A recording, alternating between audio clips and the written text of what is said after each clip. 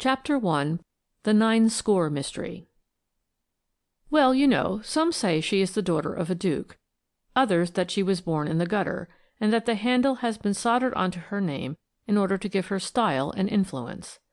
I could say a lot, of course, but my lips are sealed, as the poets say. All through her successful career at the Yard, she honored me with her friendship and confidence. But when she took me in partnership, as it were, she made me promise that I would never breathe a word of her private life, and this I swore on my Bible oath, wish I may die, and all the rest of it. Yes, we always called her my lady, from the moment that she was put at the head of our section, and the chief called her Lady Molly in our presence. We of the female department are dreadfully snubbed by the men, though don't tell me that women have not 10 times as much intuition as the blundering and sterner sex. My firm belief is that we shouldn't have half so much undetected crimes if some of the so-called mysteries were put to the test of feminine investigation. Do you suppose for a moment, for instance, that the truth about that extraordinary case at 9-Score would ever have come to light if the men alone had had the handling of it? Would any man have taken so bold a risk as Lady Molly did when— but I am anticipating. Let me go back to that memorable morning when she came into my room in a wild state of agitation. "The chief says I may go down to 9-Score if I like, Mary," she said in a voice all a-quiver with excitement. "You!" I ejaculated. "What for?" "What for? What for?" she repeated eagerly. "Mary, don't you understand? It is the chance I have been waiting for. The chance of a lifetime? They are all desperate about the case up at the Yard. The public is furious, and columns of sarcastic letters appear in the daily press. None of our men know what to do. They are at their wits' end. And so this morning I went to the chief—" "Yes?" I queried eagerly, for she had suddenly ceased speaking. "Well, never mind now how I did it. I will tell you all about it on the way, for we have just got time to catch the 11 a.m. down to Canterbury. The chief says I may go, and that I may take whom I like with me. He suggested one of the men, but somehow I feel that this is woman's work, and I'd rather have you, Mary, than anyone. We will go over the preliminaries of the case together in the train, as I don't suppose that you have gotten them at your fingers' ends yet, and you have only just got time to put a few things together and meet me at Charing Cross booking office in time for that 11 a.m. sharp." She was off before I could ask her any more questions, and anyhow I was too flabbergasted to say much. A murder case in the hands of the female department? Such a thing had been unheard of until now, but I was all excitement too, and you may be sure I was at the station in good time. Fortunately, Lady Molly and I had a carriage to ourselves. It was a non-stop run to Canterbury, so we had plenty of time before us, and I was longing to know all about this case, you bet, since I was to have the honour of helping Lady Molly in it. The murder of Mary Nichols had actually been committed at Ash Court, a fine old mansion which stands in the village of 9-Score. The court is surrounded by magnificently timbered grounds, the most fascinating portion of which is an island in the midst of a small pond, which is spanned by a tiny rustic bridge. The island is called the Wilderness, and it is at the furthermost end of the grounds, out of sight and earshot of the mansion itself. It was in this charming spot, on the edge of the pond, that the body of a girl was found on the 5th of February last. I will spare you the horrible details of this gruesome discovery. Suffice it to say for the present that the unfortunate woman was lying on her face, with the lower portion of her body on the small grass-covered embankment, and her head, arms, and shoulders sunk in the slime of the stagnant water just below. It was Timothy Coleman, one of the under-gardeners at Ash Court, who first made this appalling discovery. He had crossed the rustic bridge and traversed the little island in its entirety when he noticed something blue lying half in and half out of the water beyond. Timothy is a stolid, unemotional kind of yokel, and once having ascertained that the object was a woman's body in a blue dress with white facings, he quietly stooped and tried to lift it out of the mud. But here even his stolidity gave way at the terrible sight which was revealed before him. That the woman, whoever she might be, had been brutally murdered was obvious, her dress in front being stained with blood. But what was so awful that it even turned old Timothy sick with horror was that, owing to the head, arms, and shoulders having apparently been in the slime for some time, they were in an advanced state of decomposition. Well, whatever was necessary was immediately done, of course. Coleman went to get assistance from the lodge, and soon the police were on the scene and had removed the unfortunate victim's remains to the small local police station. NINESCORE is a sleepy, out-of-the-way village, situated some 7 miles from Canterbury and 4 from Sandwich. Soon everyone in the place had heard that a terrible murder had been committed in the village, and all the details were already freely discussed at the Green Man. To begin with, everyone said that though the body itself might be practically unrecognizable, the bright blue serge dress with the white facings was unmistakable, as were the pearl and ruby ring and the red leather purse found by Inspector Measures close to the murdered woman's hand.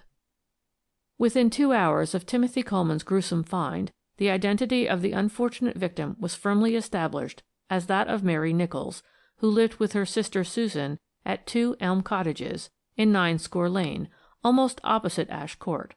It was also known that when the police called at that address, they found the place locked and apparently uninhabited.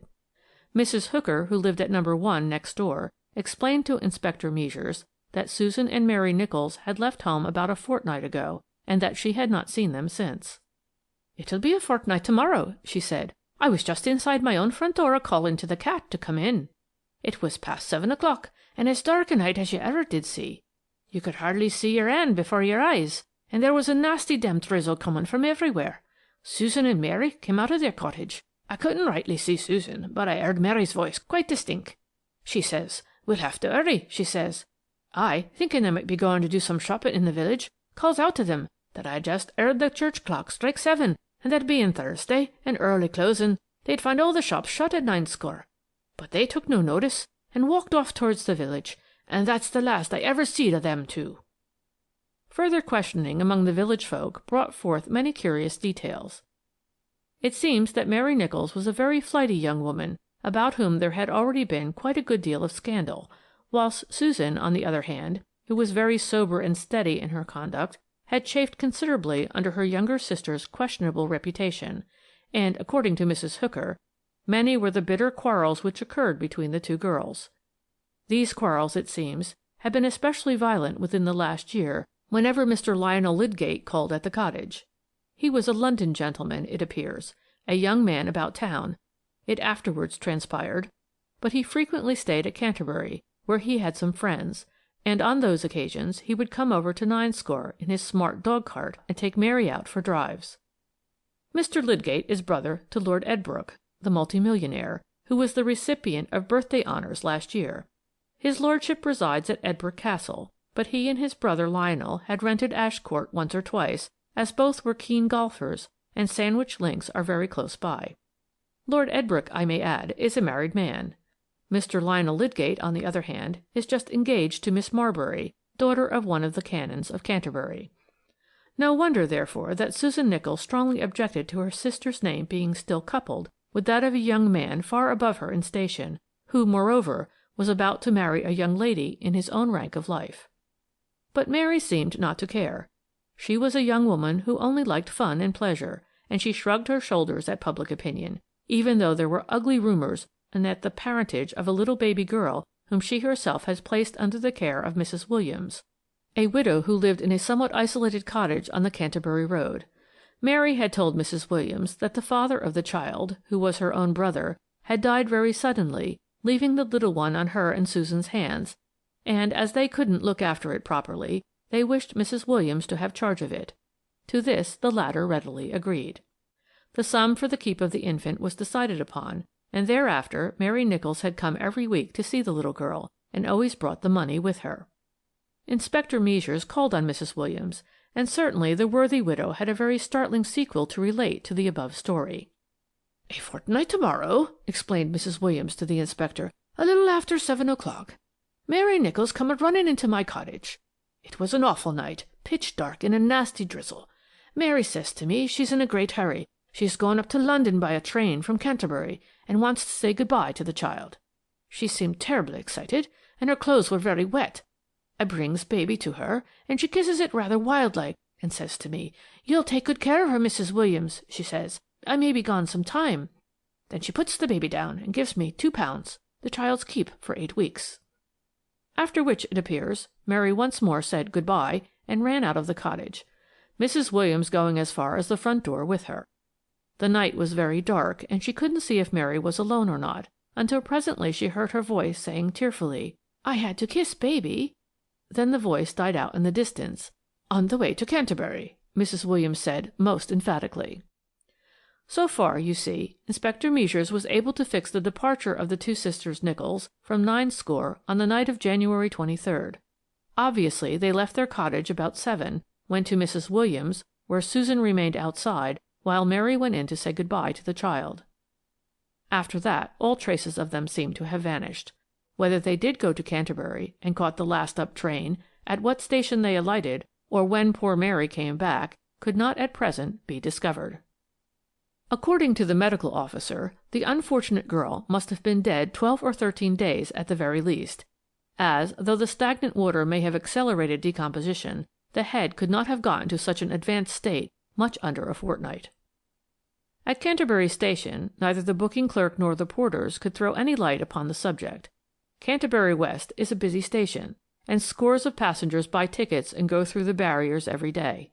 It was impossible, therefore, to give any positive information about two young women who may or may not have travelled by the last up train on Saturday, January 23rd, that is, a fortnight before. One thing only was certain. Whether Susan went to Canterbury and travelled by that up train or not, alone or with her sister, Mary had undoubtedly come back to NINESCORE, either the same night or the following day, since Timothy Coleman found her half-decomposed remains in the grounds of Ash Court a fortnight later. Had she come back to meet her lover, or what? And where was Susan now? From the first, therefore, you see, there was a great element of mystery about the whole case, and it was only natural that the local police should feel that, unless something more definite came out at the inquest, they would like to have the assistance of some of the fellows at the Yard. So the preliminary notes were sent up to London, and some of them drifted into our hands. Lady Molly was deeply interested in it from the first, and my firm belief is that she simply worried the chief into allowing her to go down to NINESCORE and see what she could do. At first it was understood that Lady Molly should only go down to Canterbury after the inquest if the local police still felt that they were in want of assistance from London. But nothing was further from my lady's intentions than to wait until then. "I was not going to miss the first act of a romantic drama," she said to me, just as our train steamed into Canterbury station. "Pick up your bag, Mary. We're going to tramp it to NINESCORE. 2 lady artists on a sketching tour, remember, and we'll find lodgings in the village, I dare say." We had some lunch in Canterbury, and then we started to walk the 6½ miles to NINESCORE, carrying our bags. We put up at one of the cottages, where the legend, "Apartments for single respectable lady or gentleman," had hospitably invited us to enter, and at 8 o'clock the next morning we found our way to the local police station, where the inquest was to take place. Such a funny little place, you know, just a cottage converted for official use, and the small room packed to its utmost holding capacity. The entire able-bodied population of the neighbourhood had, I verily believe, congregated in these 10 cubic yards of stuffy atmosphere. Inspector Measures, apprised by the chief of our arrival, had reserved 2 good places for us well in sight of witnesses, coroner and jury. The room was insupportably close, but I assure you that neither Lady Molly nor I thought much about our comfort then. We were terribly interested. From the outset the case seemed, as it were, to wrap itself more and more in its mantle of impenetrable mystery. There was precious little in the way of clues, only that awful intuition, that dark unspoken suspicion with regard to one particular man's guilt, which one could feel hovering in the minds of all those present. Neither the police nor Timothy Coleman had anything to add to what was already known. The ring and purse were produced, also the dress worn by the murdered woman. All were sworn to by several witnesses as having been the property of Mary Nichols. Timothy, on being closely questioned, said that, in his opinion, the girl's body had been pushed into the mud, as the head was absolutely embedded in it, and he didn't see how she could have fallen like that. Medical evidence was repeated. It was uncertain, as vague as before. Owing to the state of the head and neck, it was impossible to ascertain by what means the death blow had been dealt. The doctor repeated his statement that the unfortunate girl must have been dead quite a fortnight. The body was discovered on February 5th. A fortnight before that would have been on or about January 23rd. The caretaker who lived at the lodge at Ash Court could also throw but little light on the mysterious event. Neither he nor any member of his family had seen or heard anything to arouse their suspicions. Against that he explained that the wilderness, where the murder was committed, is situated some 200 yards from the lodge, with the mansion and flower garden lying between. Replying to a question put to him by a juryman, he said that the portion of the grounds is only divided off from NINESCORE Lane by a low brick wall, which has a door in it, opening into the lane almost opposite Elm Cottages. He added that the mansion had been empty for over a year, and that he succeeded the last man, who died about 12 months ago. Mr. Lydgate had not been down for golf since witness had been in charge. It would be useless to recapitulate all that the various witnesses had already told the police, and were now prepared to swear to.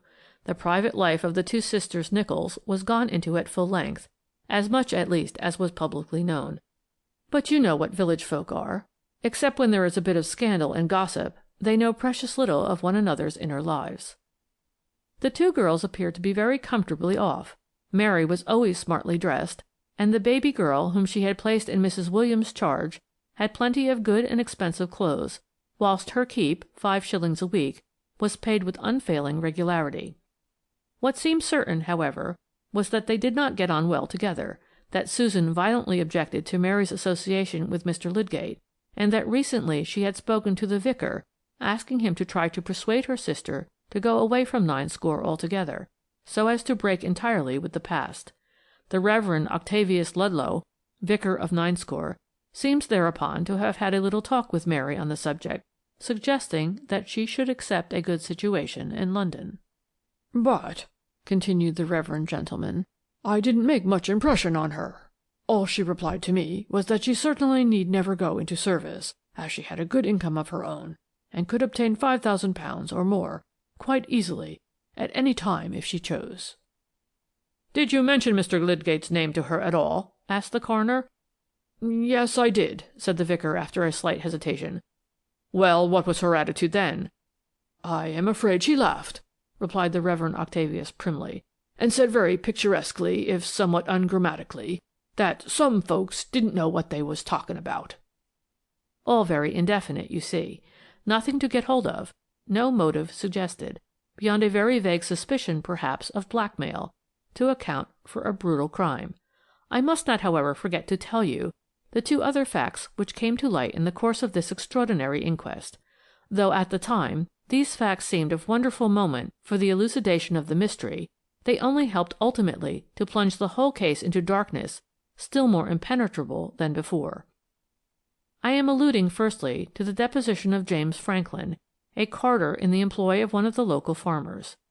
He stated that about 6:30 on the same Saturday night, January 23rd, he was walking along NINESCORE Lane, leading his horse and cart, as the night was indeed pitch dark. Just as he came somewhere near Elm Cottages, he heard a man's voice saying in a kind of hoarse whisper, "Open the door, can't you? It's as dark as blazes." Then a pause, after which the same voice added, "Mary, where the dickens are you?" Whereupon a girl's voice replied, "All right, I'm coming." James Franklin heard nothing more after that, nor did he see anyone in the gloom. With the stolidity peculiar to the Kentish peasantry, he thought no more of this until the day when he heard that Mary Nichols had been murdered. Then he voluntarily came forward and told his story to the police. Now, when he was closely questioned, he was quite unable to say whether these voices proceeded from that side of the lane where stand Elm Cottages, or from the other side, which is edged by the low brick wall. Finally, Inspector Measures, who really showed an extraordinary sense of what was dramatic, here produced a document which he had reserved for the last. This was a piece of paper which he had found in the red leather purse already mentioned, and which at first had not been thought very important, as the writing was identified by several people as that of the deceased, and consisted merely of a series of dates and hours, scribbled in pencil on a scrap of notepaper. But suddenly these dates had assumed a weird and terrible significance. 2 of them at least, December 26th and January 1st, followed by 10 a.m., were days on which Mr. Lydgate came over to NINESCORE and took Mary for drives. 1 or 2 witnesses swore to this positively. Both dates had been local meets of the harriers, to which other folk from the village had gone, and Mary had openly said afterwards how much she had enjoyed these. The other dates, there were 6 altogether, were more or less vague.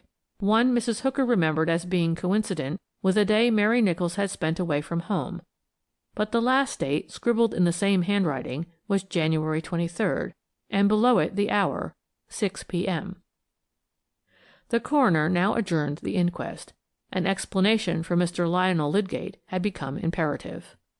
Public excitement had by now reached a very high pitch. It was no longer a case of mere local interest. The country inns all round the immediate neighbourhood were packed with visitors from London, artists, journalists, dramatists, and actor-managers, while the hotels and fly proprietors of Canterbury were doing a roaring trade. Certain facts and one vivid picture stood out clearly before the thoughtful mind in the midst of a chaos of conflicting and irrelevant evidence. The picture was that of the 2 women tramping in the wet and pitch-dark night towards Canterbury. Beyond that, everything was a blur. When did Mary Nicholls come back to NINESCORE, and why? To keep an appointment made with Lionel Lydgate, it was openly whispered. But that appointment, if the rough notes were interpreted rightly, was for the very day on which she and her sister went away from home. A man's voice called to her at 6:30, certainly, and she replied to it. Franklin, the carter, heard her, but half an hour afterwards Mrs. Hooker heard her voice when she left home with her sister, and she visited Mrs. Williams after that. The only theory compatible with all this was, of course, that Mary merely accompanied Susan part of the way to Canterbury, then went back to meet her lover, who enticed her into the deserted grounds of Ash Court and there murdered her. The motive was not far to seek. Mr. Lionel Lydgate, about to marry, wished to silence forever a voice that threatened to be unpleasantly persistent in its demands for money and in its threats of scandal. But there was one great argument against that theory: the disappearance of Susan Nicholls. She had been extensively advertised for. The murder of her sister was published broadcast in every newspaper in the United Kingdom. She could not be ignorant of it. And above all, she hated Mr. Lydgate. Why did she not come and add the weight of her testimony against him, if, indeed, he was guilty? And if Mr. Lydgate was innocent, then where was the criminal? And why had Susan Nicholls disappeared? Why? Well, the next day would show. Mr. Lionel Lydgate had been cited by the police to give evidence at the adjourned inquest. Good-looking, very athletic, and obviously frightfully upset and nervous, he entered the little courtroom, accompanied by his solicitor, just before the coroner and jury took their seats. He looked keenly at Lady Molly as he sat down, and from the expression on his face I guessed that he was very much puzzled to know who she was. He was the first witness called. Manfully and clearly he gave a concise account of his association with the deceased. "She was pretty and amusing," he said. "I liked to take her out when I was in the neighbourhood. It was no trouble to me. There was no harm in her, whatever the village gossips might say. I know she had been in trouble, as they say, but that had nothing to do with me. It wasn't for me to be hard on a girl, and I fancy that she has been very badly treated by some scoundrel." Here he was hard pressed by the coroner, who wished him to explain what he meant. But Mr. Lydgate turned obstinate, and to every leading question he replied stolidly and very emphatically, "I don't know who it was. It had nothing to do with me, but I was sorry for the girl because of everyone turning against her, including her sister, and I tried to give her a little pleasure when I could." That was all right, very sympathetically told. The public quite liked this pleasing specimen of English cricket, golf, and football-loving manhood. Subsequently, Mr. Lydgate admitted meeting Mary on December 26th and January 1st, but he swore most emphatically that that was the last he ever saw of her. "But the 23rd of January," here insinuated the coroner. "You made an appointment with the deceased then?" "Certainly not," he replied. "But you met her on that day?" "Most emphatically no," he replied quietly. "I went down to Edbrook Castle, my brother's place in Lincolnshire, on the 20th of last month, and only got back to town about 3 days ago." "You swear to that, Mr. Lydgate?" asked the coroner. "I do indeed, and there are a score of witnesses to bear me out. The family, the house party, the servants." He tried to dominate his own excitement, I suppose, poor man. He had only just realized that certain horrible suspicions had been resting upon him. His solicitor pacified him, and presently he sat down, whilst I must say that everyone there present was relieved at the thought that the handsome young athlete was not a murderer after all. To look at him it certainly seemed preposterous. But then, of course, there was the deadlock, and as there were no more witnesses to be heard, no new facts to elucidate, the jury returned the usual verdict against some person or persons unknown, and we, the keenly interested spectators, were left to face the problem. Who murdered Mary Nichols, and where was her sister Susan? After the verdict we found our way back to our lodgings. Lady Molly tramped along silently, with that deep furrow between her brows, which I knew meant that she was deep in thought. "Now we'll have some tea," I said, with a sigh of relief, as soon as we entered the cottage door. "No, you won't," replied my lady dryly. "I am going to write out a telegram, and we'll go straight on to Canterbury and send it from there." "To Canterbury!" I gasped. 2 hours' walk at least, for I don't suppose we can get a trap, and it is past 3 o'clock. Why not send your telegram from NINESCORE? "Mary, you are stupid," was all the reply I got. She wrote out 2 telegrams, one of which was at least 3 dozen words long, and, once more calling me to come along, we set out for Canterbury. I was tealess, cross, and puzzled. Lady Molly was alert, cheerful, and irritatingly active. We reached the first telegraph office a little before 5. My lady sent the telegram without condescending to tell me anything of its destination or contents. Then she took me to the Castle Hotel and graciously offered me tea. "May I be allowed to inquire whether you propose tramping back to NINESCORE tonight?" I asked with a slight touch of sarcasm, as I really felt put out. "No, Mary," she replied, quietly munching a bit of Sally Lunn. "I have engaged a couple of rooms at this hotel, and wired the chief that any message will find us here tomorrow morning." After that there was nothing for it but quietude, patience, and finally supper and bed. The next morning my lady walked into my room before I had finished dressing. She had a newspaper in her hand and threw it down on the bed as she said calmly, "It was in the evening paper all right last night. I think we shall be in time." No use asking her what it meant. It was easier to pick up the paper, which I did. It was a late edition of one of the leading London evening shockers, and at once the front page, with its startling headline, attracted my attention. "The 9-score Mystery. Mary Nichols' baby dying." Then below that a short paragraph. "We regret to learn that the little baby daughter of the unfortunate girl who was murdered recently at Ash Court, 9-score, Kent, under such terrible and mysterious circumstances, is very seriously ill at the cottage of Mrs. Williams, in whose charge she is. The local doctor who visited her today declares that she cannot last more than a few hours. At the time of going to press, the nature of the child's complaint was not known to our special representative at 9-score. "What does this mean?" I gasped. But before she could reply there was a knock at the door. "A telegram for Miss Granard," said the voice of the hall porter. "Quick, Mary," said Lady Molly eagerly. "I told the chief and also Measures to wire here and to you." The telegram turned out to have come from 9-score and was signed Measures. Lady Molly read it aloud. "Mary Nichols arrived here this morning, detained her at station. Come at once." "Mary Nichols? I don't understand," was all I could contrive to say. But she only replied, "I knew it! I knew it!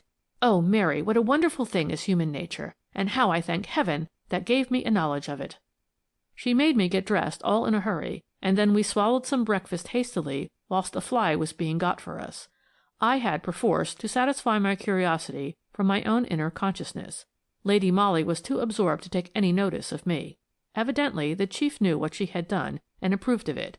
The telegram from Measures pointed to that. My lady had suddenly become a personality. Dressed very quietly and in a smart, close-fitting hat, she looked years older than her age, owing also to the seriousness of her mien. The fly took us to 9-score fairly quickly. At the little police station we found Measures awaiting us. He had Elliot and Pegram from the yard with him. They had obviously got their orders, for all 3 of them were mighty deferential. "The woman is Mary Nichols right enough," said Measures, as Lady Molly brushed quickly past him. "The woman who was supposed to have been murdered. It's that silly bogus paragraph about the infant brought her out of her hiding place. I wonder how it got in," he added blandly. "The child is well enough." "I wonder," said Lady Molly, whilst a smile, the first I had seen that morning, lit up her pretty face. "I suppose the other sister will turn up too presently," rejoined Elliot. "Pretty lot of trouble we shall have now. If Mary Nichols is alive and kicking, who was murdered at Ash Court, say I?" "I wonder," said Lady Molly with the same charming smile. Then she went in to see Mary Nichols. The Reverend Octavius Ludlow was sitting beside the girl, who seemed in great distress, for she was crying bitterly. Lady Molly asked Elliot and the others to remain in the passage while she herself went into the room, I following behind her. When the door was shut, she went up to Mary Nicholls, and assuming a hard and severe manner, she said, "Well, you have at last made up your mind, have you, Nicholls? I suppose you know that we have applied for a warrant for your arrest?" The woman gave a shriek, which unmistakably was one of fear. "My arrest!" she gasped. "What for?" "The murder of your sister Susan." "'Twasn't me," she said quickly. "Then Susan is dead?" retorted Lady Molly quietly. Mary saw that she had betrayed herself. She gave Lady Molly a look of agonized horror, then turned as white as a sheet, and would have fallen had not the Reverend Octavius Ludlow gently led her to a chair. "It wasn't me," she repeated with a heart-broken sob. "That will be for you to prove," said Lady Molly dryly. "The child cannot now, of course, remain with Mrs. Williams. She will be removed to the workhouse and—" "No, it shan't be," said the mother excitedly. "She shan't be, I tell you. The workhouse, indeed!" she cried in a paroxysm of hysterical tears. "And her father a lord!" The reverend gentleman and I gasped in astonishment, but Lady Molly had worked up to this climax so ingeniously that it was obvious she had guessed it all along, and had merely led Mary Nicholls on in order to get this admission from her. How well she had known human nature in pitting the child against the sweetheart. Mary Nicholls was ready enough to hide herself, to part from her child even for a while, in order to save the man she had once loved from the consequences of his crime. But when she heard that her child was dying, she no longer could bear to leave it among strangers, and when Lady Molly taunted her with the workhouse, she exclaimed in her maternal pride, "The workhouse, and her father a lord!" Driven into a corner, she confessed the whole truth. Lord Edbrooke, then Mr. Lydgate, was the father of her child. Knowing this, her sister Susan had, for over a year now, systematically blackmailed the unfortunate man, not altogether, it seems, without Mary's connivance. In January last she got him to come down to NINESCORE under the distinct promise that Mary would meet him and hand over to him the letters she had received from him, as well as the ring he had given her, in exchange for the sum of £5,000. The meeting place was arranged, but at the last moment Mary was afraid to go in the dark. Susan, nothing daunted, but anxious about her own reputation, in case she should be seen talking to a man so late at night, put on Mary's dress, took the ring and the letters, also her sister's purse, and went to meet Lord Edbrooke. What happened at that interview no one will ever know. It ended with the murder of the blackmailer. I suppose the fact that Susan had, in measure, begun by impersonating her sister, gave the murderer the first thought of confusing the identity of his victim by the horrible device of burying the body in the slimy mud. Anyway, he almost did succeed in hoodwinking the police, and would have done so entirely but for Lady Molly's strange intuition in the matter. After his crime he ran instinctively to Mary's cottage. He had to make a clean breast of it to her, as, without her help, he was a doomed man. So he persuaded her to go away from home and to leave no clue or trace of herself or her sister in NINESCORE. With the help of money which he would give her, she could begin life anew somewhere else, and no doubt he deluded the unfortunate girl with promises that her child would be restored to her very soon. Thus he enticed Mary Nicholls away, who would have been the great and all-important witness against him the moment his crime was discovered. A girl of Mary's type and class instinctively obeys the man she has once loved, the man who is the father of her child. She consented to disappear and to allow all the world to believe that she had been murdered by some unknown miscreant. Then the murderer quietly returned to his luxurious home at Edbrooke Castle, unsuspected. No one had thought of mentioning his name in connection with that of Mary Nicholls. In the days when he used to come down to Ash Court, he was Mr. Lydgate, and when he became a peer, sleepy, out-of-the-way NINESCORE ceased to think of him. Perhaps Mr. Lionel Lydgate knew all about his brother's association with the village girl. From his attitude at the inquest, I should say he did, but of course he would not betray his own brother unless forced to do so. Now, of course, the whole aspect of the case was changed. The veil of mystery had been torn asunder owing to the insight, the marvelous intuition of a woman who, in my opinion, is the most wonderful psychologist of her time. You know the sequel. Our fellows at the Yard, aided by the local police, took their lead from Lady Molly and began their investigations of Lord Edbrooke's movements on or about the 23rd of January. Even their preliminary inquiries revealed the fact that his lordship had left Edbrooke Castle on the 21st. He went up to town, saying to his wife and household that he was called away on business, and not even taking his valet with him. He put up at the Langham Hotel. But here police investigations came to an abrupt ending. Lord Edbrooke evidently got wind of them. Anyway, the day after Lady Molly so cleverly enticed Mary Nicholls out of her hiding-place and surprised her into an admission of the truth, the unfortunate man threw himself in front of the express train at Grantham railway station and was instantly killed. Human justice cannot reach him now. But don't tell me that a man would have thought of that bogus paragraph, or of the taunt which stung the motherly pride of the village girl to the quick, and thus wrung from her an admission which no amount of male ingenuity would ever have obtained. End of the 9-Score Mystery, Chapter 1 of Lady Molly of Scotland Yard.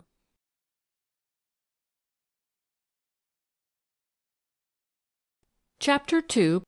The FREWIN Miniatures.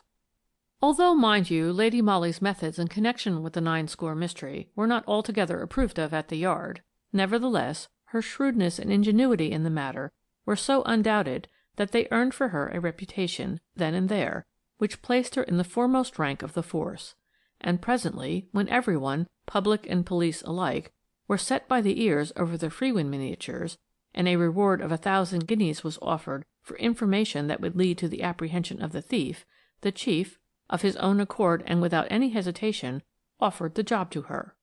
I don't know much about so-called works of art myself, but you can't be in the detective force, female or otherwise, without knowing something of the value of most things, and I don't think that Mr. FREWIN put an excessive value on his Englehearts when he stated that they were worth £10,000.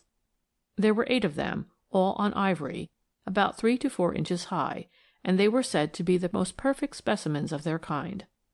Mr. FREWIN himself had had an offer for them, less than 2 years ago, of 200,000 francs from the trustees of the Louvre, which offer, mind you, he had refused. I dare say you know that he was an immensely wealthy man, a great collector himself, as well as dealer, and that several of the most unique and most highly priced works of art found their way into his private collection. Among them, of course, the Englehart miniatures were the most noteworthy. For some time before his death Mr. FREWIN had been a great invalid, and for over 2 years he had not been able to go beyond the boundary of his charming property, Blatchley House, near Brighton. There is a sad story in connection with the serious illness of Mr. FREWIN, an illness which, if you remember, has since resulted in the poor old gentleman's death. He had an only son, a young man on whom the old art dealer had lavished all the education and subsequently all the social advantages which money could give. The boy was exceptionally good-looking, and had inherited from his mother a great charm of manner which made him very popular. The Honourable Mrs. FREWIN is the daughter of an English peer, more endowed with physical attributes than with worldly goods. Besides that, she is an exceptionally beautiful woman, has a glorious voice, is a fine violinist, and is no mean water-colour artist, having more than once exhibited at the Royal Academy. Unfortunately, at one time, young FREWIN had got into very bad company, made many debts, some of which were quite unavowable, and there were rumours current at the time to the effect that had the police got wind of certain transactions in connection with a brother officer's cheque, a very unpleasant prosecution would have followed. Be that as it may, young Lionel FREWIN had to quit his regiment, and presently he went off to Canada, where he is supposed to have gone in for farming. According to the story related by some of the servants at Blatchley House, there were violent scenes between father and son before the former consented to pay some of the young spendthrift's most pressing debts, and then find the further sum of money which was to enable young FREWIN to commence a new life in the colonies. Mrs. FREWIN, of course, took the matter very much to heart. She was a dainty, refined, artistic creature, who idolized her only son, but she had evidently no influence whatever over her husband, who, in common with certain English families of Jewish extraction, had an extraordinary hardness of character where the integrity of his own business fame was concerned. He absolutely never forgave his son what he considered a slur cast upon his name by the young spendthrift. He packed him off to Canada, and openly told him that he was to expect nothing further from him. All the FREWIN money and the priceless art collection would be left by will to a nephew, James Hyam, whose honour and general conduct had always been beyond reproach.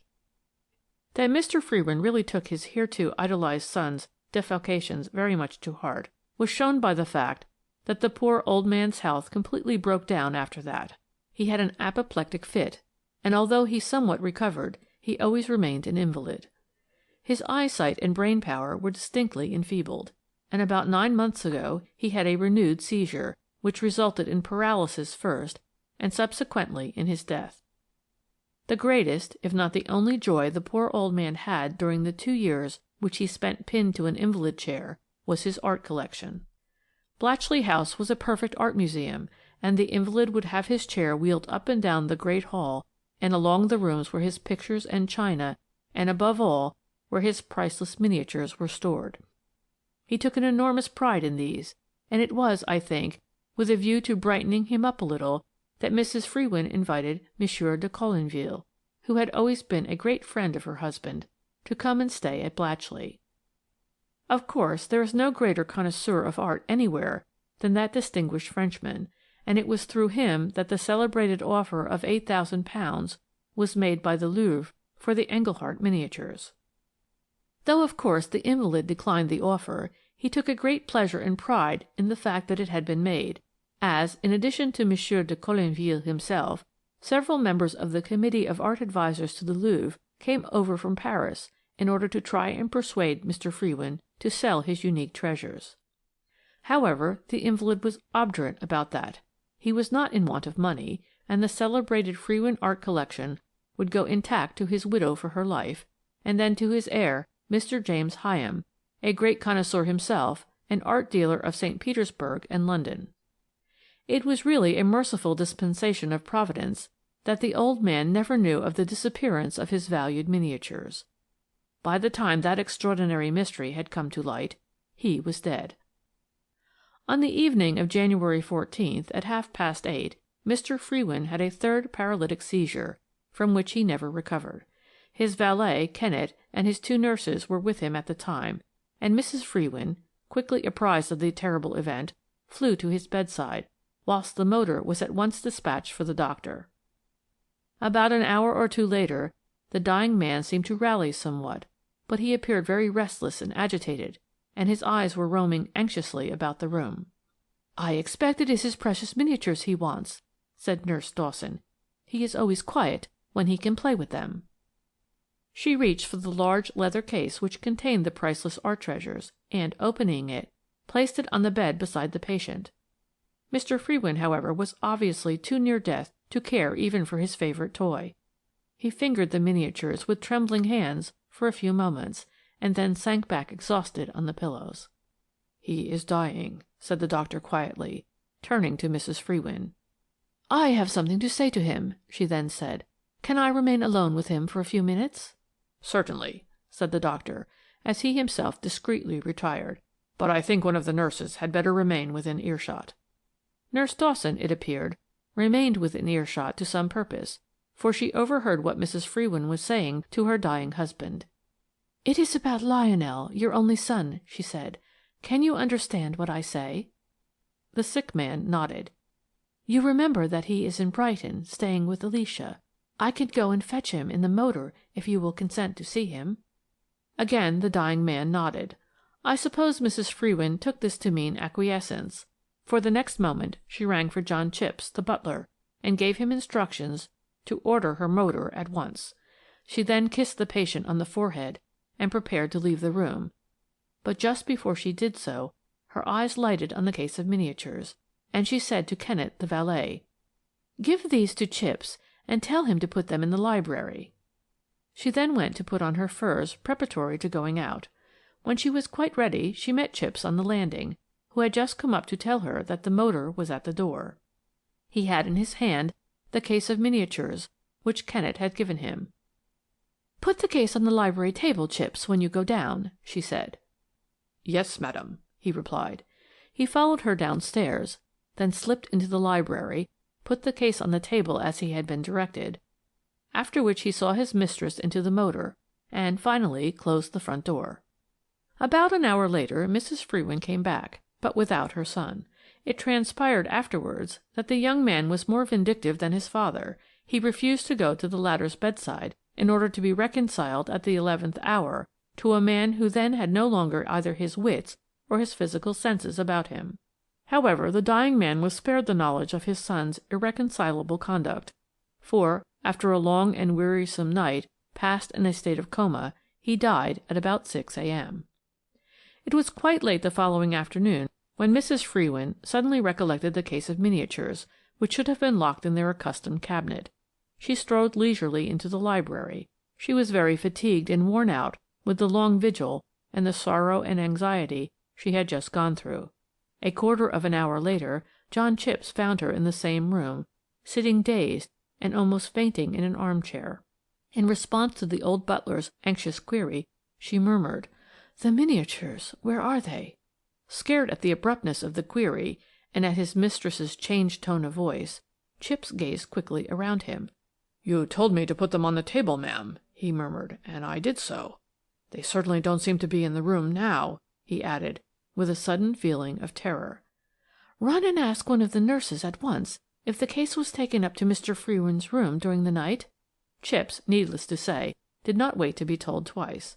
He was beginning to feel very anxious. He spoke to Kennett and also to the two nurses, and asked them if, by any chance, the miniatures were in the late master's room. To this Kennett and the nurses replied in the negative. The last they had seen of the miniatures was when Chipps took them from the valet and followed his mistress downstairs with the case in his hands.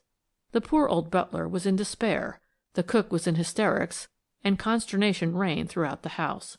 The disappearance of the miniatures caused almost a greater excitement than the death of the master, who had been a dying man so long that he was almost a stranger to the servants at Blatchley. Mrs. FREWIN was the first to recover her presence of mind.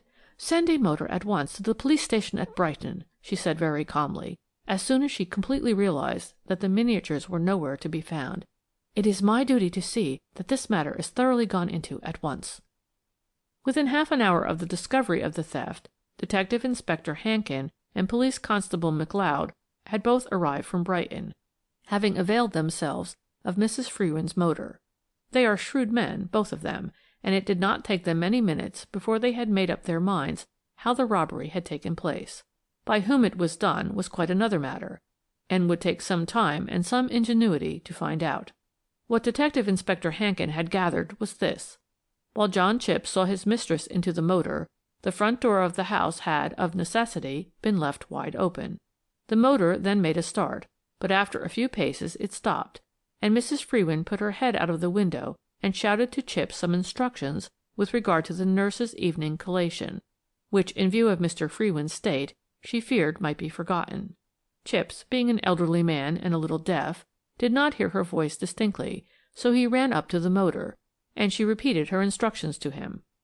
In Inspector Hankin's mind there was no doubt that the thief, who must have been hanging about the shrubbery that evening, took that opportunity to sneak into the house, then to hide himself in a convenient spot until he could find an opportunity for the robbery which he had in view.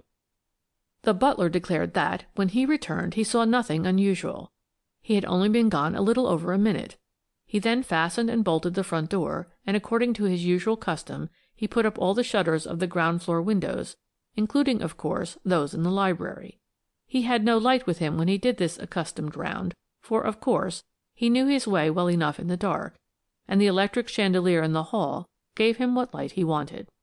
While he was putting up the shutters, Chipps was giving no particular thought to the miniatures, but strangely enough he seems to have thought of them about an hour later, when most of the servants had gone to bed, and he was waiting up for his mistress. He then, quite casually and almost absent-mindedly, when crossing the hall, turned the key of the library door, thus locking it from the outside. Of course, throughout all this we must remember that Blatchley House was not in its normal state that night, since its master was actually dying in a room on the floor above the library. The two nurses and Kennett the valet were all awake, and with him during the whole of that night. Kennett certainly was in and out of the room several times, having to run down and fetch various things required by the doctor or the nurses. In order to do this, he did not use the principal staircase, nor did he have to cross the hall, but as far as the upper landing and the secondary stairs were concerned, he certainly had not noticed anything unusual or suspicious, whilst when Mrs. FREWIN came home, she went straight up to the first floor, and certainly noticed nothing in any way to arouse her suspicions. But, of course, this meant very little, as she certainly must have been too upset and agitated to see anything. The servants were not apprised of the death of their master until after their breakfast. In the meanwhile, Emily, the housemaid, had been in, as usual, to "do" the library. She distinctly noticed, when she first went in, that none of the shutters were up and that one of the windows was open. She thought at the time that someone must have been in the room before her, and meant to ask Chips about it, when the news of the master's death drove all thoughts of open windows from her mind. Strangely enough, when Hankin questioned her more closely about it, and she had had time to recollect everything more clearly, she made the extraordinary statement that she certainly had noticed that the door of the library was locked on the outside when she first went into the room, the key being in the lock. "Then didn't it strike you as very funny," asked Hankin, "that the door was locked on the outside, and yet the shutters were unbarred and one of the windows was open?" "Yes, I did seem to think of that," replied Emily, with that pleasant vagueness peculiar to her class. "But then the room did not look like burglars. It was quite tidy, just as it had been last night. And burglars always seem to leave a great mess behind, else I should have noticed," she added, with offended dignity. "But did you not see that the miniatures were not in their usual place?" "Oh, they often wasn't in the cabinet, as the master used to ask for them sometimes to be brought to his room." That was, of course, indisputable. It was clearly evident that the burglar had had plenty of chances to make good his escape. You see, the actual time when the miscreant must have sneaked into the room had now been narrowed down to about an hour and a half, between the time when Mrs. FREWIN finally left in her motor to about an hour later, when Chips turned the key in the door of the library, and thus undoubtedly locked the thief in. At what precise time of the night he effected his escape could not anyhow be ascertained. It must have been after Mrs. FREWIN came back again, as Hankin held that she or her chauffeur would have noticed that one of the library windows was open. This opinion was not shared by Elliot from the yard, who helped in the investigation of this mysterious crime, as Mrs. FREWIN was certainly very agitated and upset that evening, and her powers of perception would necessarily be blunted. As for the chauffeur, we all know that the strong headlights on a motor are so dazzling that nothing can be seen outside their blinding circle of light. Be that as it may, it remained doubtful when the thief made good his escape. It was easy enough to effect, and as there is a square of flagstones in front of the main door, and just below the library windows, the thief left not the slightest trace of footprints, whilst the drop from the window is less than 8 feet. What was strange in the whole case, and struck Detective Hankin immediately, was the fact that the burglar, whoever he was, must have known a great deal about the house and its ways. He also must have had a definite purpose in his mind, not usually to be found in the brain of a common housebreaker. He must have meant to steal the miniatures and nothing else, since he made his way straight to the library, and having secured the booty, at once made good his escape without trying to get any other article which could more easily be disposed of than works of art. You may imagine, therefore, how delicate a task now confronted Inspector Hankin. You see, he had questioned everyone in the house, including Mr. FREWIN's valet and nurses, and from them he casually heard of Mrs. FREWIN's parting words to her dying husband, and of her mention of the scapegrace's son, who was evidently in the immediate neighbourhood, and whom she wished to come and see his father. Mrs. FREWIN, closely questioned by the detective, admitted that her son was staying in Brighton, and that she saw him that very evening. "Mr. Lionel FREWIN is staying at the Metropole Hotel," she said coldly, "and he was dining with my sister, Lady Steyne, last night. He was in the house at Sussex Square when I arrived in my motor," she added hastily, guessing perhaps the unavowed suspicion which had arisen in Hankin's mind, "and he was still there when I left. I drove home very fast, naturally, as my husband's condition was known to me to be quite hopeless, and that he was not expected to live more than perhaps a few hours. We covered the 7 miles between this house and that of my sister in less than a quarter of an hour." This statement of Mrs. FREWIN's was, if you remember, fully confirmed both by her sister and her brother-in-law, Lady Steyne and Sir Michael. There was no doubt that young Lionel FREWIN was staying at the Hotel Metropole in Brighton, that he was that evening dining with the Steynes at Sussex Square, when his mother arrived in her motor. Mrs. FREWIN stayed about an hour, during which time she, presumably, tried to influence her son to go back to Blatchley with her, in order to see his dying father. Of course, what exactly happened at that family interview none of the 4 people present was inclined to reveal. Against that, both Sir Michael and Lady Steyne were prepared to swear that Mr. Lionel FREWIN was in the house when his mother arrived, and that he did not leave them until long after she had driven away. There lay the hitch, you see, for already the public jumped to conclusions, and terribly prejudiced as it is in a case of this sort, it had made up its mind that Mr. Lionel FREWIN, once more pressed for money, had stolen his father's precious miniatures in order to sell them in America for a high sum. Everyone's sympathy was dead against the young son who refused to be reconciled to his father, although the latter was dying. According to one of the footmen in Lady Steyne's employ, who had taken whiskies and sodas in while the interview between Mrs. FREWIN and her son was taking place, Mr. Lionel had said very testily, "It's all very well, mother, but that is sheer sentimentality. The governor threw me on my beam ends, when a little kindness and help would have meant a different future to me. He chose to break my life because of some early peccadilloes, and I am not going to fawn round him and play the hypocrite, when he has no intention of altering his will and has cut me off with a shilling. He must be half imbecile by now, and won't know me anyway." But with all this, and with public opinion so dead against him, it was quite impossible to bring the crime home to the young man. The burglar, whoever he was, must have sneaked into the library some time before Chipps closed the door on the outside, since it was still so found by Emily the following morning. Thereupon the public, determined that Lionel FREWIN should in some way be implicated in the theft, made up its mind that the doting mother, hearing of her son's woeful want of money, stole the miniatures herself that night and gave them to him. When Lady Molly heard this theory, she laughed and shrugged her pretty shoulders. "Old Mr. FREWIN was dying, was he not, at the time of the burglary?" she said.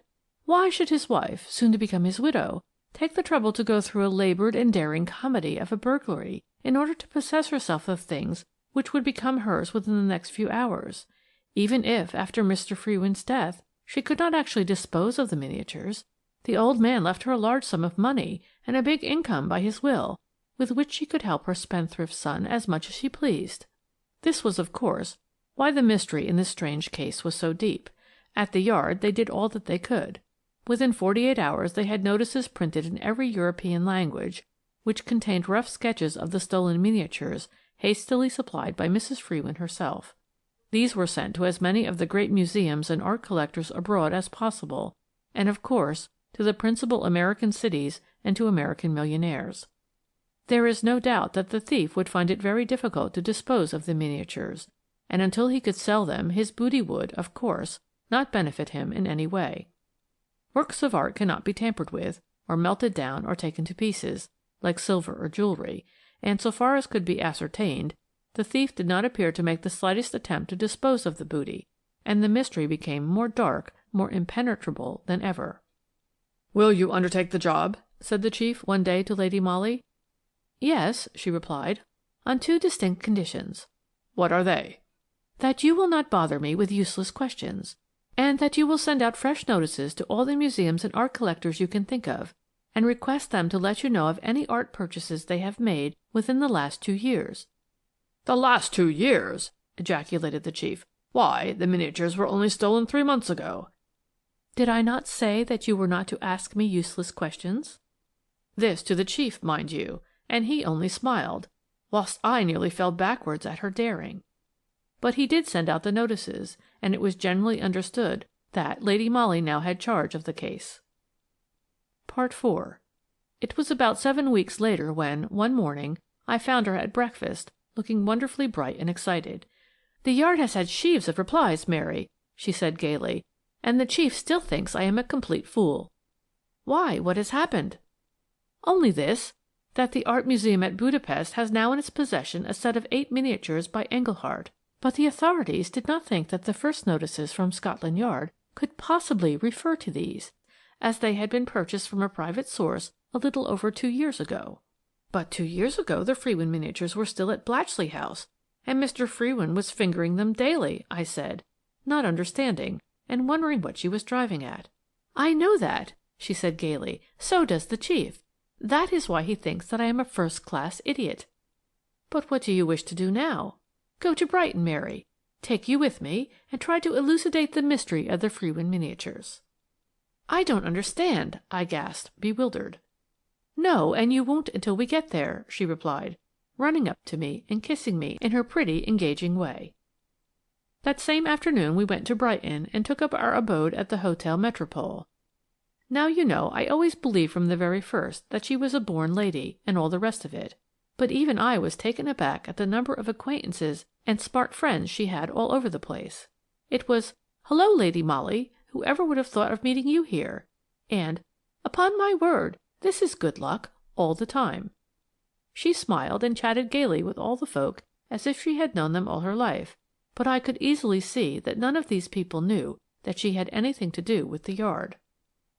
Brighton is not such a very big place as one would suppose, and most of the fashionable residents of the gay city find their way sooner or later to the luxurious dining room of the Hotel Metropole, if only for a quiet little dinner given when the cook is out.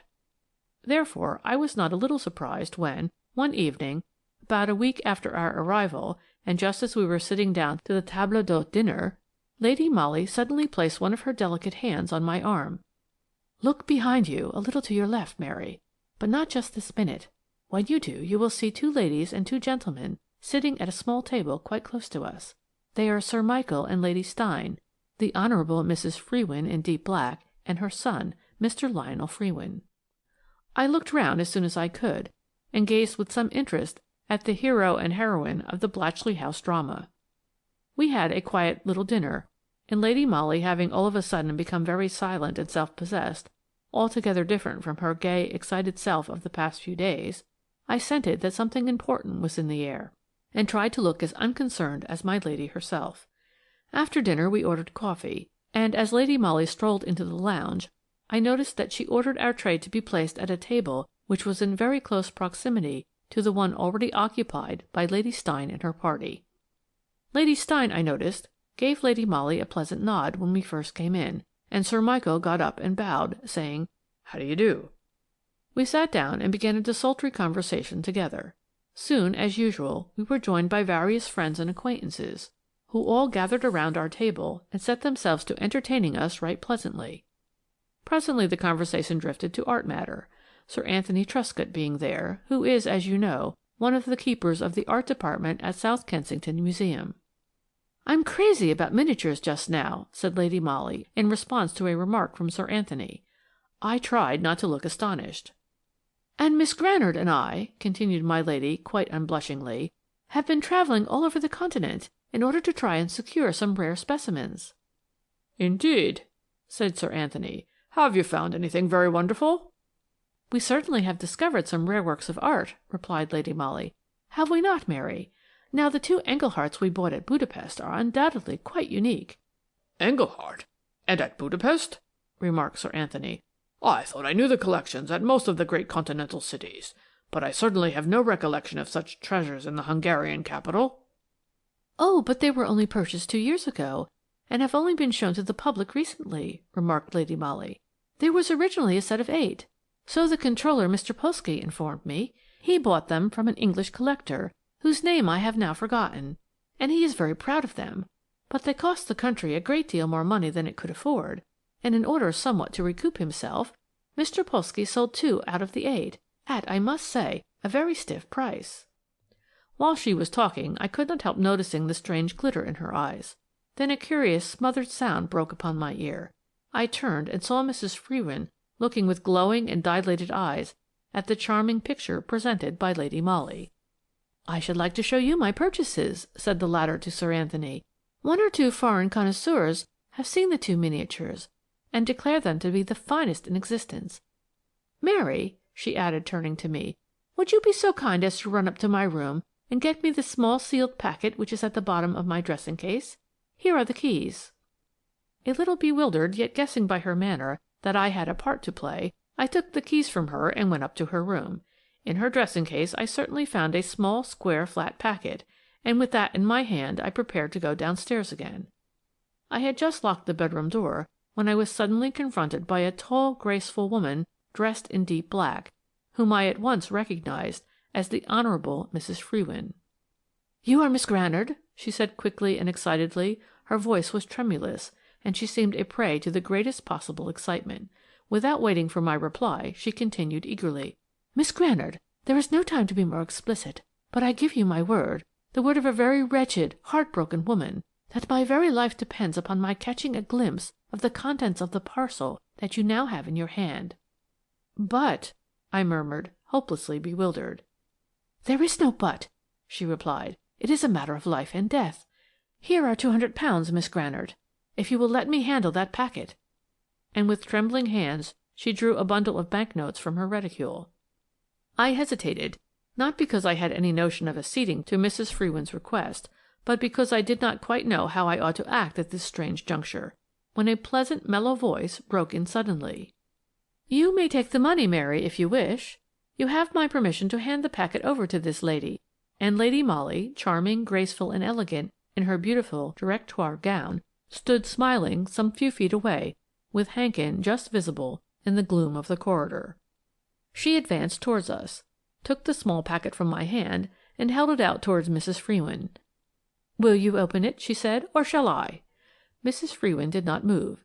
She stood as if turned to stone. Then, with dexterous fingers, my lady broke the seals of the packet and drew from it a few sheets of plain white cardboard and a thin piece of matching boarding. "There," said Lady Molly, fingering the bits of cardboard while she kept her fine, large eyes fixed on Mrs. Frewin. £200 is a big price to pay for a sight of these worthless things." "Then this was a vulgar trick," said Mrs. Frewin, drawing herself up with an air which did not affect Lady Molly in the least. "A trick, certainly," she replied with her winning smile. "Vulgar, if you will call it so. Pleasant to us all, Mrs. Frewin, since you so readily fell into it." "Well, and what are you going to do next?" "Report the matter to my chief," said Lady Molly quietly. "We have all been very severely blamed for not discovering sooner the truth about the disappearance of the Frewin miniatures." "You don't know the truth now," retorted Mrs. Frewin. "Oh, yes, I do," replied Lady Molly, still smiling. "I know that 2 years ago your son, Lionel Frewin, was in terrible monetary difficulties. There was something unavowable which he dared not tell his father. You had to set to work to find money somehow. You had no capital at your own disposal, and you wished to save your son from the terrible consequences of his own folly. It was soon after Monsieur de Colinville's visit. Your husband had had his first apoplectic seizure. His mind and eyesight were somewhat impaired. You are a very clever artist yourself, and you schemed out a plan whereby you carefully copied the priceless miniatures and then entrusted them to your son for sale to the Art Museum at Budapest, where there was but little likelihood of their being seen by anyone who knew they had belonged to your husband. English people do not stay more than one night there, at the Hotel Hungaria. Your copies were works of art in themselves, and you had no difficulty in deceiving your husband in the state of mind he then was. But when he lay dying you realized that his will would inevitably be proved, wherein he bequeathed the miniatures to Mr. James Hyam, and that these would have to be valued for probate.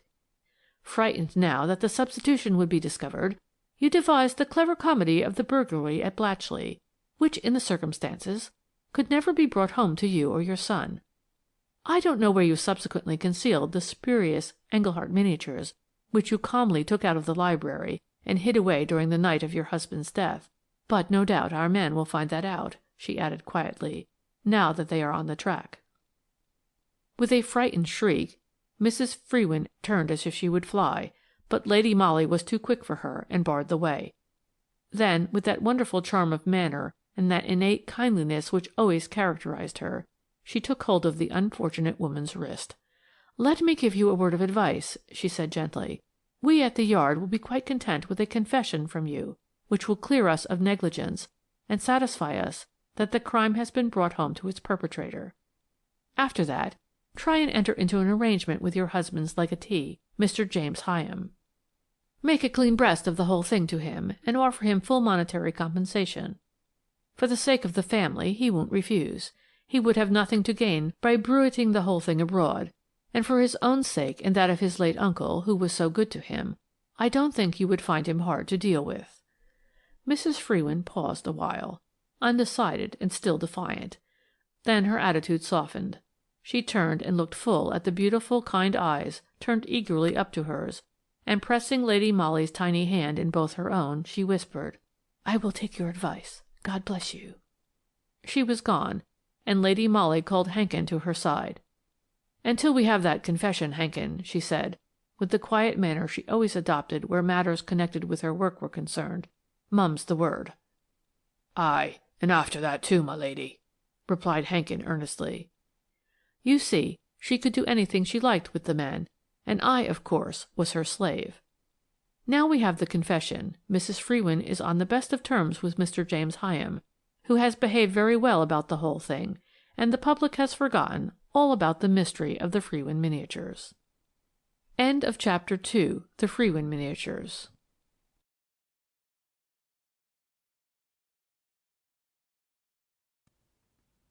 Chapter 3, The Irish-Tweed Coat. It all began with the murder of Mr. Andrew Carrthwaite at Palermo. He had been found dead in the garden of his villa just outside the town, with a stiletto between his shoulder blades, and a piece of rough Irish tweed, obviously torn from his assailant's coat, clutched tightly in his hand.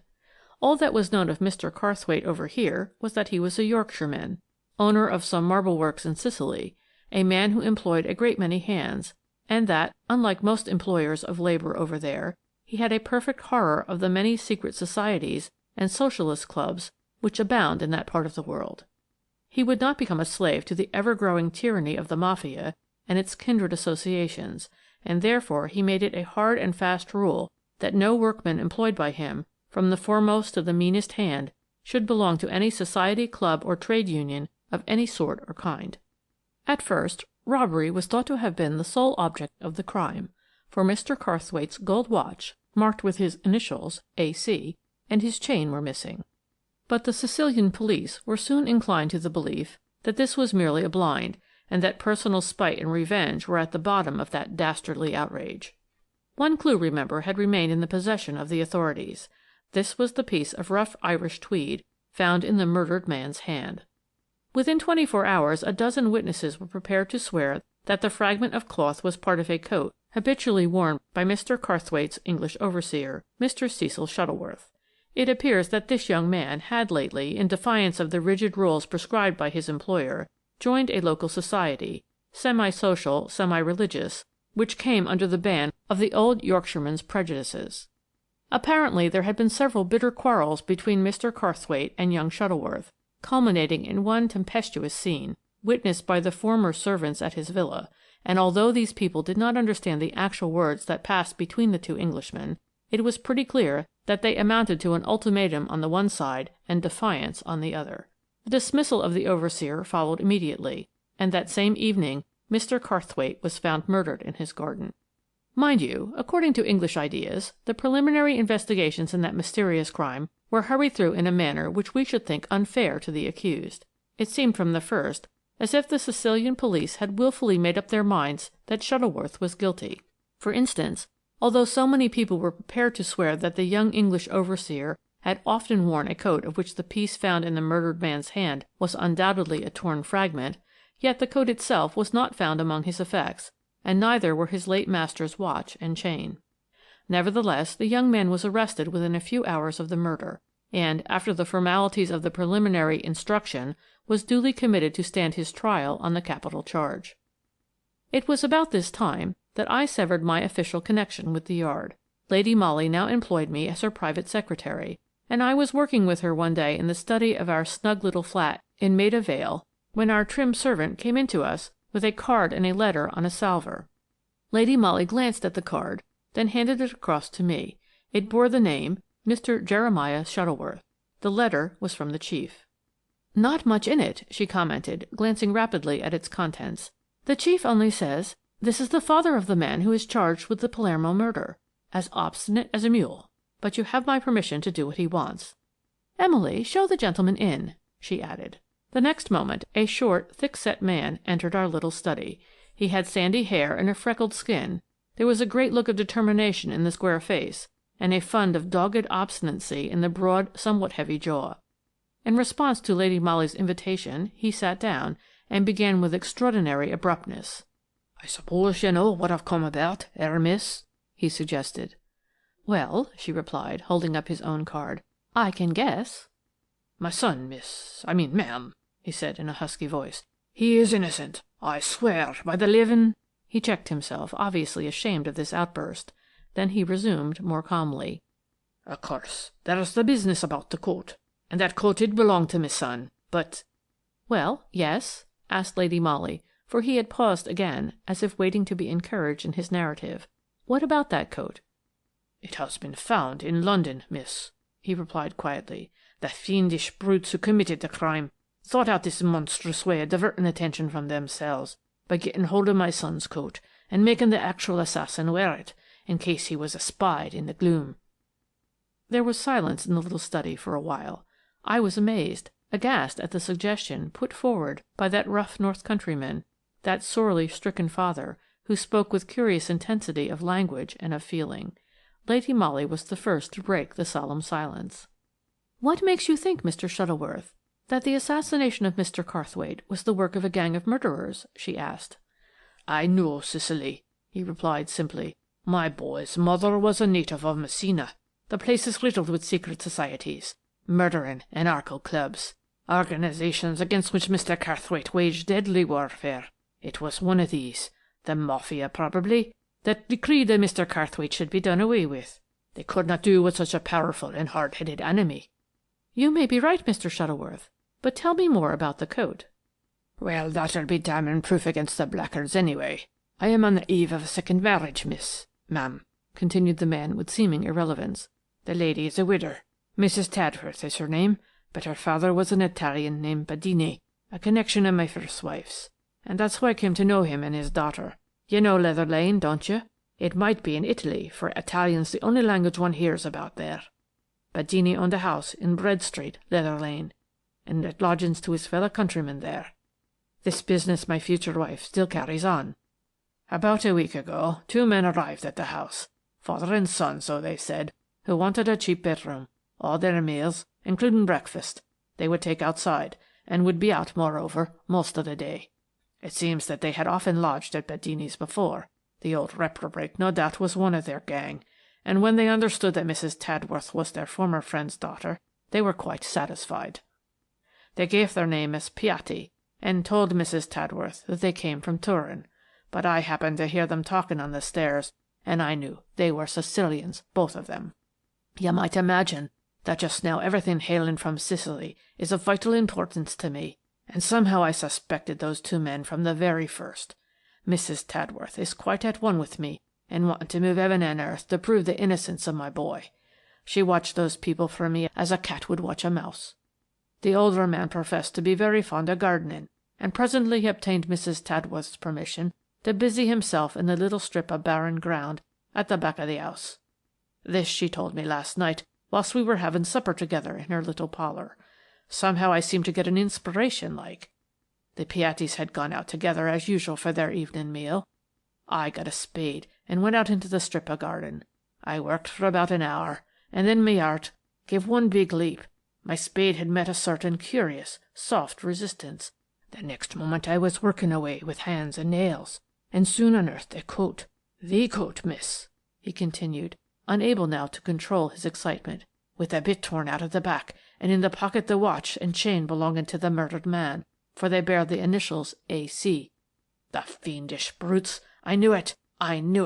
And now I can prove the innocence of my boy." Again there was a pause. I was too much absorbed in the palpitating narrative to attempt to breathe a word, and I knew that Lady Molly was placidly waiting until the man had somewhat recovered from his vehement outburst. "Of course you can prove your boy's innocence now," she said, smiling encouragingly into his flushed face. "But what have you done with the coat?" "Left it buried where I found it," he replied more calmly. "They must not suspect that I am on their track." She nodded approvingly. "No doubt, then, my chief has told you that the best course to pursue now will be to place the whole matter in the hands of the English police. Our people at Scotland Yard will then immediately communicate with the Sicilian authorities, and in the meanwhile we can keep the 2 men in Leather Lane well under surveillance." "Yes, he told me all that," said Mr. Shuttleworth quietly. "Well?" and I told him that his communicating with the Sicilian police authorities would result in my boy's trial being summarily concluded, and his being sent to the gallows, whilst every proof of his innocence would be destroyed, or at any rate kept back until too late." "You are mad, Mr. Shuttleworth," she ejaculated. "Maybe I am," he rejoined quietly. "You see, you do not know Sicily, and I do.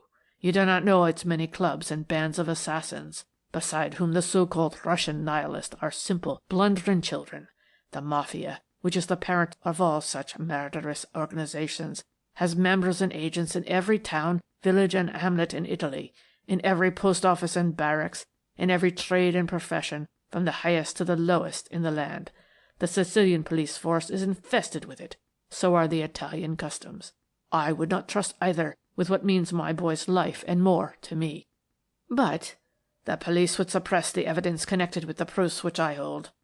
At the frontier the coat, the watch, and the chain would disappear. Of that I am as convinced as that I am a living man." Lady Molly made no comment. She was meditating. That there was truth in what the man said, no one could deny. The few details which we had gleaned over here of the hurried investigations, the summary commitment for trial of the accused, the hasty dismissal of all evidence in his favour, proved that, at any rate, the father's anxiety was well founded. "But then, what in the world do you propose to do?" said Lady Molly after a while. "Do you want to take the proofs over yourself to your boy's advocate? Is that it?" "No, that would be no good," he replied simply. "I am known in Sicily. I should be watched, probably murdered too, and my death would not benefit my boy." "But what then?" "My boy's uncle is chief officer of police at Cividale, on the Austro-Italian frontier. I know that I can rely on his devotion. Mrs. Tadworth, whose interest in my boy is almost equal to my own, and whose connection with me cannot possibly be known out there, will take the proofs of my boy's innocence to him. He will know what to do, and how to reach my son's advocate safely, which no one else could guarantee to do." "Well," said Lady Molly, "that being so, what is it you want us to do in the matter?" "I want a lady's help, ma'am," he replied. "Someone who is able, willing, strong, and if possible enthusiastic, to accompany Mrs. Tadworth, perhaps in the capacity of a maid, just to avert the usual suspicious glances thrown at a lady travelling alone. Also the question of foreign languages comes in. The gentleman I saw at Scotland Yard said that if you cared to go, he would give you a fortnight's leave of absence." "Yes, I'll go," rejoined Lady Molly simply. We sat in the study a long while after that, Mr. Shuttleworth, Lady Molly, and I, discussing the plans of the exciting journey, for I too, as you will see, was destined to play my small part in this drama, which had the life or death of an innocent man for its denouement. I don't think I need bore you with an account of our discussion. All I think that will interest you is the plan of campaign we finally decided upon. There seemed to be no doubt that Mr. Shuttleworth had succeeded so far in not arousing the suspicions of the Piattis. Therefore, that night, when they were safely out of the way, Mr. Shuttleworth would once more unearth the coat and watch and chain, and then bury a coat similar in colour and texture in the same hole in the ground. This might perhaps serve to put the miscreants off their guard, if by any chance one of them should busy himself again in the garden. After that, Mrs. Tadworth would hide about her the proofs of young Shuttleworth's innocence, and join Lady Molly at our flat at Maida Vale, where she would spend the night preparatory to the two ladies leaving London for abroad the following morning by the 9 a.m. train from Charing Cross, en route for Vienna, Budapest, and finally Cividale.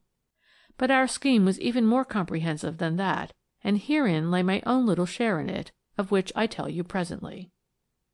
The same evening at 9:30, Mrs. Tadworth arrived at the flat with the coat, and watch and chain, which were to be placed in the hands of Colonel Grassi, the chief police officer at Cividale. I took a keen look at the lady, you may be sure of that. It was a pretty little face enough, and she herself could not have been more than 7 or 8 and 20, but to me the whole appearance and manner of the woman suggested weakness of character, rather than that devotion on which poor Mr. Shuttleworth so implicitly relied. I suppose that it was on that account that I felt unaccountably downhearted and anxious when I bade farewell to my own dear lady, a feeling in which she obviously did not share. Then I began to enact the rôle which had been assigned to me. I dressed up in Mrs. Tadworth's clothes. We were about the same height, and putting on her hat and closely fitting veil, I set out for Leather Lane. For as many hours as I could possibly contrive to keep up the deception, I was to impersonate Mrs. Tadworth in her own house. As I dare say you have guessed by now, that lady was not in affluent circumstances, and the house in a small by-street off Leather Lane did not boast of a staff of servants. In fact, Mrs. Tadworth did all the domestic work herself, with the help of a charwoman for a couple of hours in the mornings. That charwoman had, in accordance with Lady Molly's plan, been given a week's wages in lieu of notice. I, as Mrs. Tadworth, would be supposed the next day to be confined to my room with a cold, and Emily, our own little maid, a bright girl, who would go through fire and water for Lady Molly or for me, would represent a new charwoman. As soon as anything occurred to arouse my suspicions that our secret had been discovered, I was to wire Lady Molly at the various points which she gave me. Thus provided with an important and comprehensive part, I duly installed myself at Bread Street, Leather Lane. Emily, who had been told just enough of the story and no more to make her eager, excited, and satisfied, entered into the spirit of her role as eagerly as I did myself. That first night was quite uneventful.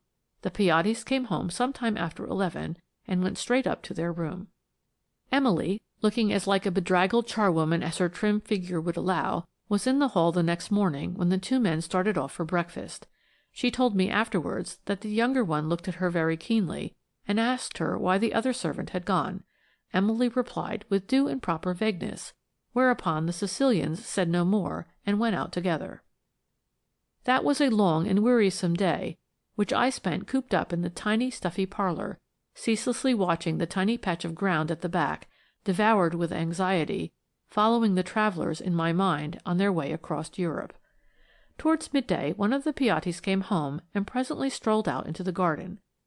Evidently the change of servants had aroused his suspicions, for I could see him feeling about the earth with his spade and looking up now and again towards the window of the parlour, whereat I contrived to show him the form of a pseudo Mrs. Tadworth moving about the room.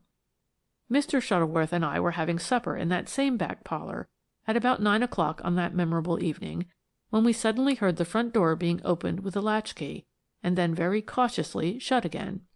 One of the two men had returned at an hour most unusual for their otherwise very regular habits.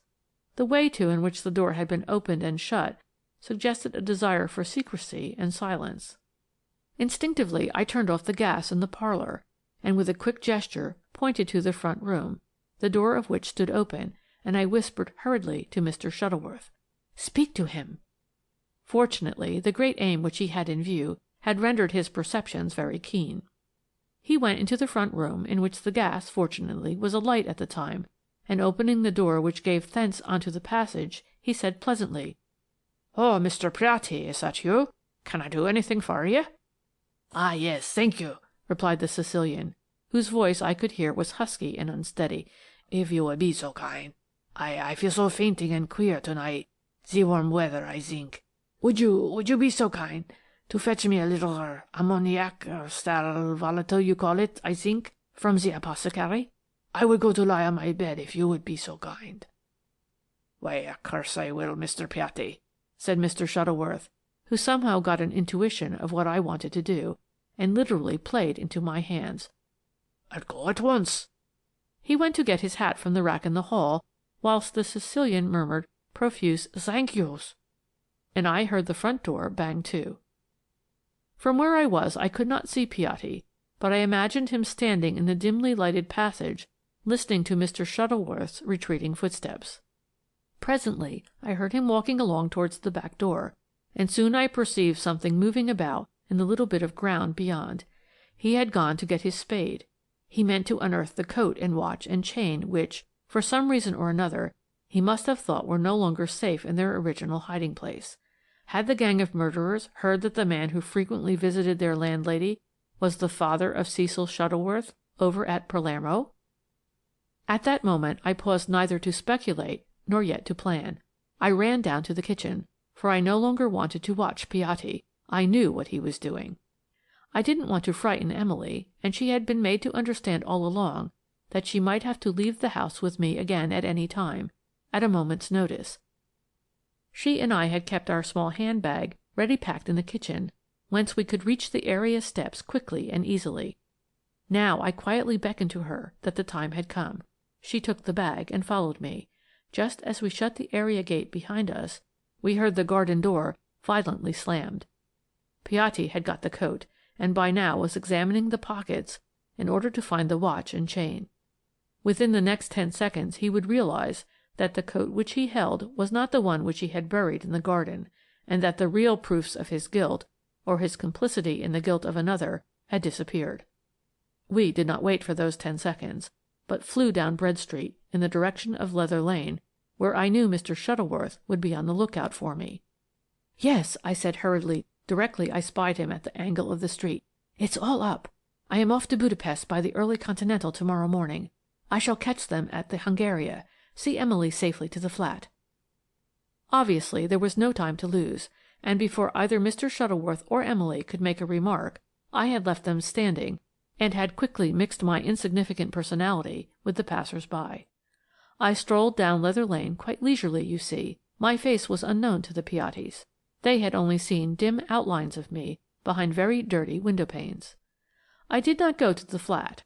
I knew Mr. Shuttleworth would take care of Emily, so that night I slept at the Grand Hotel, Charing Cross, leaving the next morning by the 9 a.m., having booked my berth on the Orient Express as far as Budapest. Well, you know the saying, it is easy to be wise after the event. Of course, when I saw the older Piatti standing in the hall of the Hotel Hungaria at Budapest, I realized that I had been followed from the moment that Emily and I ran out of the house at Bread Street. The son had obviously kept me in view whilst I was still in London, and the father had travelled across Europe, unperceived by me, in the same train as myself, had seen me step into the fiacre at Budapest, and heard me tell the smart coachman to drive to the Hungaria. I made hasty arrangements for my room, and then asked if Mrs. Carey from London was still at the hotel with her maid, for that was the name under which Mrs. Tadworth was to travel, and was answered in the affirmative. Mrs. Carey was even then supping in the dining-room, whence the strains of beautiful Hungarian melodies played by Berk's inimitable band seemed to mock my anxiety. Mrs. Carey's maid, they told me, was having her meal in the steward's room. I tried to prosecute my hasty inquiries as quietly as I could, but Piatti's eyes and sarcastic smile seemed to follow me everywhere, whilst he went about calmly ordering his room and seeing to the disposal of his luggage. Almost every official at the Hungaria speaks English, and I had no difficulty in finding my way to the steward's room. To my chagrin, Lady Molly was not there. Someone told me that no doubt Mrs. Carey's maid had gone back to her mistress's room, which they told me was number 118 on the first floor. A few precious moments were thus wasted whilst I ran back towards the hall. You know the long, seemingly interminable corridors and passages of the Hungaria. Fortunately, in one of these I presently beheld my dear lady walking towards me. At sight of her all my anxiety seemed to fall from me like a discarded mantle. She looked quite serene and placid, but with her own quick perception she at once guessed what had brought me to Budapest. "They have found out about the coat," she said, quickly drawing me aside into one of the smaller passages, which fortunately at the moment was dark and deserted. "And of course he has followed you." I nodded affirmatively. "That Mrs. Tadworth is a vapid, weak-kneed little fool," she said with angry vehemence. "We ought to be at Cividale by now, and she declared herself too ill and too fatigued to continue the journey. How that poor Shuttleworth could be so blind as to trust her passes belief. Mary," she said more calmly, "go down into the hall at once. Watch that idiot of a woman for all you're worth. She is terrified of the Sicilians, and I firmly believe that Piatti can force her to give up the proofs of the crime to him." "Where are they? The proofs, I mean?" I asked anxiously. "Locked up in her trunk. She won't entrust them to me. Obstinate little fool." I had never seen my dear lady so angry. However, she said nothing more then, and presently I took leave of her and worked my way back towards the hall. One glance round the brilliantly lighted place assured me that neither Piatti nor Mrs. Tadworth was there. I could not tell you what it was that suddenly filled my heart with foreboding. I ran up to the first floor and reached room number 118. The outer door was open, and without a moment's hesitation I applied my eye to the keyhole of the inner one. The room was brilliantly lighted from within, and exactly opposite, but with his back to me, stood Piatti, while squatting on a low stool beside him was Mrs. Tadworth. A trunk stood open close to her hand, and she was obviously busy turning over its contents. My very heart stood still with horror. Was I about to witness, thus powerless to interfere, one of the most hideous acts of cowardly treachery it was possible to conceive? Something, however, must at that moment have attracted Piatti's attention, for he suddenly turned and strode towards the door. Needless to say that I beat a hasty retreat. My one idea was, of course, to find Lady Molly and tell her what I had seen. Unfortunately, the Hungaria is a veritable maze of corridors, stairs, and passages, and I did not know the number of her room. At first I did not wish to attract further attention by again asking about Mrs. Carey's maid at the office, and my stupid ignorance of foreign languages precluded my talking to the female servants.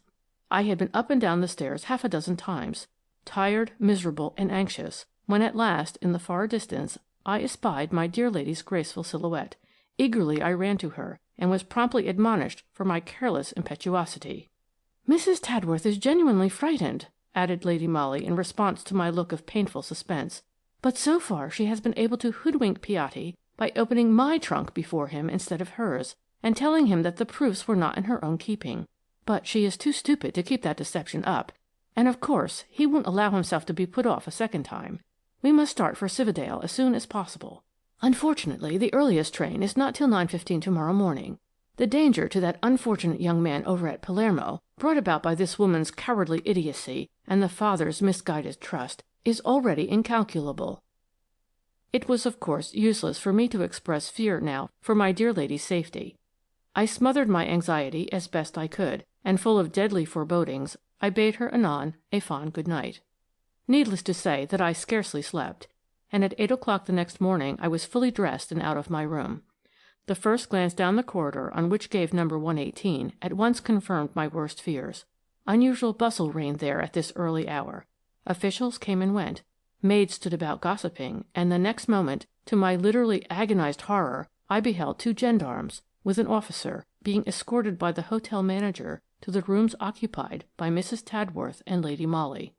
Oh, how I cursed then our British ignorance of foreign tongues!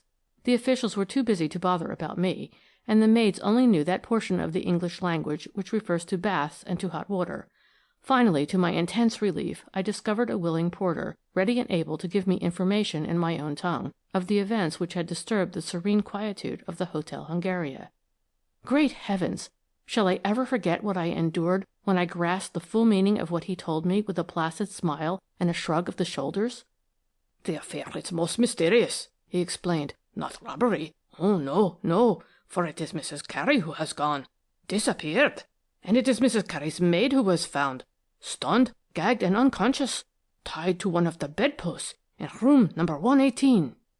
Well, why should I bore you by recounting the agonized suspense, the mortal anxiety, which I endured for all those subsequent weary days, which at the time seemed like so many centuries?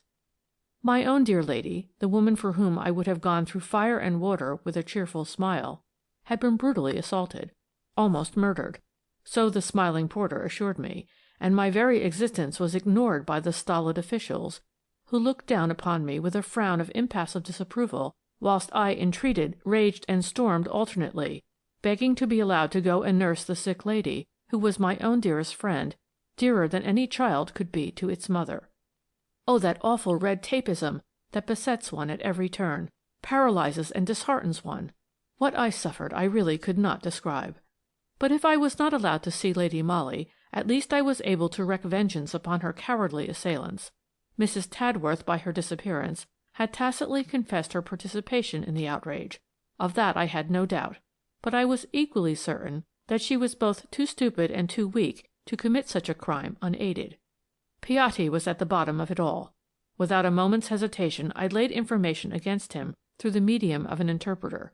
I accused him boldly of being an accessory to the assault for purposes of robbery.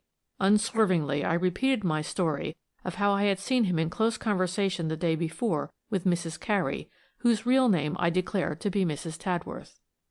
The chief object of the robbery I suggested to be a valuable gold watch and chain, with the initials A.C., belonging to my friend, who had travelled with Mrs. Carey to Budapest as her companion, not her maid. This was a bold move on my part, and I felt reckless, I can tell you. Fortunately, my story was corroborated by the fact that the floor valet had seen Piatti hanging about the corridor outside number 118 at an extraordinarily early hour of the morning.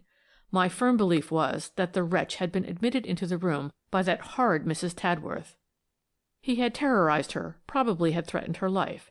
She had then agreed out of sheer cowardice to deliver to him the proofs of his own guilt in the Palermo murder case, and when Lady Molly, hearing the voices, came out of her own room, Piatti knocked her down lest she should intervene. Mrs. Tadworth thereupon, weak and silly little fool, was seized with panic, and succeeded, no doubt with his help, in leaving the hotel, and probably Budapest, before the outrage was discovered. Why Piatti had not done likewise, I could not conjecture. He seems to have gone back quietly to his own room after that, and it was not till an hour later that the chambermaid, surprised at seeing the door of number 118 slightly ajar, had peeped in, and there was greeted by the awful sight of the maid, gagged, bound, and unconscious. Well, I gained my wish, and had the satisfaction presently of knowing that Piatti, although, mind you, he emphatically denied my story from beginning to end, had been placed under arrest, pending further inquiries. The British consul was very kind to me, though I was not allowed to see my dear lady, who had been removed to the hospital. I heard that the Hungarian police were moving heaven and earth to find Mrs. Carey and bring her to justice. Her disappearance told severely against her, and after 3 days of such intense anxiety as I never wish to live through again, I received a message from the consulate informing me that Mrs. Carey had been arrested at Alsarev, on the Austro-Hungarian frontier, and was even now on her way to Budapest under escort. You may imagine how I quivered with anxiety and with rage when, on the morning after that welcome news, I was told that Mrs. Carey was detained at the gendarmerie, and had asked to see Miss Mary Granard from London, at present residing at the Hotel Hungaria. The impudent wretch! Wanting to see me, indeed! Well, I too wanted to see her, the woman whom I despised as a coward and a traitor, who had betrayed the fond and foolish trust of a stricken father, who had dashed the last hopes of an innocent man in danger of his life, and who, finally, had been the cause of an assault that had all but killed, perhaps, the woman I loved best in the world. I felt like the embodiment of hate and contempt. I loathed the woman, and I hied me in a fiacre to the gendarmerie, escorted by one of the clerks from the consulate, simply thirsting with the desire to tell an ignoble female exactly what I thought of her. I had to wait some 2 or 3 minutes in the bare, barrack-like room of the gendarmerie. Then the door opened, there was a rustle of silk, followed by the sound of measured footsteps of soldiery, and the next moment Lady Molly, serene and placid and, as usual, exquisitely dressed, stood smiling before me. "You have gotten me into this plight, Mary," she said with her merry laugh. "You'll have to get me out of it again." "But I don't understand," was all that I could gasp. "It is very simple, and I'll explain it all fully when we are on our way home to Maida Vale," she said. "For the moment you and Mrs. Tadworth will have to make sundry affidavits that I did not assault my maid nor rob her of a watch and chain. The British consul will help you, and it is only a question of days, and in the meanwhile I may tell you that Budapest prison life is quite interesting, and not so uncomfortable as one would imagine." Of course, the moment she spoke, I got an intuition of what had really occurred, and I can assure you that I was heartily ashamed that I should ever have doubted Lady Molly's cleverness in carrying through successfully so important, so vital a business as the righting of an innocent man. Mrs. Tadworth was pusillanimous and stupid. At Budapest she cried a halt, for she really felt unstrung and ill after the hurried journey, the change of air and food and what not. Lady Molly, however, had no difficulty in persuading her that during the enforced stay of 24 hours at the Hungaria their 2 roles should be reversed. Lady Molly would be Mrs. Carey, coming from England, while Mrs. Tadworth would be the maid. My dear lady, not thinking at the time that my knowledge of this fact would be of any importance to her own plans, had not mentioned it to me during the brief interview which I had with her. Then, when Piatti arrived upon the scene, Mrs. Tadworth got into a real panic. Fortunately, she had the good sense, or the cowardice, then and there to entrust the coat and watch and chain to Lady Molly, and when Piatti followed her into her room, she was able to show him that the proofs were not then in her possession. This was the scene which I had witnessed through the keyhole. But, of course, the Sicilian would return to the charge, and equally of course Mrs. Tadworth would sacrifice the Shuttleworths, father and son, to save her own skin. Lady Molly knew that. She is strong, active, and determined. She had a brief hand-to-hand struggle with Mrs. Tadworth that night, and finally succeeded in tying her, half unconscious, to the bedpost, thus assuring herself that for at least 24 hours that vapid little fool would be unable to either act for herself or to betray my dear, intrepid lady's plans. When, the following morning, Piatti opened the door of number 118, which had purposely been left on the latch, he was greeted with the sight of Mrs. Tadworth, pinioned and half dead with fear, whilst the valuable proofs of his own guilt and young Shuttleworth's innocence had completely disappeared. For remember that Lady Molly's face was not known to him or to his gang, and she had caught the first train to Cividale even whilst Piatti still believed that he held that silly Mrs. Tadworth in the hollow of his hand. I may as well tell you here that she reached the frontier safely, and was quite sharp enough to seek out Colonel Grassi, and with the necessary words of explanation to hand over to him the proofs of young Shuttleworth's innocence. My action in the matter helped her. At the hotel she was supposed to be the mistress, and Mrs. Tadworth the maid, and everyone was told that Mrs. Carey's maid had been assaulted and removed to the hospital.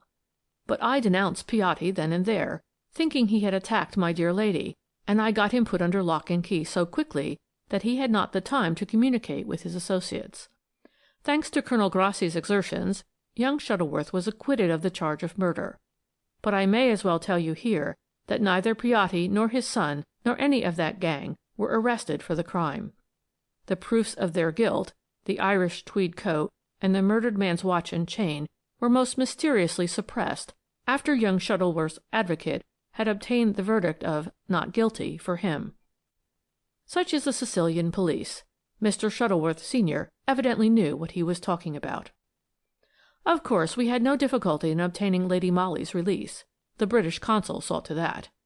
But in Budapest they still call the assault on Mrs. Carey at the Hotel Hungaria a mystery, for she exonerated Lady Molly fully, but she refused to accuse Piatti. She was afraid of him, of course, and so they had to set him free. I wonder where he is now, the wicked old wretch. End of chapter 3.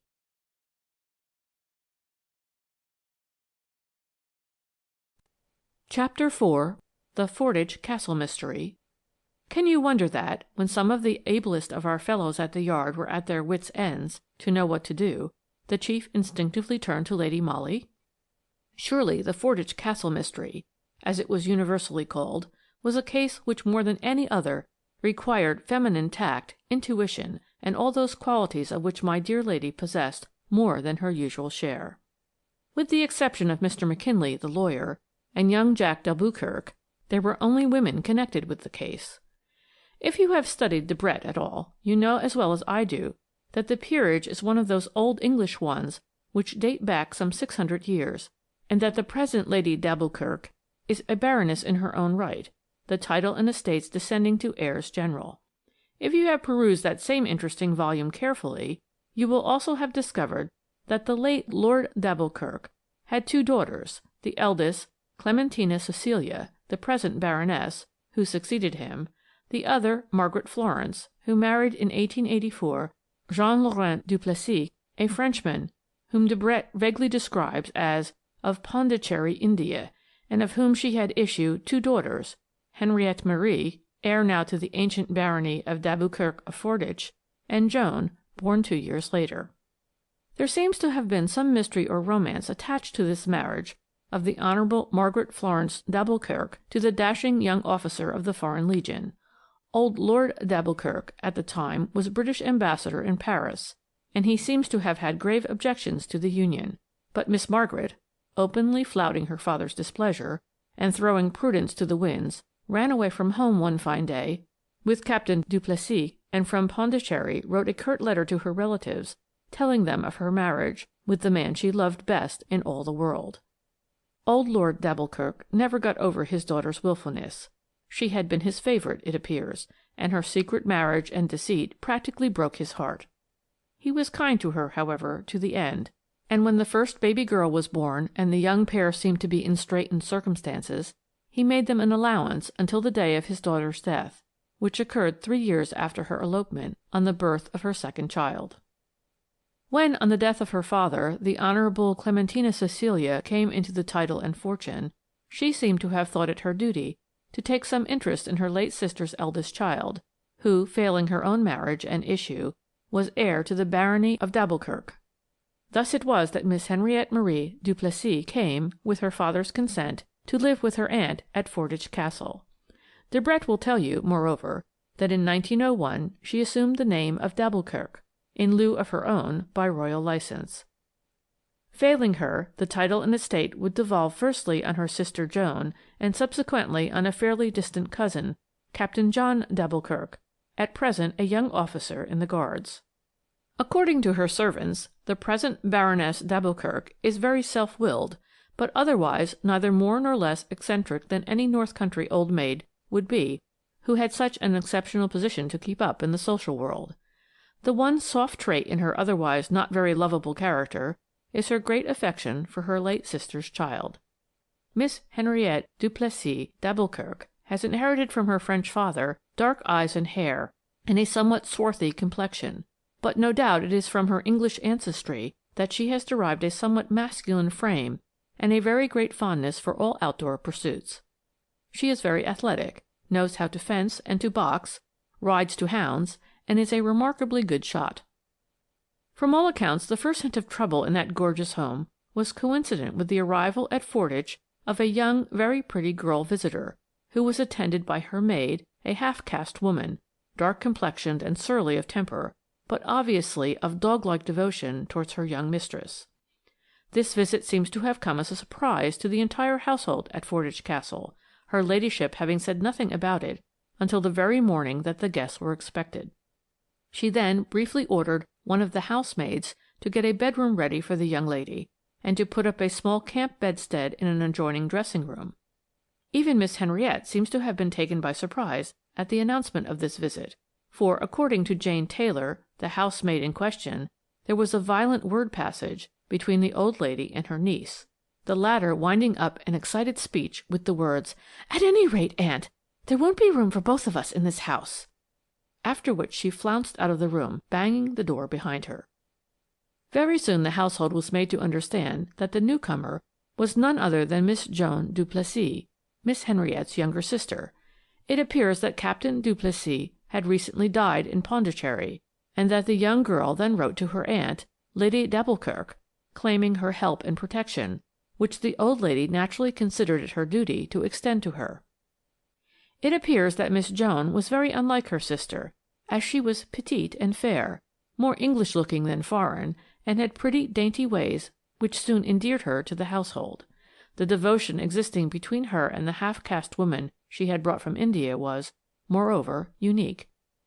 It seems, however, that from the moment these newcomers came into the house, dissensions, often degenerating into violent quarrels, became the order of the day. Henriette seemed to have taken a strong dislike to her younger sister, and most particularly to the latter's dark attendant, who was vaguely known in the house as Runa. That some events of serious import were looming ahead, the servants at Fordwych were pretty sure.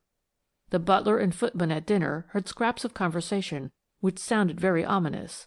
There was talk of lawyers, of proofs, of marriage and birth certificates, quickly suppressed when the servants happened to be about.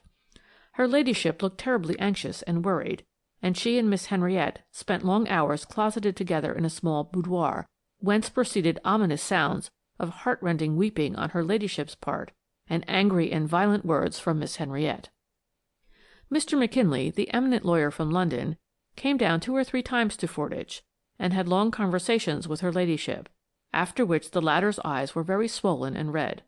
The household thought it more than strange that Runa, the Indian servant, was almost invariably present at these interviews between Mr. McKinley, her ladyship, and Miss Joan. Otherwise the woman kept herself very much aloof. She spoke very little, hardly took any notice of anyone save her ladyship and her young mistress, and the outbursts of Miss Henriette's temper seemed to leave her quite unmoved. A strange fact was that she had taken a sudden and great fancy for frequenting a small Roman Catholic convent chapel, which was distant about half a mile from the castle, and presently it was understood that Roonah, who had been a Parsee, had been converted by the attendant priest to the Roman Catholic faith. All this happened, mind you, within the last 2 or 3 months. In fact, Miss Joan had been in the castle exactly 12 weeks when Captain Jack d'Alboukirk came to pay his cousin one of his periodical visits. From the first, he seems to have taken a great fancy to his cousin Joan, and soon everyone noticed that this fancy was rapidly ripening into love. It was equally certain that from that moment dissensions between the two sisters became more frequent and more violent, the generally accepted opinion being that Miss Henriette was jealous of Joan, whilst Lady Alboukirk herself, for some unexplainable reason, seems to have regarded this love-making with marked disfavour. Then came the tragedy. One morning Joan ran downstairs, pale and trembling from head to foot, moaning and sobbing as she ran, "Roonah!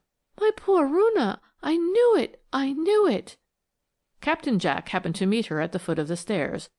He pressed her with questions, but the girl was unable to speak. She merely pointed mutely to the floor above. The young man, genuinely alarmed, ran quickly upstairs. He threw open the door leading to Roonah's room, and there, to his horror, he saw the unfortunate woman lying across the small camp bedstead, with a handkerchief over her nose and mouth, her throat cut. The sight was horrible. Poor Roonah was obviously dead. Without losing his presence of mind, Captain Jack quietly shut the door again, after urgently begging Joan to compose herself, and try to keep up, at any rate, until the local doctor could be sent for and the terrible news gently broken to Lady d'Alboukirk. The doctor, hastily summoned, arrived some 20 minutes later. He could but confirm Joan's and Captain Jack's fears. Roonah was indeed dead. In fact, she had been dead some hours. From the very first, mind you, the public took a more than usually keen interest in this mysterious occurrence. The evening papers on the very day of the murder were ablaze with flaming headlines such as "The Tragedy at FORDWYCH Castle," "Mysterious Murder of an Important Witness," "Grave Charges against Persons in High Life," and so forth. As time went on, the mystery deepened more and more, and I suppose Lady Molly must have had an inkling that sooner or later the chief would have to rely on her help and advice, for she sent me down to attend the inquest, and gave me strict orders to keep eyes and ears open for every detail in connection with the crime, however trivial it might seem. She herself remained in town, awaiting a summons from the chief. The inquest was held in the dining room of Fordwych Castle, and the noble hall was crowded to its utmost when the coroner and jury finally took their seats, after having viewed the body of the poor murdered woman upstairs. The scene was dramatic enough to please any novelist, and an awed hush descended over the crowd when, just before the proceedings began, a door was thrown open, and in walked, stiff and erect, the Baroness d'Alboukirk, escorted by her niece, Miss Henriette, and closely followed by her cousin, Captain Jack of the Guards. The old lady's face was as indifferent and haughty as usual, and so was that of her athletic niece. Captain Jack, on the other hand, looked troubled and flushed. Everyone noted that, directly he entered the room, his eyes sought a small, dark figure that sat silent and immovable beside the portly figure of the great lawyer, Mr. Hubert McKinley. This was Miss Joan Duplessis, in a plain black stuff gown, her young face pale and tear-stained. Dr. Walker, the local practitioner, was of course the first witness called. His evidence was purely medical. He deposed to having made an examination of the body, and stated that he found that a handkerchief saturated with chloroform had been pressed to the woman's nostrils, probably while she was asleep, her throat having subsequently been cut with a sharp knife. Death must have been instantaneous, as the poor thing did not appear to have struggled at all. In answer to a question from the coroner, the doctor said that no great force or violence would be required for the gruesome deed, since the victim was undeniably unconscious when it was done. At the same time it argued unusual coolness and determination. The handkerchief was produced, also the knife. The former was a bright-coloured one, stated to be the property of the deceased. The latter was a foreign, old-fashioned hunting knife, one of a panoply of small arms and other weapons which adorned a corner of the hall. It had been found by Detective Elliott in a clump of gorse on the adjoining golf links.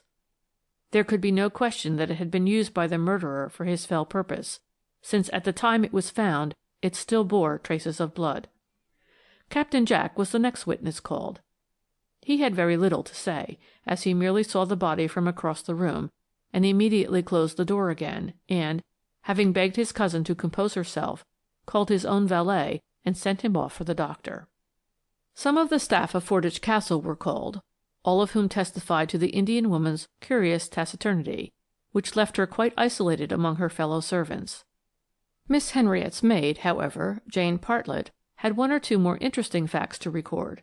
She seems to have been more intimate with the deceased woman than anyone else, and on one occasion, at least, had quite a confidential talk with her. "She talked chiefly about her mistress," said Jane, in answer to a question from the coroner, "to whom she was most devoted. She told me that she loved her so she would readily die for her. Of course, I thought that silly-like, and just mad foreign talk, but Roonah was very angry when I laughed at her, and then she undid her dress in front and showed me some papers which were sewn in the lining of her dress. 'All these papers my little missy's fortune,' she said to me.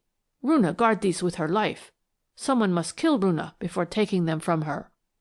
This was about 6 weeks ago," continued Jane, whilst a strange feeling of awe seemed to descend upon all those present whilst the girl spoke. "Lately she had become much more silent, and on my once referring to the papers, she turned on me savage-like and told me to hold my tongue." Asked if she had mentioned the incident of the papers to anyone, Jane replied in the negative. "Except to Miss Henriette, of course," she added, after a slight moment of hesitation. Throughout all these preliminary examinations, Lady d'Alboukirk, sitting between her cousin Captain Jack and her niece Henriette, had remained quite silent, in an erect attitude expressive of haughty indifference. Henriette, on the other hand, looked distinctly bored. Once or twice she had yawned audibly, which caused quite a feeling of anger against her among the spectators. Such callousness in the midst of so mysterious a tragedy, and when her own sister was obviously in such deep sorrow, impressed everyone very unfavourably. It was well known that the young lady had had a fencing lesson just before the inquest, in the room immediately below that where Roonah lay dead, and that within an hour of the discovery of the tragedy she was calmly playing golf. Then Miss Joan du Plessis was called.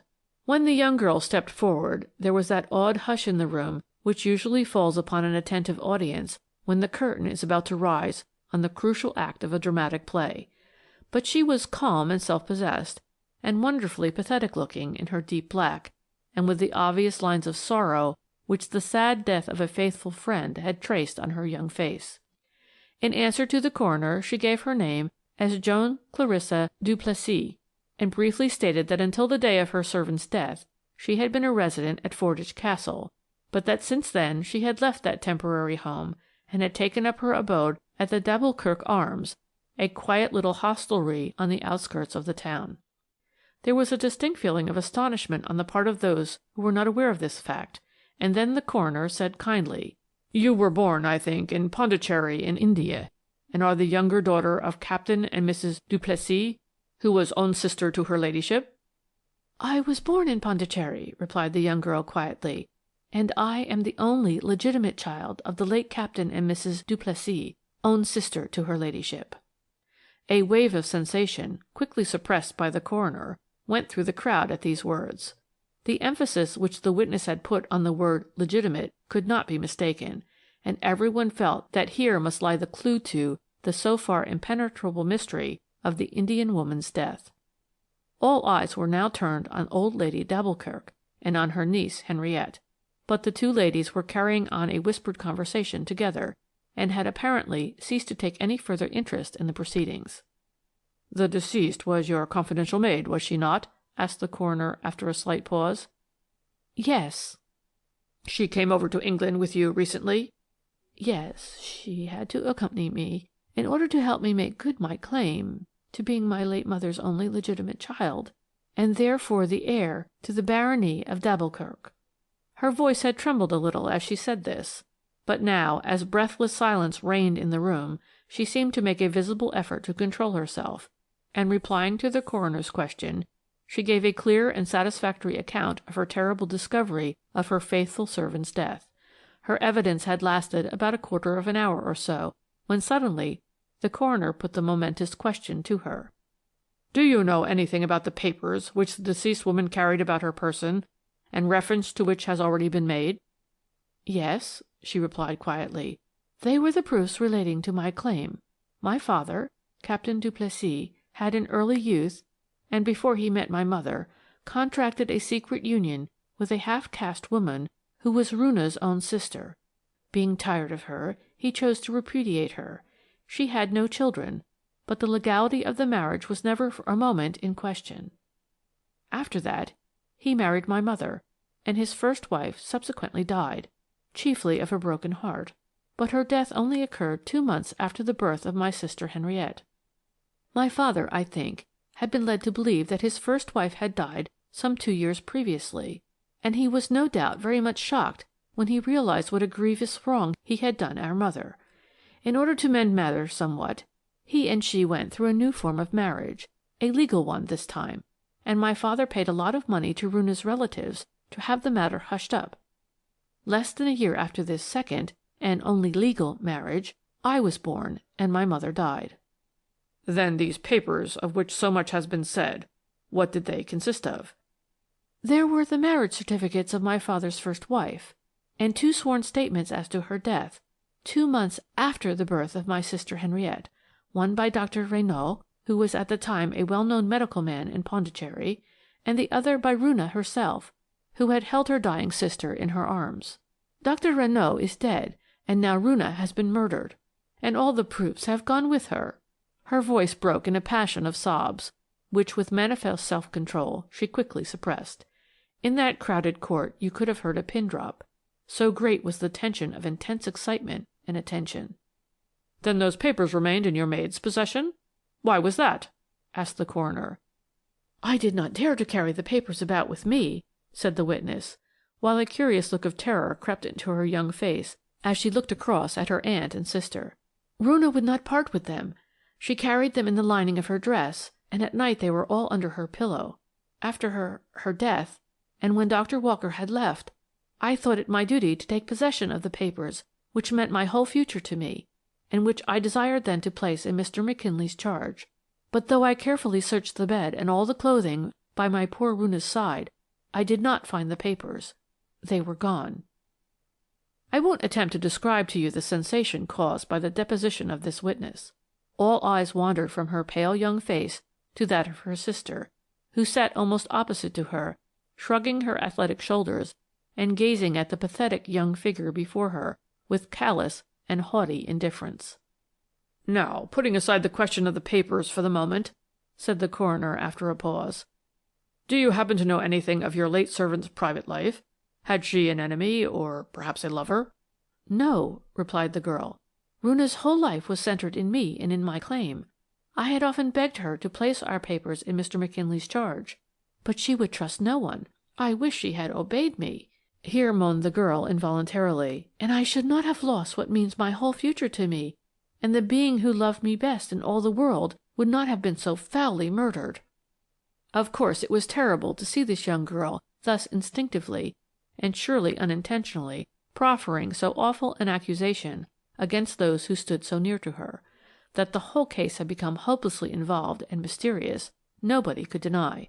Can you imagine the mental picture formed in the mind of all present by the story, so pathetically told, of this girl who had come over to England in order to make good her claim, which she felt to be just, and who, in one fell swoop, saw that claim rendered very difficult to prove through the dastardly murder of her principal witness?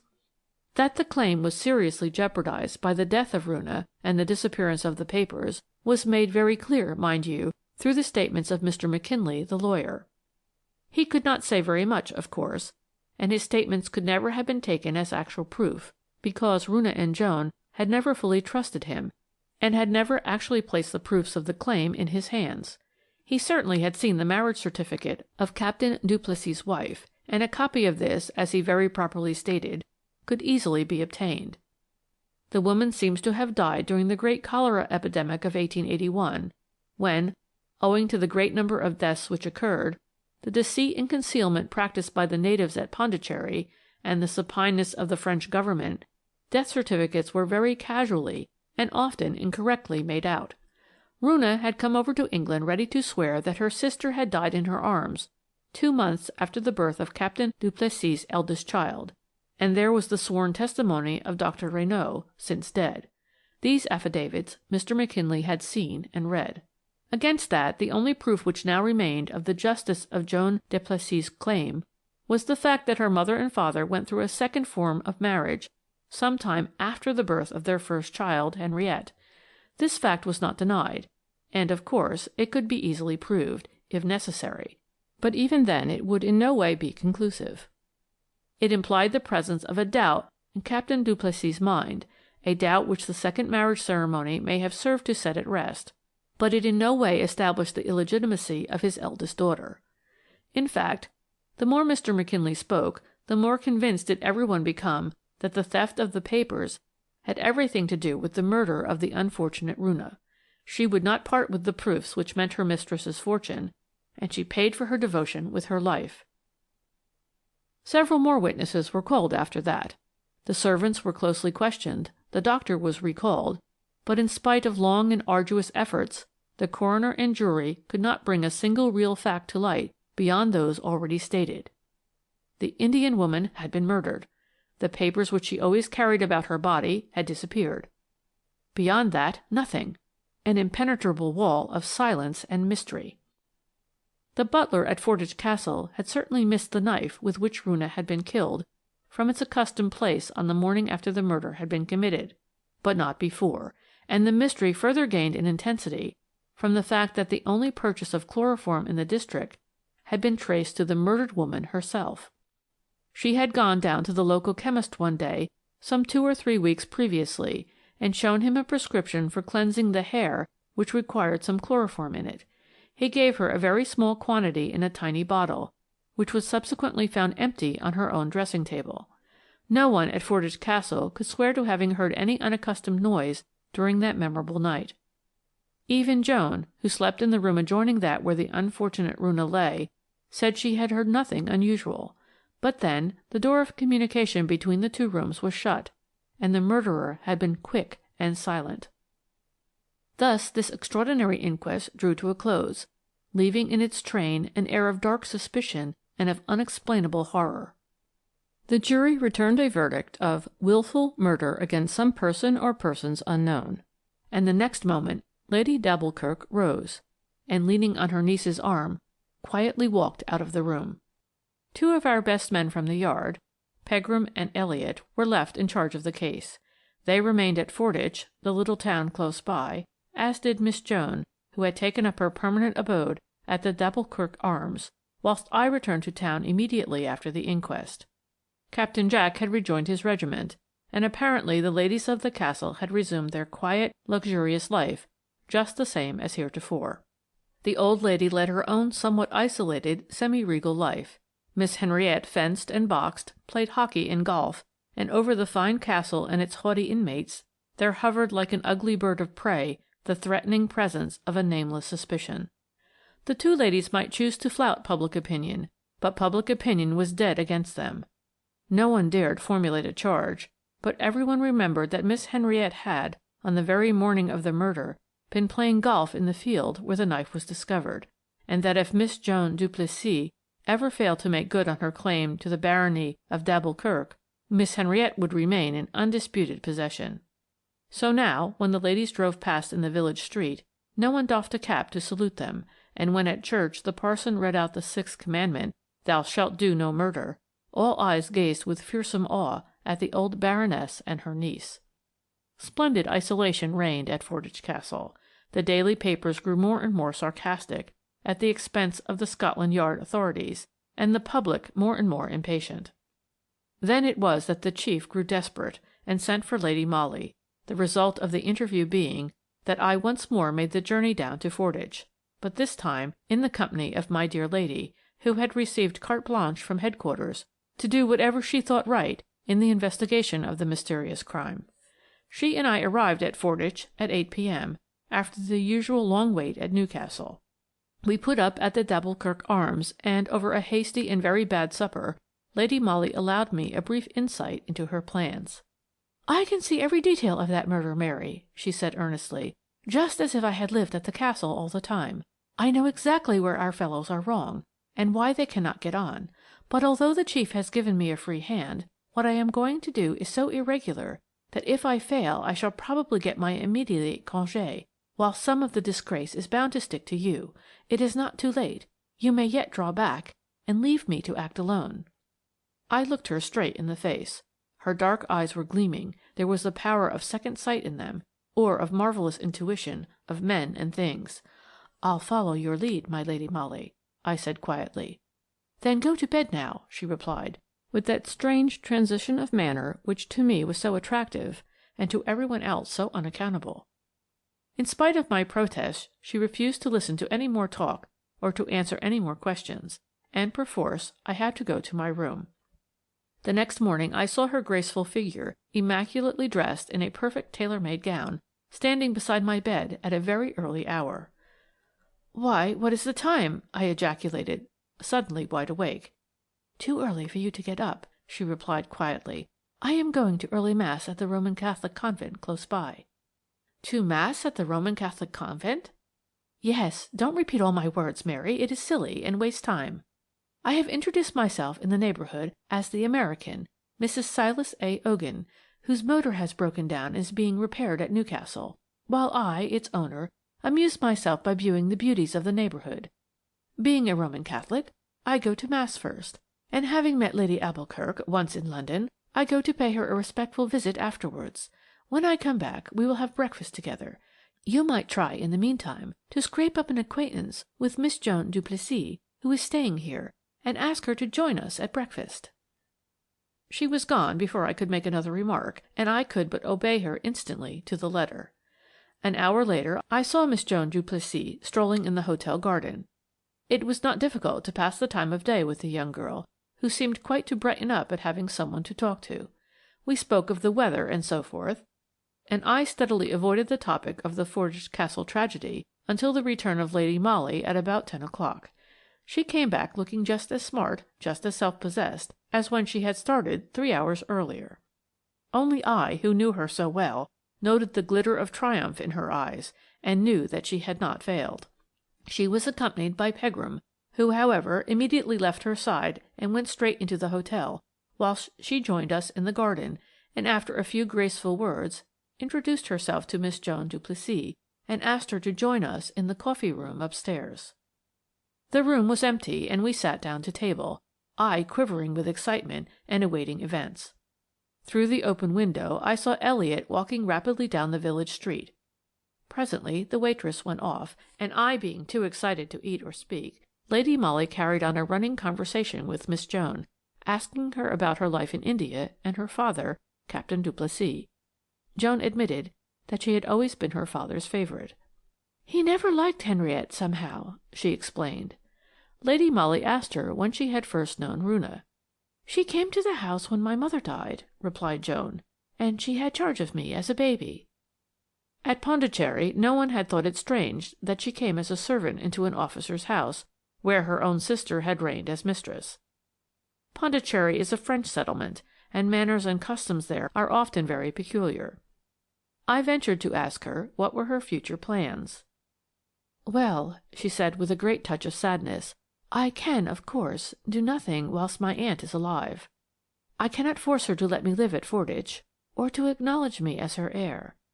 After her death, if my sister does assume the title and fortune of d'Alboukirk," she added, whilst suddenly a strange look of vengefulness, almost of hatred and cruelty, marred the childlike expression of her face, "then I shall revive the story of the tragedy of Roonah's death, and I hope that public opinion—" She paused here in her speech, and I, who had been gazing out of the window, turned my eyes on her. She was ashy pale, staring straight before her, her hands dropped the knife and fork which she held. Then I saw that Pegram had come into the room, that he had come up to the table and placed a packet of papers in Lady Molly's hand. I saw it all as in a flash. There was a loud cry of despair like an animal at bay, a shrill cry, followed by a deep one from Pegram of "No, you don't!" And before anyone could prevent her, Joan's graceful young figure stood outlined for a moment at the open window. The next moment she had disappeared into the depth below, and we heard a dull thud which nearly froze the blood in my veins. Pegram ran out of the room, but Lady Molly sat quite still. "I have succeeded in clearing the innocent," she said quietly, "but the guilty has meted out to herself her own punishment." "Then it was she?" I murmured, horror-struck. "Yes, I suspected it from the first," replied Lady Molly calmly. "It was this conversion of Roonah to Roman Catholicism, and her consequent change of manner, which gave me the first clue." "But why? Why?" I muttered. "A simple reason, Mary," she rejoined, tapping the packet of papers with her delicate hand, and breaking open the string that held the letters, she laid them out upon the table. "The whole thing was a fraud from beginning to end. The woman's marriage certificate was all right, of course, but I mistrusted the genuineness of the other papers from the moment that I heard that Roonah would not part with them and would not allow Mr. McKinley to have charge of them. I am sure that the idea at first was merely one of blackmail. The papers were only to be the means of extorting money from the old lady, and there was no thought of taking them into court. Roonah's part was, of course, the important thing in the whole case, since she was here prepared to swear to the actual date of the first Madame Duplessis's death. The initiative, of course, may have come either from Joan or from Captain Duplessis himself, out of hatred for the family who would have nothing to do with him and his favourite younger daughter. That, of course, we shall never know. At first Roonah was a Parsi, with a dog-like devotion to the girl whom she had nursed as a baby, and who, no doubt, had drilled her well into the part she was to play. But presently she became a Roman Catholic, an ardent convert, remember, with all a Roman Catholic's fear of hellfire. I went to the convent this morning. I heard the priest's sermon there, and I realized what an influence his eloquence must have had over poor, ignorant, superstitious Roonah. She was still ready to die for her young mistress, but she was no longer prepared to swear to a lie for her sake. After Mass I called at FORDWYCH Castle. I explained my position to old Lady d'Alboukirk, who took me into the room where Roonah had slept and died. There I found two things," continued Lady Molly, as she opened the elegant reticule which still hung upon her arm, and placed a big key and a prayer-book before me. "The key I found in a drawer of an old cupboard in the dressing-room where Roonah slept, with all sorts of odds and ends belonging to the unfortunate woman, and going to the door which led into what had been Joan's bedroom, I found that it was locked, and that this key fitted into the lock. Roonah had locked that door herself on her own side. She was afraid of her mistress. I knew now that I was right in my surmise. The prayer-book is a Roman Catholic one. It is heavily thumb-marked there, where false oaths and lying are denounced as being deadly sins, for which hellfire would be the punishment. Roonah, terrorized by the fear of the supernatural, a new convert to the faith, was afraid of committing a deadly sin. Who knows what passed between the two women, both of whom have come to so violent and terrible an end? Who can tell what prayers, tears, persuasions Joan Duplessis employed from the time she realized that Roonah did not mean to swear to the lie which would have brought her mistress wealth and glamour, until the awful day when she finally understood that Roonah would no longer even hold her tongue, and devised a terrible means of silencing her forever. With this certainty before me, I ventured on my big coup. I was so sure, you see. I kept Joan talking in here whilst I sent Pegram to her room with orders to break open the locks of her handbag and dressing-case. There, I told you that if I was wrong I would probably be dismissed from the force for irregularity, as of course I had no right to do that. But if Pegram found the papers there where I felt sure they would be, we could bring the murderer to justice. I know my own sex pretty well, don't I, Mary? I knew that Joan Duplessis had not destroyed, never would destroy, those papers." Even as Lady Molly spoke, we could hear heavy tramping outside the passage. I ran to the door, and there was met by Pegram. "She is quite dead, miss," he said. "It was a drop of 40 feet, and a stone pavement down below." The guilty had indeed meted out her own punishment to herself. Lady D'Alboukirk sent Lady Molly a cheque for £5,000 the day the whole affair was made known to the public. I think you will say that it had been well earned. With her own dainty hands, my dear lady had lifted the veil which hung over the tragedy of FORDWYCH Castle, and with the finding of the papers in Joan Duplessis's dressing-bag, and the unfortunate girl's suicide, the murder of the Indian woman was no longer a mystery. End of chapter 4.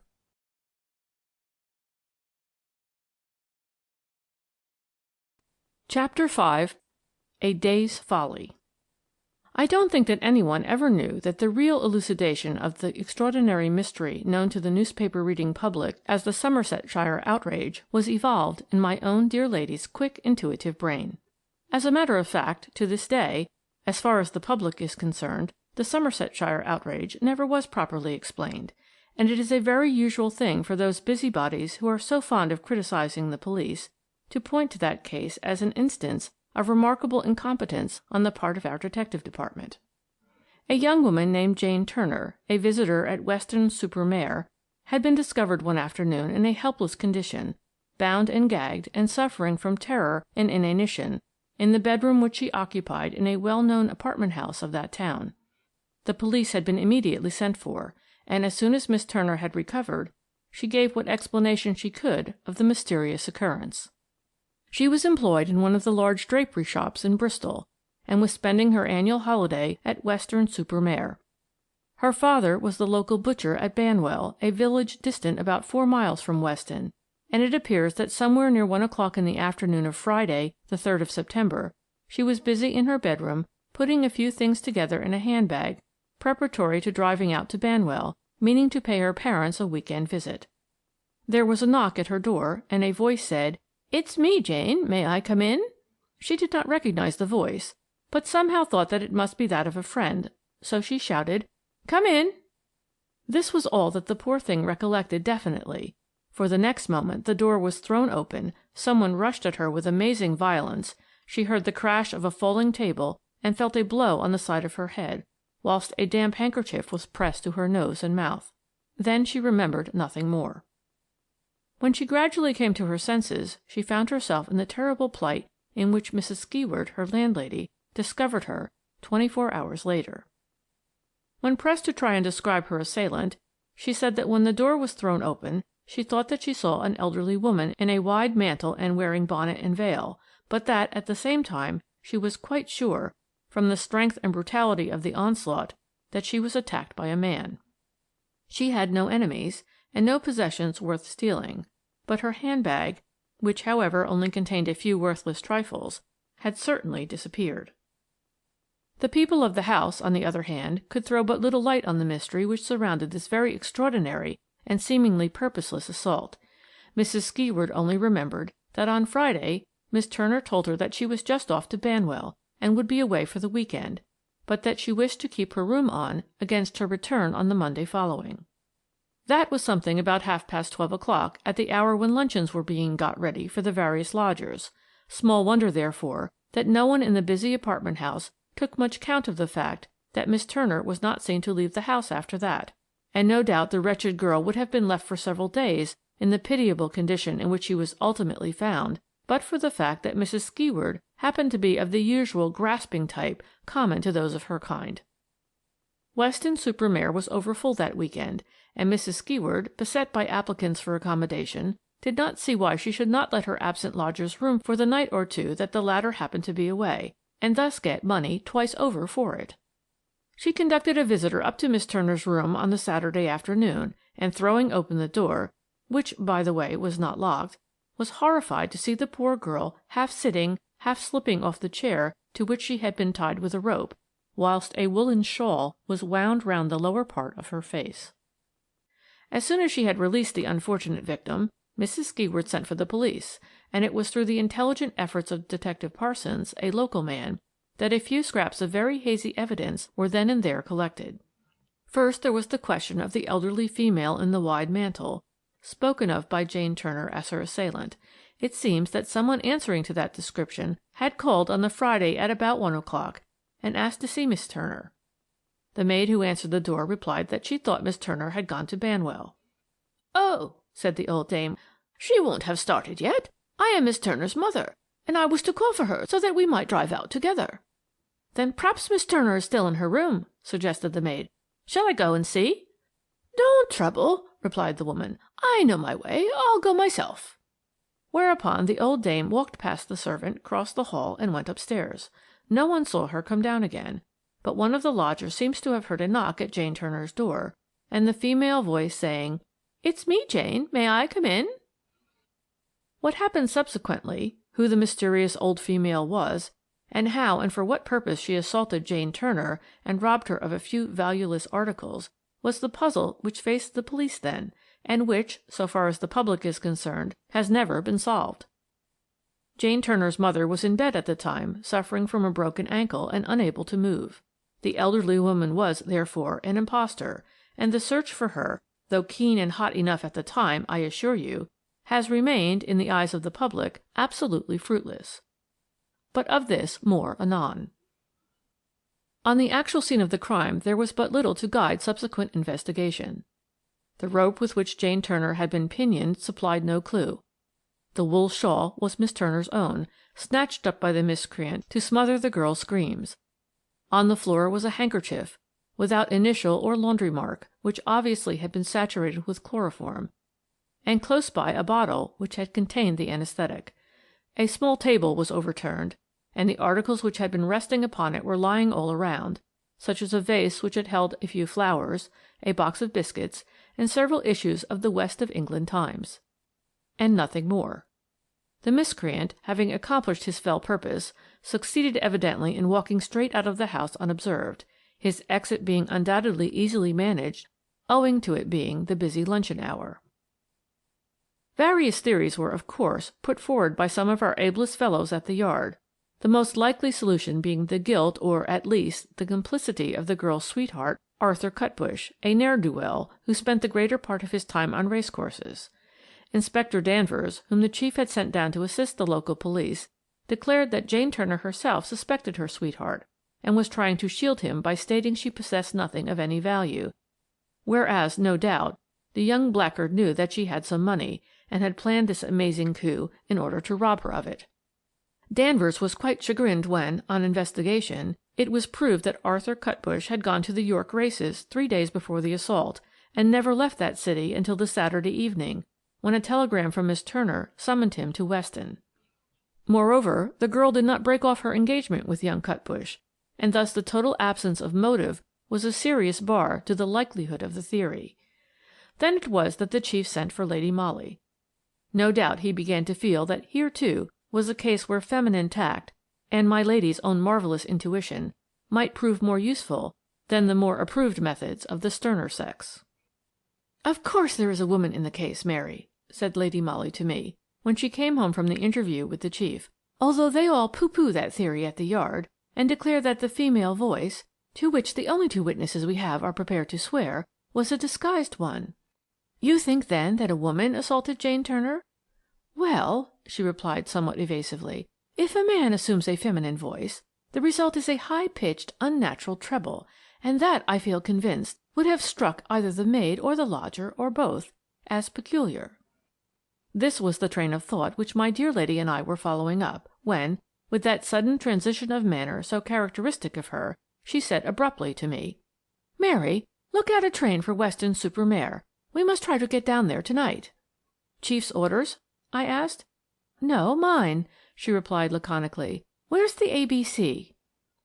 Well, we got off that self-same afternoon, and in the evening we were having dinner at the Grand Hotel, Weston-super-Mare. My dear lady had been pondering all through the journey, and even now she was singularly silent and absorbed. There was a deep frown between her eyes, and every now and then the luminous dark orbs would suddenly narrow, and the pupils contract as if smitten with a sudden light. I was not a little puzzled as to what was going on in that active brain of hers, but my experience was that silence on my part was the surest card to play. Lady Molly had entered our names in the hotel book as Mrs. Walter Bell and Miss Granard from London, and the day after our arrival there came 2 heavy parcels for her under that name. She had them taken upstairs to our private sitting-room, and there we undid them together. To my astonishment, they contained stacks of newspapers. As far as I could see at a glance, back numbers of the West of England Times covering a whole year. "Find and cut out the personal column of every number, Mary," said Lady Molly to me. "I'll look through them on my return. I'm going for a walk, and will be home by lunch-time."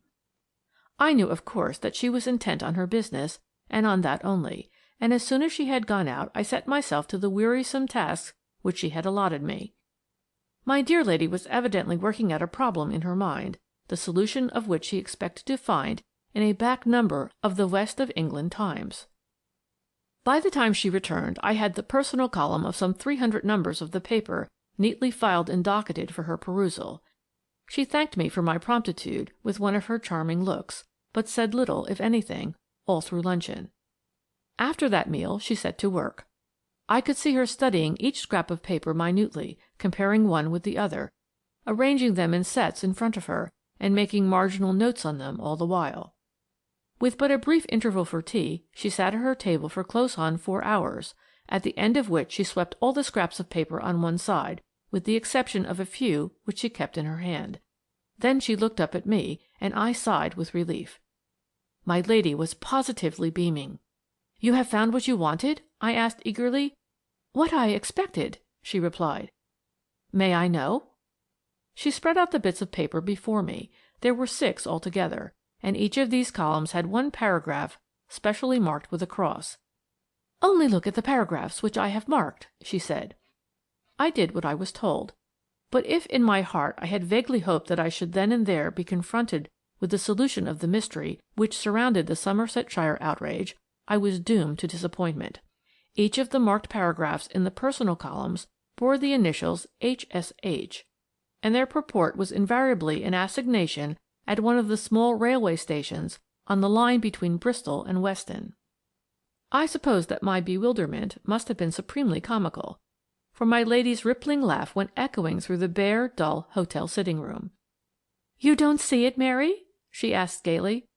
"I confess I don't," I replied. "It completely baffles me." "And yet," she said more gravely, "those few silly paragraphs have given me the clue to the mysterious assault on Jane Turner, which has been puzzling our fellows at the Yard for over 3 weeks." "But how? I don't understand." "You will, Mary, directly we get back to town. During my morning walk I have learnt all that I want to know, and now these paragraphs have set my mind at rest."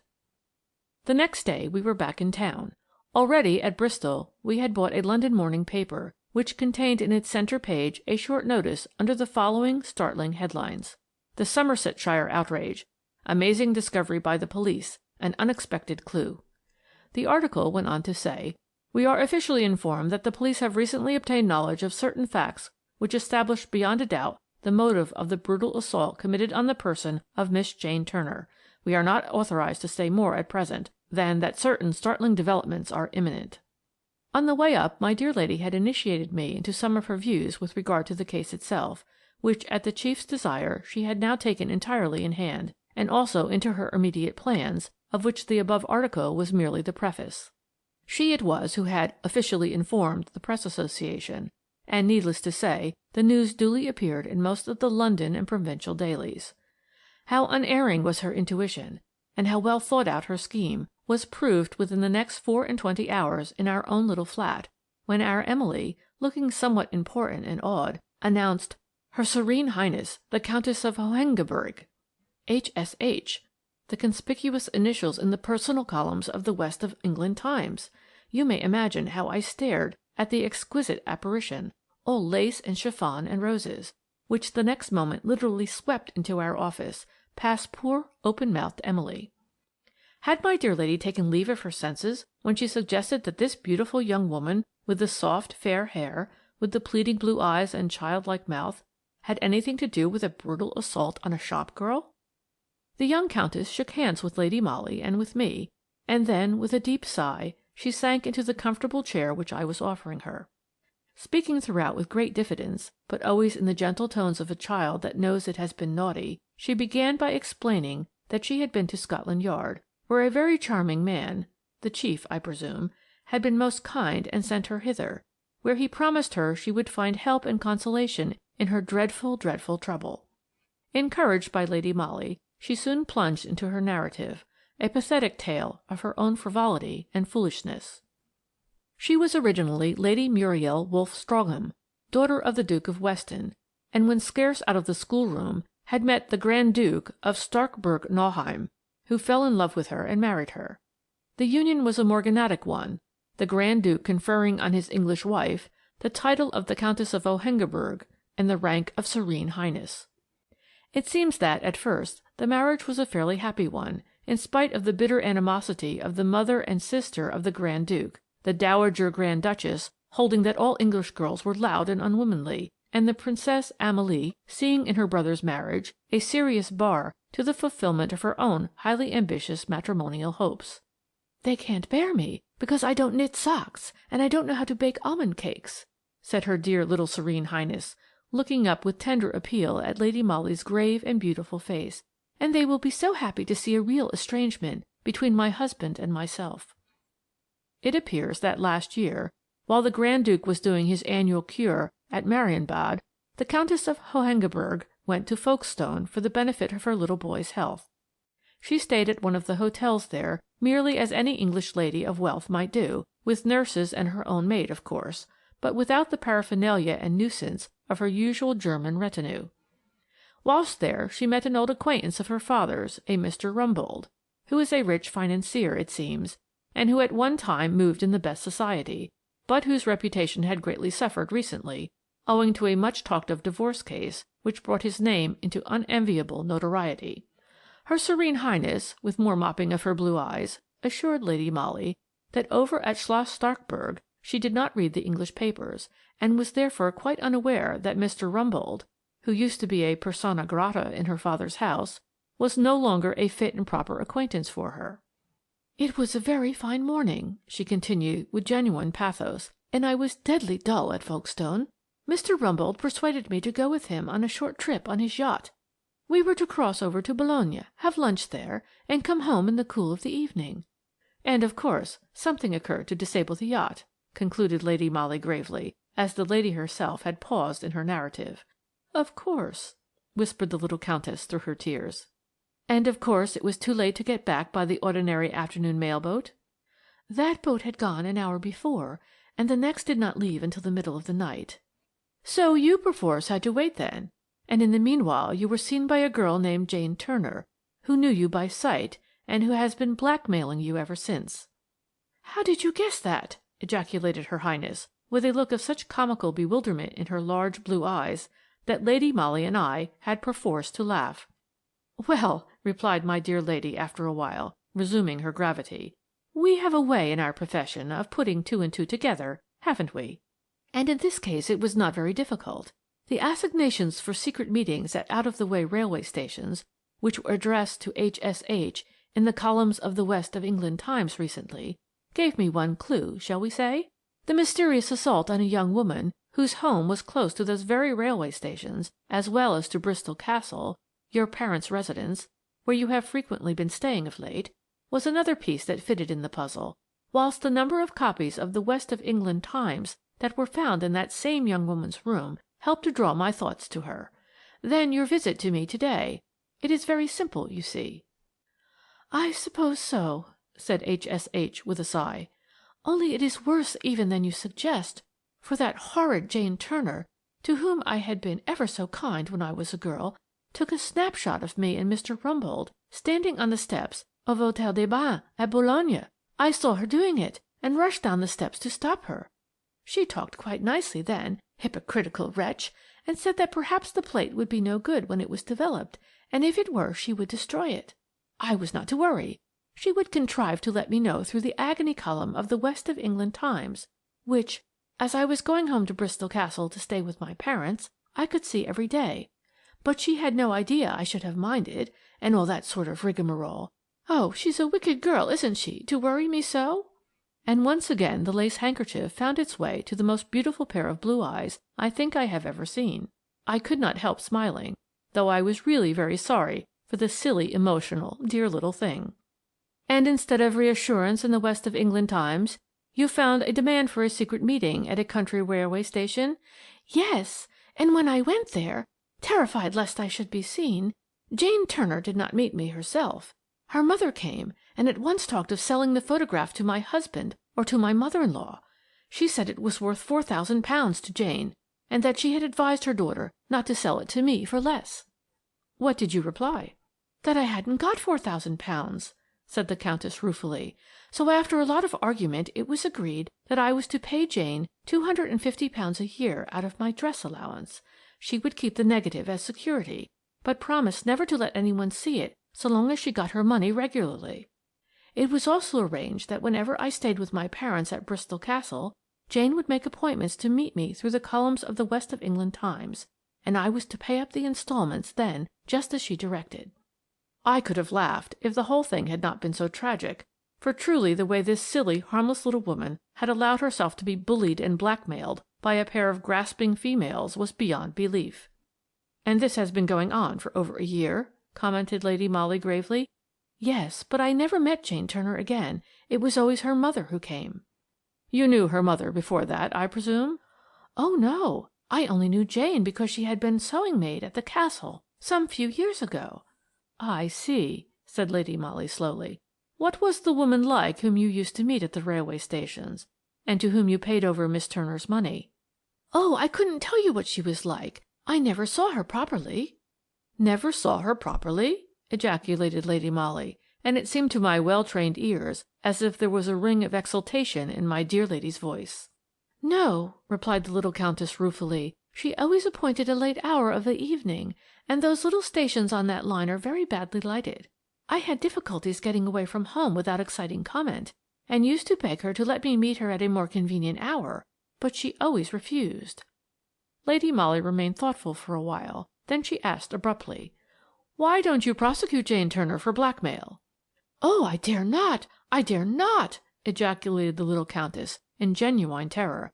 "My husband would never forgive me, and his female relations would do their best afterwards to widen the breach between us. It was because of the article in the London newspaper about the assault on Jane Turner, the talk of a clue and of startling developments, that I got terrified and went to Scotland Yard. Oh, no, no, no! Promise me that my name won't be dragged into this case. It would ruin me for ever." She was sobbing now. Her grief and fear were very pathetic to witness, and she moaned through her sobs. "Those wicked people know that I daren't risk an exposure, and simply prey on me like vampires because of that. The last time I saw the old woman, I told her that I would confess everything to my husband. I couldn't bear to go on like this.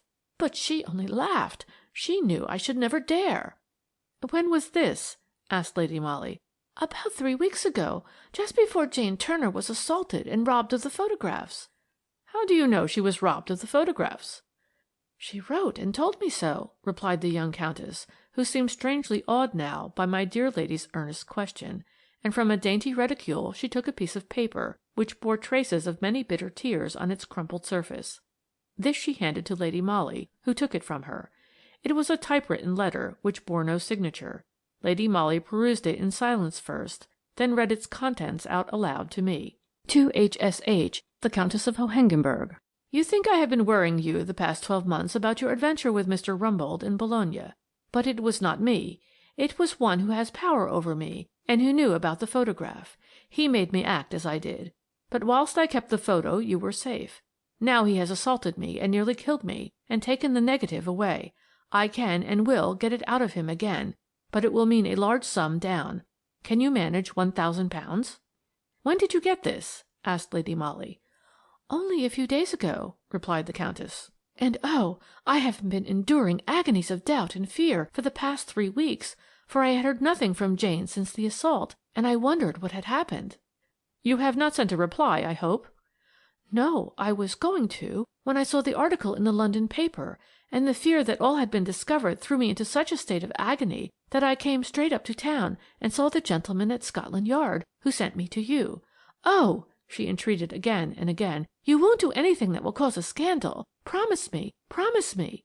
I believe I should commit suicide rather than face it, and I could find £1,000. "I don't think you will need to do either," said Lady Molly. "Now, may I think over the whole matter quietly to myself?" she added, "and talk it over with my friend here. I may be able to let you have some good news shortly." She rose, intimating kindly that the interview was over.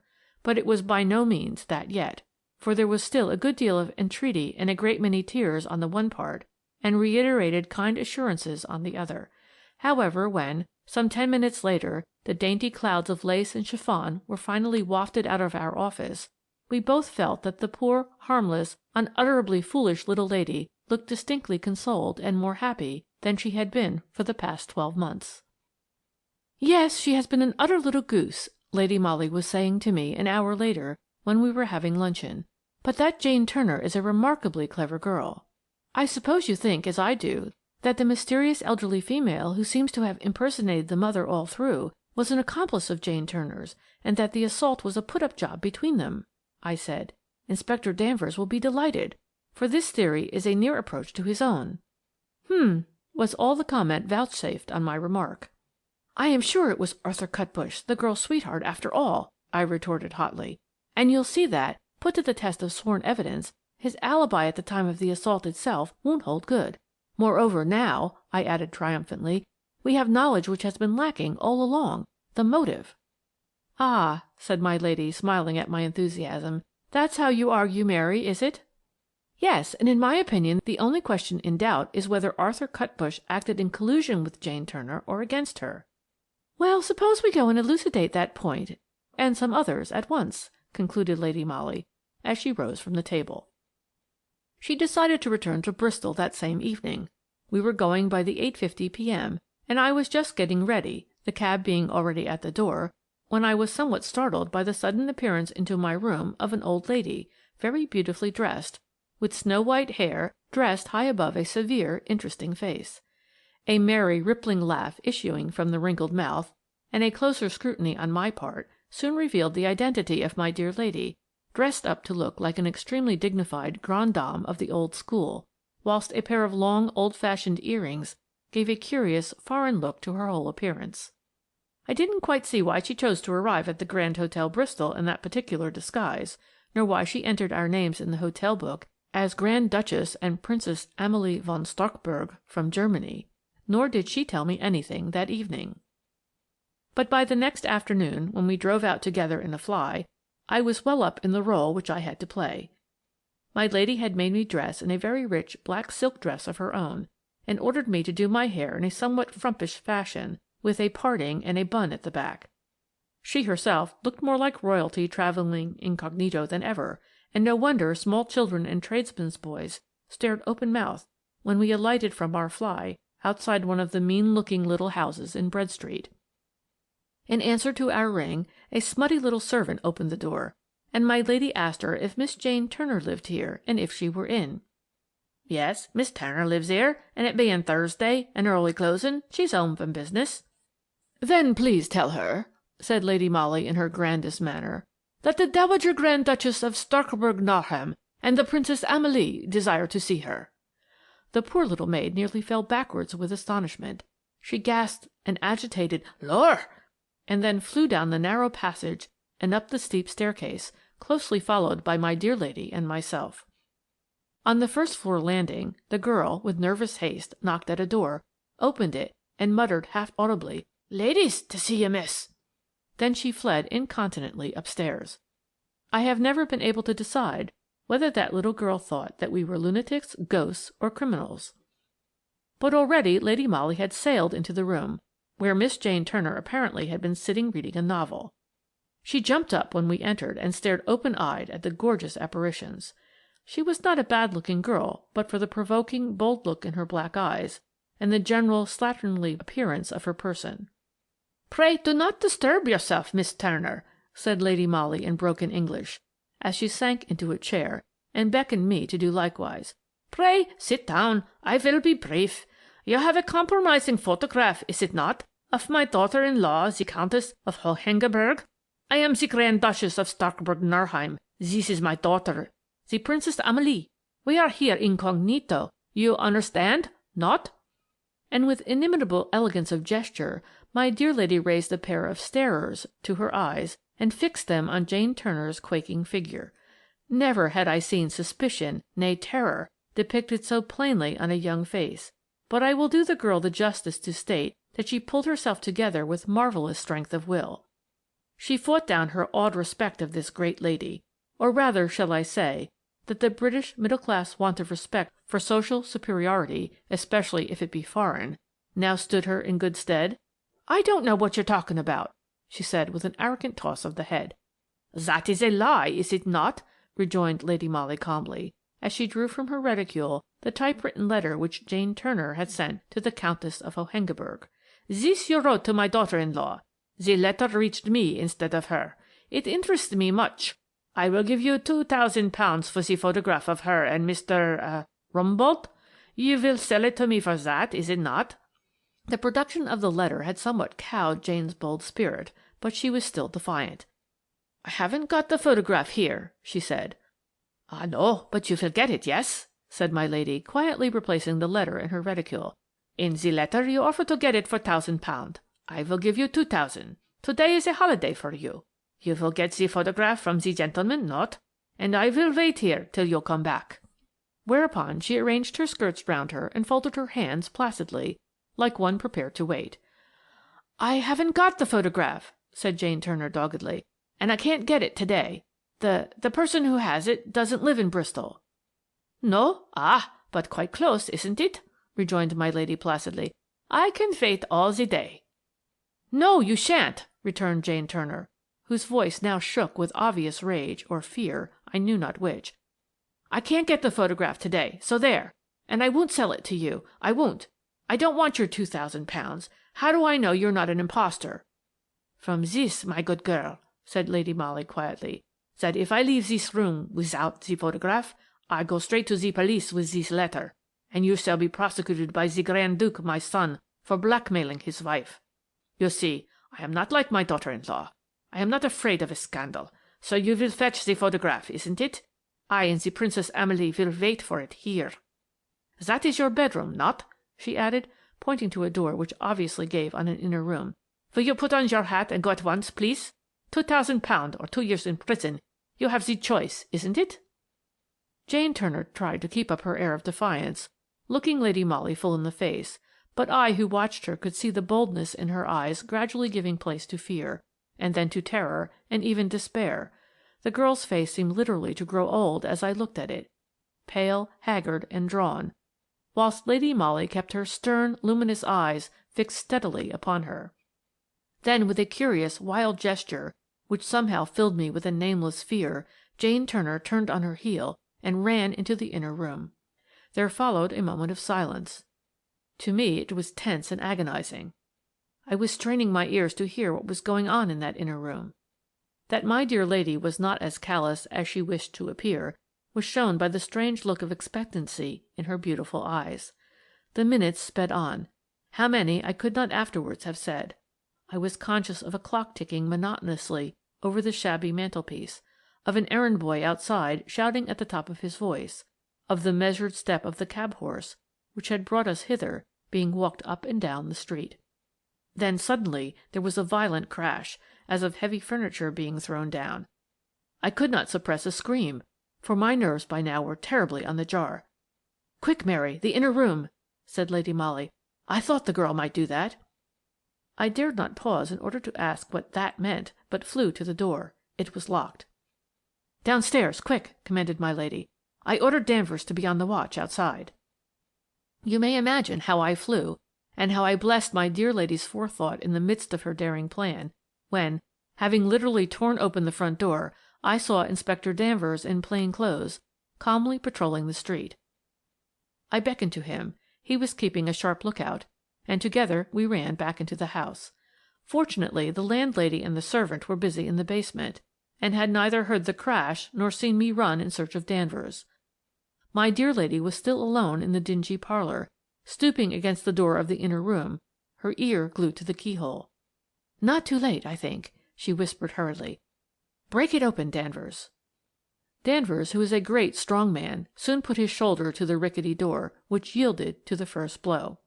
The sight which greeted us filled me with horror, for I had never seen such a tragedy before. The wretched girl, Jane Turner, had tied a rope to a ring in the ceiling, which I suppose at one time held a hanging lamp. The other end of that rope she had formed into a slip noose and passed round her neck. She had apparently climbed onto a table, and then used her best efforts to end her life by kicking the table away from under her. This was the crash which we had heard, and which had caused us to come to her rescue. Fortunately, her feet had caught in the back of a chair close by. The slip noose was strangling her, and her face was awful to behold, but she was not dead.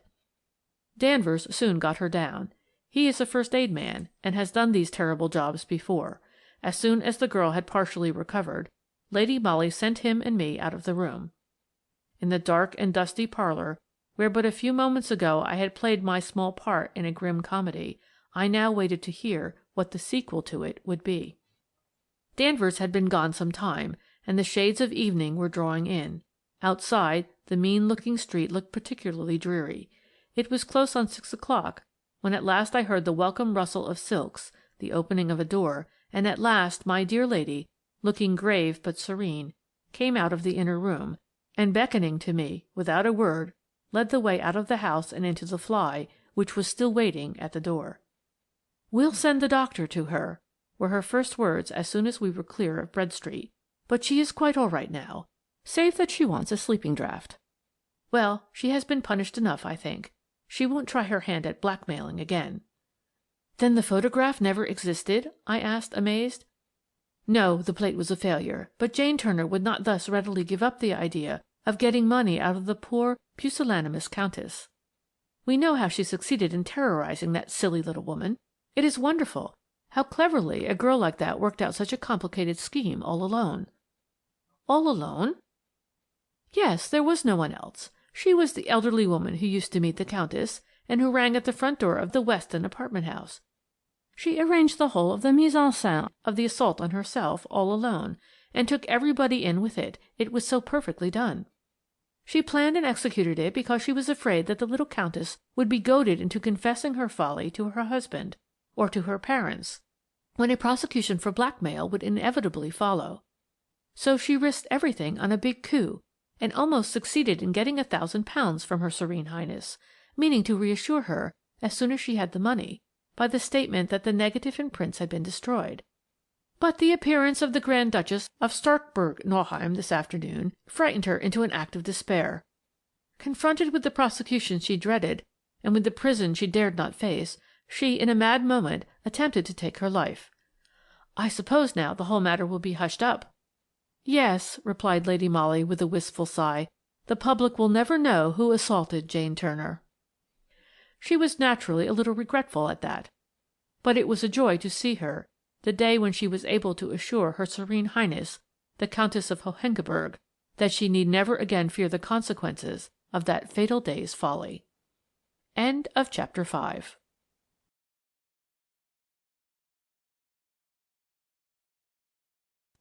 Chapter 6. A Castle in Brittany.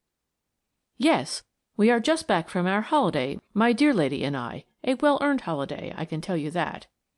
We went to Porhoët, you know, a dear little village in the hinterland of Brittany, not very far from the coast, an enchanting spot, hidden away in a valley, bordered by a mountain stream, wild, romantic, picturesque Brittany, in fact.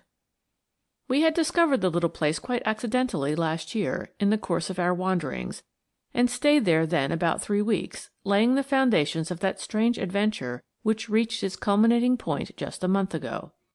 I don't know if the story will interest you, for Lady Molly's share in the adventure was purely a private one, and had nothing whatever to do with her professional work. At the same time, it illustrates in a very marked manner that extraordinary faculty which she possesses of divining her fellow creatures' motives and intentions. We had rooms and pension in the dear little convent on the outskirts of the village, close to the quaint church and the picturesque presbytery, and soon we made the acquaintance of the curé, a simple-minded, kindly old man, whose sorrow at the thought that 2 such charming English ladies as Lady Molly and myself should be heretics was more than counterbalanced by his delight in having someone of the great outside world, as he called it, to talk to, whilst he told us quite ingeniously something of his own simple life, of this village which he loved, and also of his parishioners. One personality among the latter occupied his thoughts and conversation a great deal, and I must say interested us keenly. It was that of Miss Angela de Genneville, who owned the magnificent château of Porhoët, one of the 7 wonders of architectural France. She was an Englishwoman by birth, being of a Jersey family, and was immensely wealthy, her uncle, who was also her godfather, having bequeathed to her the largest cigar factory in St. Heliers, besides £750,000 sterling. To say that Miss de Genneville was eccentric was but to put it mildly. In the village she was generally thought to be quite mad. The curé vaguely hinted that a tragic love story was at the bottom of all her eccentricities. Certain it is that, for no apparent reason, and when she was still a youngish woman, She had sold the Jersey business and realized the whole of her fortune. After 2 years of continuous travelling, she came to Brittany on a visit to her sister, the widowed Marquise de Terhoven, who owned a small property close to Port-Hoët, and lived there in retirement and poverty with their only son Amédée. Miss Angela de Genneville was agreeably taken with the beauty and quietude of this remote little village. The beautiful château of Port-Hoët being for sale at the time, she bought it, took out letters of naturalization, became a French subject, and from that moment never went outside the precincts of her newly acquired domain. She never returned to England, and, with the exception of the Curé and her own sister and nephew, saw no one beyond her small retinue of servants. But the dear old Curé thought all the world of her, for she was supremely charitable to him and to the poor, and scarcely a day passed but he told us something either of her kindness or of her eccentric ways. One day he arrived at the convent at an unaccustomed hour. We had just finished our simple déjeuner of steaming coffee and rolls when we saw him coming towards us across the garden. That he was excited and perturbed was at once apparent by his hurried gait and by the flush on his kindly face. He bade us a very hasty "Good morning, my daughters," and plunged abruptly into his subject. He explained with great volubility, which was intended to mask his agitation, that he was the bearer of an invitation to the charming English lady, a curious invitation, ah yes, perhaps, Mademoiselle de Genneville, very eccentric, but she is in great trouble, in very serious trouble, and very ill too. Now, poor lady, half paralyzed and feeble, yes, feeble in the brain, and then her nephew, the Marquis Amédée de Terhoven, such a misguided young man, who has got into bad company in that den of wickedness called Paris. Since then it has been debts, always debts. His mother is so indulgent, too indulgent, but an only son. The charming English ladies would understand. It was very sad, very, very sad, and no wonder Mademoiselle de Genneville was very angry. She had paid Monsieur le Marquis's debts once, twice, 3 times, but now she will not pay any more, but she is in great trouble and wants a friend, a female friend, one of her own country, she declares, for he himself, alas, was only a poor curé de village, and did not understand great ladies and their curious ways. It would be true Christian charity if the charming English lady would come and see mademoiselle. But her own sister, the Marquise, suggested Lady Molly, breaking in on the old man's volubility. Ah, her sister, of course, he replied with a sigh, Madame la Marquise. But then she is Monsieur le Marquis's mother, and the charming English lady would understand. A mother's heart, of course. But I am a complete stranger to Miss de Genneville, protested Lady Molly. Ah, but mademoiselle has always remained an Englishwoman at heart, replied the Curé. She said to me today, I seem to long for an Englishwoman's handshake, a sober-minded, sensible Englishwoman, to help me in this difficulty. Bring your English friend to me, Monsieur le Curé, if she will come to the assistance of an old woman who has no one to turn to in her distress. Of course, after that I knew that my dear lady would yield. Moreover, she was keenly interested in Miss de Genneville, and without further discussion she told Monsieur le Curé that she was quite ready to accompany him to the château of Port-Hoët. Of course, I was not present at the interview, but Lady Molly has so often told me all that happened and how it happened, and with such a wealth of picturesque and minute detail that sometimes I find it difficult to realize that I myself was not there in person. It seems that Monsieur le Curé himself ushered my lady into the presence of Miss Angela de Genneville. The old lady was not alone when they entered. Madame la Marquise de Terhoven, an elderly, somewhat florid woman, whose features, though distinctly coarse, recalled those of her sister, sat on a high-backed chair close to a table, on which her fingers were nervously drumming a tattoo, whilst in the window embrasure stood a young man, whose resemblance to both the ladies at once proclaimed him to Lady Molly's quick perception as the son of the one and the nephew of the other, the Marquis de Terhoven, in fact.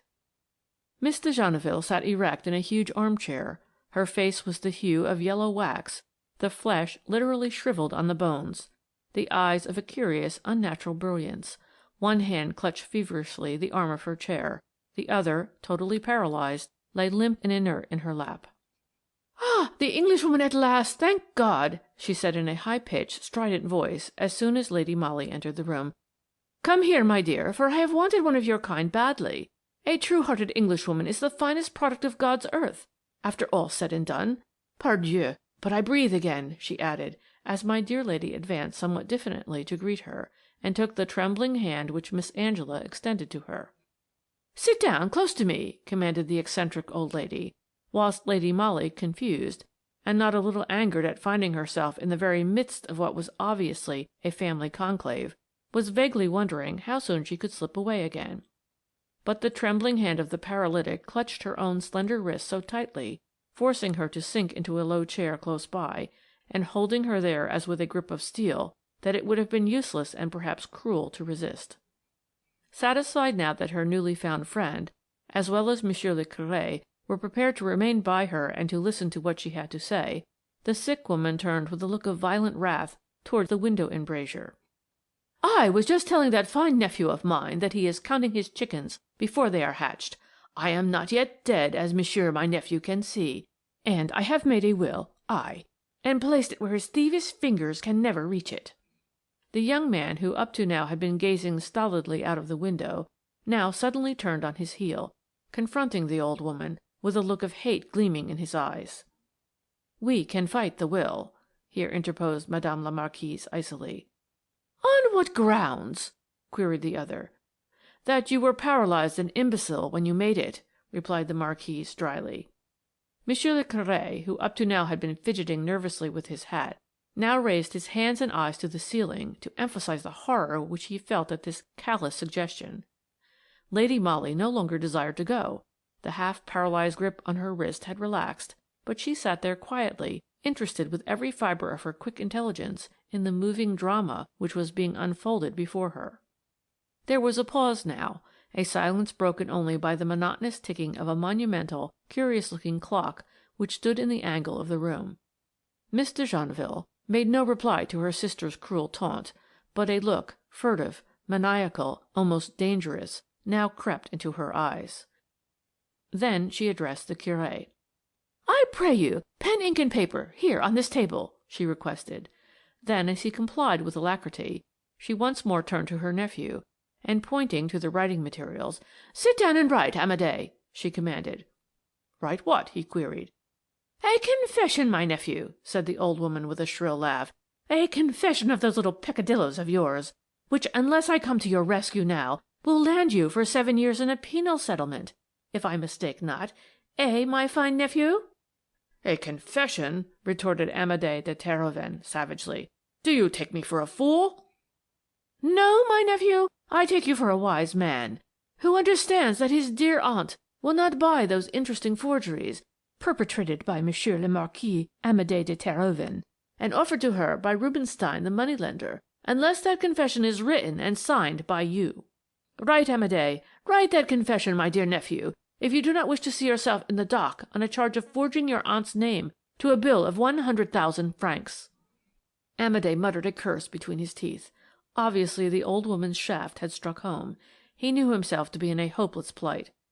It appears that a money-lender had threatened to send the forged bills to Monsieur le Procureur de la République unless they were paid within 24 hours, and no one could pay them but Miss de Genneville, who had refused to do it except at the price of this humiliating confession. A look of intelligence passed between mother and son.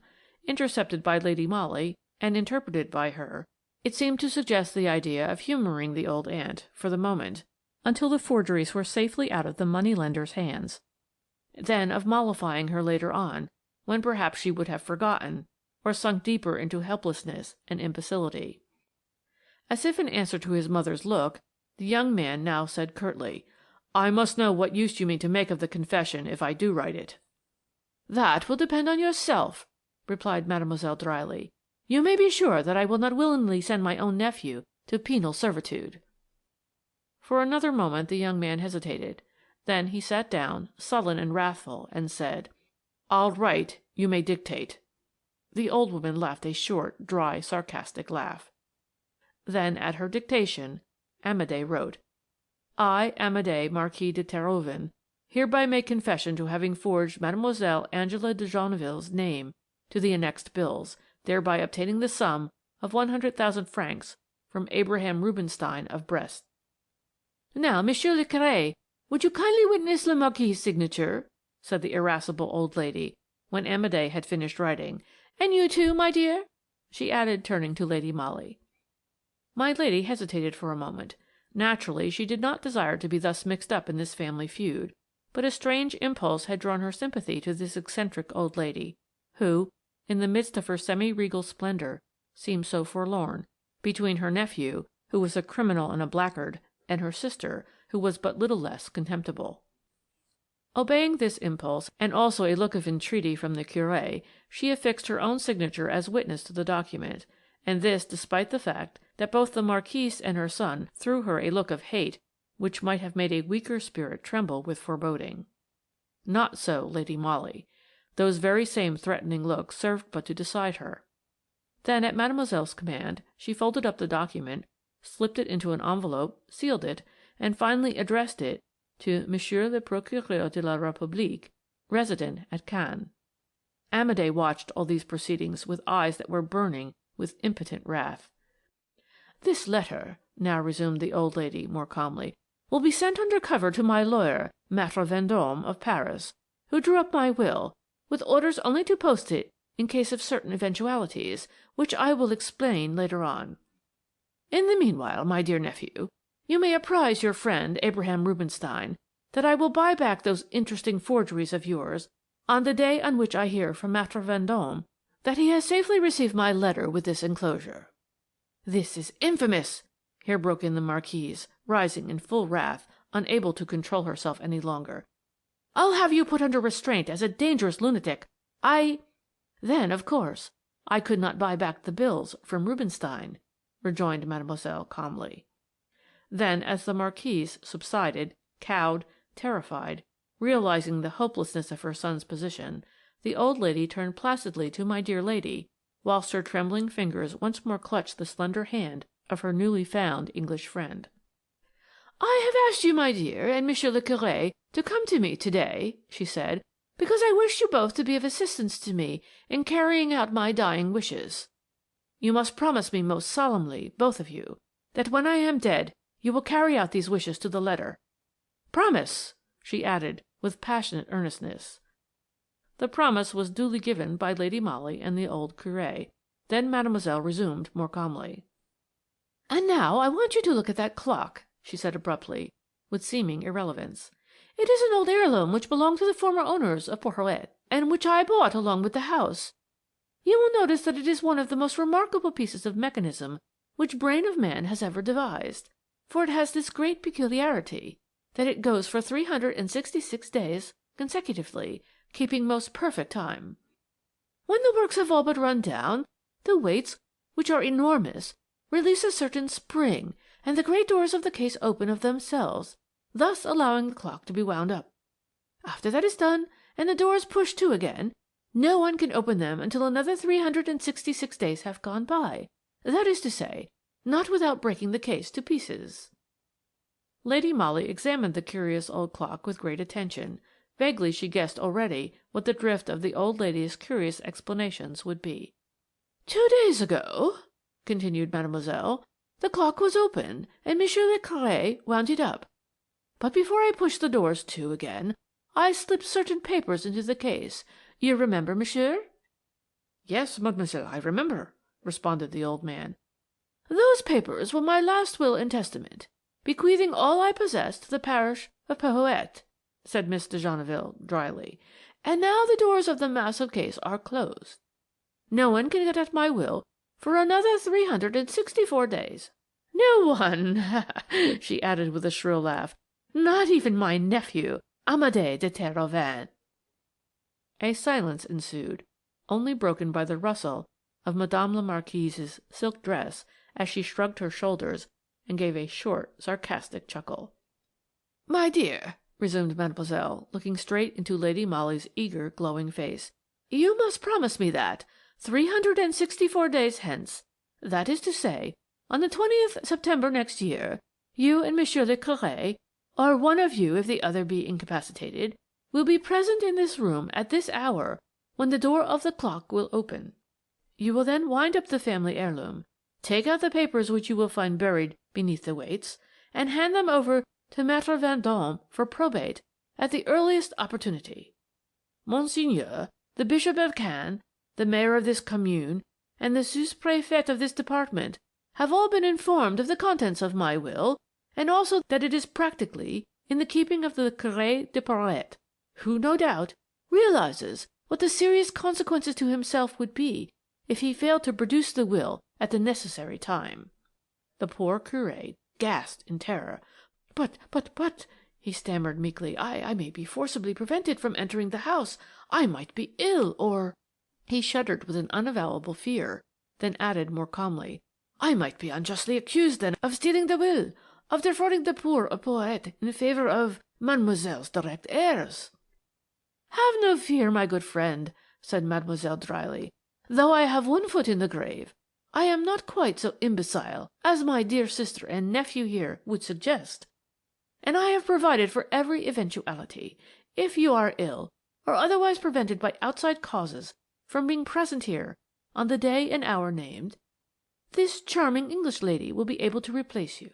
But if either of you is forcibly prevented from entering this house, or if having entered this room the slightest violence or even pressure is put upon you, or if you should find the clock broken, damaged, and stripped of its contents, all you need to do is apprise Maître Vendôme of the fact. He will know how to act." "What would he do?" "Send a certain confession we all know of to Monsieur le Procureur de la République," replied the old lady, fixing the young Marquis Amédé with her irascible eye. "That same confession," she continued lightly, "Maître Vendôme is instructed to destroy, if you, monsieur, and my English friend here, and the clock, are all undamaged on the eventful day." There was silence in the great dark room for a while, broken only by the sarcastic chuckle of the enfeebled invalid, tired out after this harrowing scene, wherein she had pitted her half-maniacal ingenuity against the greed and rapacity of a conscienceless roué. That she had hemmed her nephew and sister in on every side could not be denied. Lady Molly herself felt somewhat awed at this weird revenge conceived by the outraged old lady against her grasping relatives. She was far too interested in the whole drama to give up her own part in it, and as she subsequently explained to me, she felt it her duty to remain the partner and co-worker of the poor Curé in this dangerous task of securing to the poor of Porhoët the fortune which otherwise would be squandered away on gaming tables and racecourses. For this, and many reasons too complicated to analyse, she decided to accept her share in the trust imposed upon her by her newly found friend. Neither the Marquise nor her son took any notice of Lady Molly as she presently took leave of Mademoiselle de Genneville, who at the last made her take a solemn oath that she would stand by the Curé and fulfil the wishes of a dying and much wronged woman. Much perturbed, Monsieur le Curé went away. Lady Molly went several times after that to the Château of Porhoët to see the invalid, who had taken a violent fancy to her. In October we had, perforce, to return to England and to work, and the following spring we had news from the Curé that Mademoiselle de Genneville was dead. Lady Molly had certainly been working too hard, and was in a feeble state of health when we reached Porhoët the following 19th of September, less than 24 hours before the eventful moment when the old clock would reveal the will and testament of Mademoiselle de Genneville. We walked straight from the station to the presbytery, anxious to see the Curé and to make all arrangements for tomorrow's business. To our terrible sorrow and distress, we were informed by the housekeeper that the Curé was very seriously ill at the hospital at Brest, whither he had been removed by the doctor's orders. This was the first inkling I had that things would not go as smoothly as I had anticipated. Miss de Genneville's dispositions with regard to the sensational disclosure of her will had, to my mind, been so ably taken that it had never struck me until now that the Marquise de Terhoven and her precious son would make a desperate fight before they gave up all thoughts of the coveted fortune. I imagined the Marquis hemmed in on every side, any violence offered against the Curé or Lady Molly when they entered the château in order to accomplish the task allotted to them being visited by the sending of the confession to Monsieur le Procureur de la République, when prosecution for forgery would immediately follow. Damage to the clock itself would be punished in the same way. But I had never thought of sudden illness, of, heaven help us, poison or unaccountable accidents to either the Curé or to the woman I loved best in all the world. No wonder Lady Molly looked pale and fragile as, having thanked the housekeeper, we found our way in silence to the convent where we had once again engaged rooms. Somehow the hospitality shown us last year had lost something of its cordiality. Moreover, our bedrooms this time did not communicate with one another, but opened out independently onto a stone passage. The sister who showed us upstairs explained, somewhat shamefacedly, that as the Mother Superior had not expected us, she had let the room which was between our two bedrooms to a lady visitor who, however, was ill in bed at the present moment. That sixth sense, of which so much has been said and written, but which I will not attempt to explain, told me plainly enough that we were no longer amidst friends in the convent. Had bribery been at work? Was the lady visitor a spy set upon our movements by the Terhovens? It was impossible to say. I could no longer chase away the many gloomy forebodings which assailed me the rest of that day and drove away sleep during the night. I can assure you that in my heart I wished all eccentric old ladies and their hidden wills at the bottom of the sea. My dear lady was apparently also very deeply perturbed. Any attempt on my part to broach the subject of Miss de Genneville's will was promptly and authoritatively checked by her. At the same time I knew her well enough to guess that all these nameless dangers which seemed to have crept up round her only served to enhance her determination to carry out her old friend's dying wishes to the letter. We went to bed quite early, for the first time without that delightful final gossip, when events, plans, surmises, and work were freely discussed between us. The unseen lady visitor in the room which separated us acted as a wet blanket on our intimacy. I stayed with Lady Molly until she was in bed. She hardly talked to me whilst she undressed, but when I kissed her good night she whispered almost inaudibly right into my ear, "The Terhoven factor are at work. They may waylay you and offer you a bribe to keep me out of the chateau tomorrow. Pretend to fall in with their views. Accept all bribes and place yourself at their disposal. I must not say more now.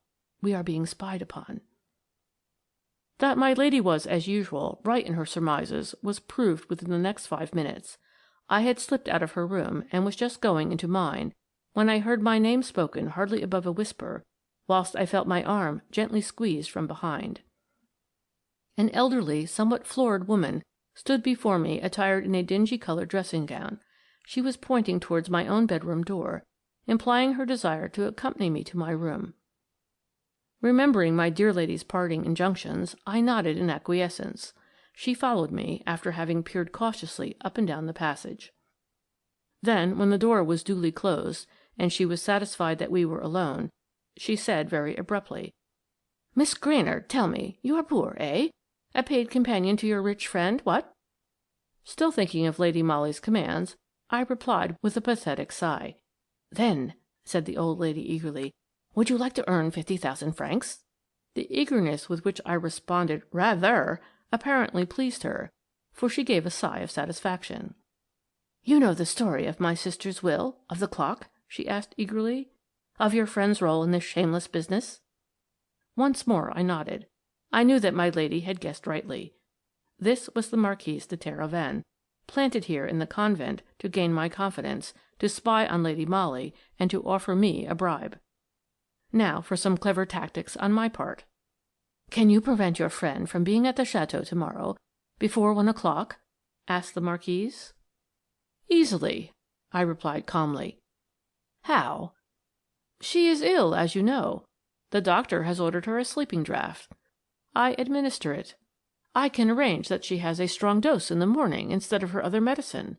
She will sleep till the late afternoon." I rattled this off glibly in my best French. Madame la Marquise heaved a deep sigh of relief. "Ah, that is good," she said. "Then listen to me. Do as I tell you, and tomorrow you will be richer by 50,000 francs. Come to the chateau in the morning, dressed in your friend's clothes. My son will be there. Together you will assist in the opening of the secret doors, and when my son has wound up the old clock himself, he will place 50,000 francs in your hands." "But Monsieur le Curé?" I suggested tentatively. "He is ill," she replied curtly. But as she spoke these 3 words, there was such an evil sneer in her face, such a look of cruel triumph in her eyes, that all my worst suspicions were at once confirmed. Had these people's unscrupulous rapacity indeed bribed some needy country practitioner to put the Curé temporarily out of the way? It was too awful to think of. And I can tell you that I needed all my presence of mind, all my desire to act my part bravely and intelligently to the end, not to fly from this woman in horror. She gave me a few more instructions with regard to the services which she and her precious son would expect of me on the morrow. It seems that, some time before her death, Miss de Genneville had laid strict injunctions on two of her most trusted men-servants to remain in the château and to be on the watch on the eventful 20th day of September of this year, lest any serious violence be done to the English lady or to the Curé.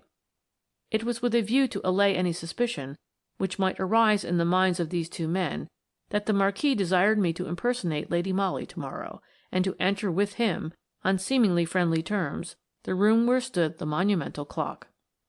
For these services, together with those whereby Lady Molly was to be sent into a drugged sleep whilst the theft of the will was being carried through, I, Mary Granard, was to receive from Monsieur le Marquis de Terhoven the sum of 50,000 francs. All these matters being settled to this wicked woman's apparent satisfaction, she presently took hold of both my hands, shook them warmly, and called me her dearest friend, assured me of everlasting gratitude, and finally, to my intense relief, slipped noiselessly out of my room. I surmised, I think correctly, that Madame la Marquise would spend most of the night with her ear glued to the thin partition which separated her room from that of Lady Molly. So I did not dare to go and report myself and the monumentous conversation which I had just had, and vaguely wondered when I should have an opportunity of talking matters over with my dear lady, without feeling that a spy was at my heels. The next morning when I went into her room, to my boundless amazement, and before I had time to utter a word, she moaned audibly, as if in great pain, and said feebly but very distinctly, "Oh, Mary, I'm so glad you've come. I feel terribly ill. I haven't had a wink of sleep all night, and I am too weak to attempt to get up." Fortunately, my perceptions had not been dulled by the excitement of the past few hours, and I could see that she was not so ill as she made out. Her eyes sought mine, and as I approached her bed, and her lips alone framed the words which I believe I interpreted correctly, "Do as they want. I stay in bed. We'll explain later." Evidently she had reason to think that we were being closely watched, but what I could not understand was, what did she expect would happen if she herself were not present when the opening of the clock door would disclose the will? Did she want me to snatch the document, to bear the brunt of the Terhovens' wrath and disappointment? It was not like her to be afraid of fulfilling a duty, however dangerous that fulfilment might prove, and it certainly was not like her to break a promise given to a dying person. But of course my business was to obey. Assuming that our movements were being watched, I poured out a dose of medicine for my dear lady, which she took and then fell back on her pillows as if exhausted. "I think I could sleep now, Mary," she said, "but wake me later on. I must be at the château by 12 o'clock, you know." As one of Lady Molly's boxes was in my room, I had no difficulty in arraying myself in some of her clothes. Thus equipped and closely veiled, still ignorant of my lady's plans, anxious but determined to obey like a soldier, blindly and unquestioningly, I made my way to the château a little before noon. An old butler opened the door in answer to my ring, and in the inner hall sat the Marquise de Terhoven, whilst her son was walking agitatedly up and down. "Ah, here comes my lady," said the Marquise with easy unconcern. "You have come, my lady," she added, rising and taking my hand, "to perform a duty which will rob my son of a fortune which by right should have been his. We can put no hindrance in your way, under penalty of an appalling disgrace which would then fall on my son. Moreover, my late sister has filled this house with guards and spies, so believe me, you need have no fear. You can perform your duty undisturbed. Perhaps you will not object to my son keeping you company? My precious sister had the door of her room removed before her death, and a curtain put in its stead." She concluded with what was intended to be a sneer of a disappointed fortune hunter. "So the least call from you will bring her spies to your assistance." Without a word, the Marquis and I bowed to one another. Then, preceded by the old family butler, we went up the monumental staircase to what I suppose had been the eccentric old lady's room. The butler drew the portière curtain aside, and he remained in the corridor whilst we went within. There stood the massive clock exactly as my lady had often described it to me. It was ticking with slow and deep-toned majesty. Monsieur le Marquis pointed to an armchair for me. He was obviously in a state of terrible nerve tension. He could not sit still, and his fingers were incessantly clasped and unclasped with a curious febrile movement, which betrayed his intense agitation. I was about to make a remark when he abruptly seized my wrist, placed one finger to his lips, and pointed in the direction of the portière. Apparently he thought that someone was on the watch outside, but the clock itself was so placed that it could not be seen by anyone who was not actually in the room. After that we were both silent, whilst the old piece of mechanism ticked on relentlessly, still hiding the secret which it contained. I would have given 2 years' salary to know what Lady Molly would have wished me to do. Frankly, I fully expected to see her walk in at any moment. I could not bring myself to believe that she meant to shirk her duty.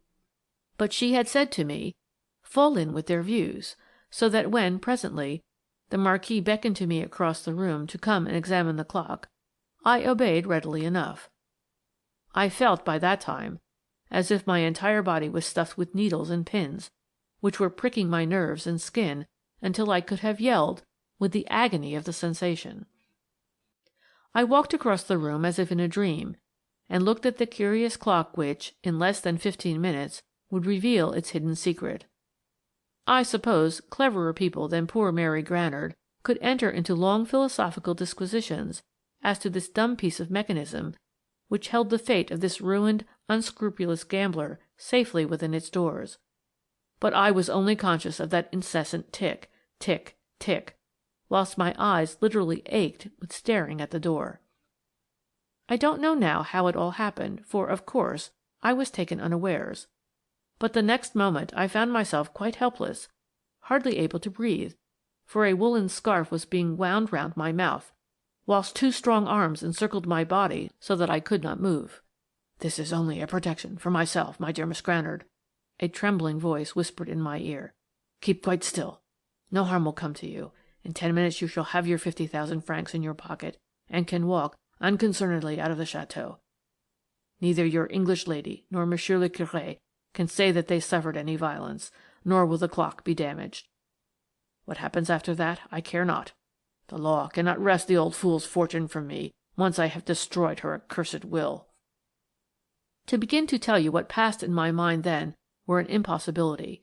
Did I actually guess what would happen, and what my dear lady had planned? Or was it merely the engrafted sympathy which exists between her and me which caused me to act blindly in accordance with her wishes? "Fall in with their views, take their bribes," she had said, and I, like a soldier, obeyed this command to the letter. I remained absolutely still, scarcely moving an eyelid as I watched the face of the clock, the minutes speeding on, now 3, now 5, now 10. I could hear the Marquis's stertorous breathing close beside me. Was I dreaming, or did I really see now a dark line, the width of a hair, between the massive double doors of the clock case? Oh, how my pulses throbbed! The dark line was widening perceptibly. The doors were slowly opening. For the moment I almost felt in sympathy with the blackguard who was on the watch with me. His agitation must have been the most exquisite torture. Now we could distinctly see the glimmer of white paper, not pressed down by the ponderous weights, but lying loosely just inside the doors, and anon, as the aperture widened, the papers fell out just at my feet. With a smothered, gurgling exclamation which I will not attempt to describe, the Marquis literally fell on that paper, like a hungry beast upon its prey. He was on his knees before me, and I could see that the paper was a square envelope which, with a trembling hand, he tore open. It contained a short document whereon the signature Amédée de Terhoven was clearly visible. It was the confession of forgery made by the young Marquis just a year ago. There were also a few banknotes, some 100,000 francs, perhaps. The young man threw them furiously aside, and once more turned to the clock. The doors were wide open, but they revealed nothing save the huge and complicated mechanism of the clock. Mademoiselle de Genneville, eccentric and far-seeing to the last, had played this gigantic hoax on her scheming relatives. whilst they directed all their unscrupulous energies towards trying to obtain possession of her will in one place, she had calmly put it securely somewhere else. Meanwhile, Monsieur le Marquis had sufficient presence of mind, and, I must own, sufficient dignity, not only to release me from my bonds, but also to offer me the 50,000 francs which he had promised me. "I can wind up the clock now," he said dully, "and you can walk straight out of this place. No one need know that you impersonated your friend. She, no doubt, knew of this hoax. Therefore we found the scheme to keep her out of the way so easy of accomplishment. It was a grisly joke, wasn't it? How the old witch must be chortling in her grave." Needless to say, I did not take his money. He escorted me downstairs silently, subdued, no doubt, by the spirit of hatred which had followed him up from the land of shadows. He even showed no surprise when, on reaching the hall, he was met by his late aunt's lawyer, Maître Vendôme, and also by Lady Molly, who had just arrived. Madame la Marquise de Terhoven was nowhere to be seen. My dear lady smiled at me approvingly, and when I came near she contrived to draw me aside and to whisper hurriedly, "You have done admirably, Mary. I came to fetch you. But now that this young blackguard is thoroughly outwitted, we may as well go, for our work here is done." The Marquis did not even glance at her as she slightly bowed her head to him, took leave of Maître Vendôme, and finally walked out of the château with me.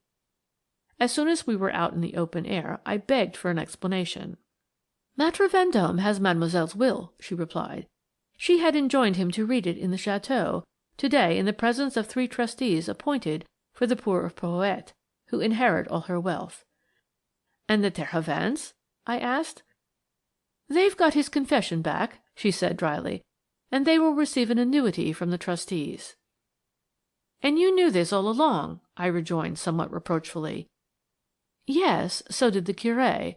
But mademoiselle made me swear a most solemn oath not to reveal her secret, even to you. She was so afraid of the machinations of the Terhovens.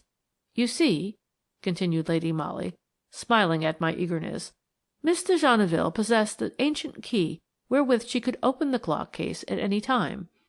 Obviously, even so perfect a piece of mechanism might go wrong, when examination and readjustment of the works would be necessary. After the family conclave wherein she had announced that her will was hidden in the clock, I, at my next interview with her, begged her to modify this idea, to send her will to her solicitor, but to leave the Terhovens under the impression that it was still lying in its strange hiding-place. At first she refused to listen to me or to discuss the subject, but I am happy to say that I finally succeeded in persuading her, with what result you already know." "But poor Monsieur the Curé!" I ejaculated. Her bright eyes gleamed with merriment. "Oh, that was the final little hoax. He himself, poor dear, was afraid lest he might blurt out the whole thing. His illness was partly a sham, and he is quite all right again now, but the doctor at the Brest Hospital is a great friend of his, and is keeping him there until all this business has blown over." "I was the only one who was kept in the dark," I concluded ruefully. "Yes, Mary dear," said my dear lady gently. "It was a promise, remember. But I never thought that we should get so much excitement outside our own professional work." It certainly had been a non-professional experience, but here too, as in the detection of crime, her keen intuition had proved more than a match for an unscrupulous blackguard. And certainly on the 20th day of September last, I lived through the most exciting 10 minutes of my life. End of Chapter 6.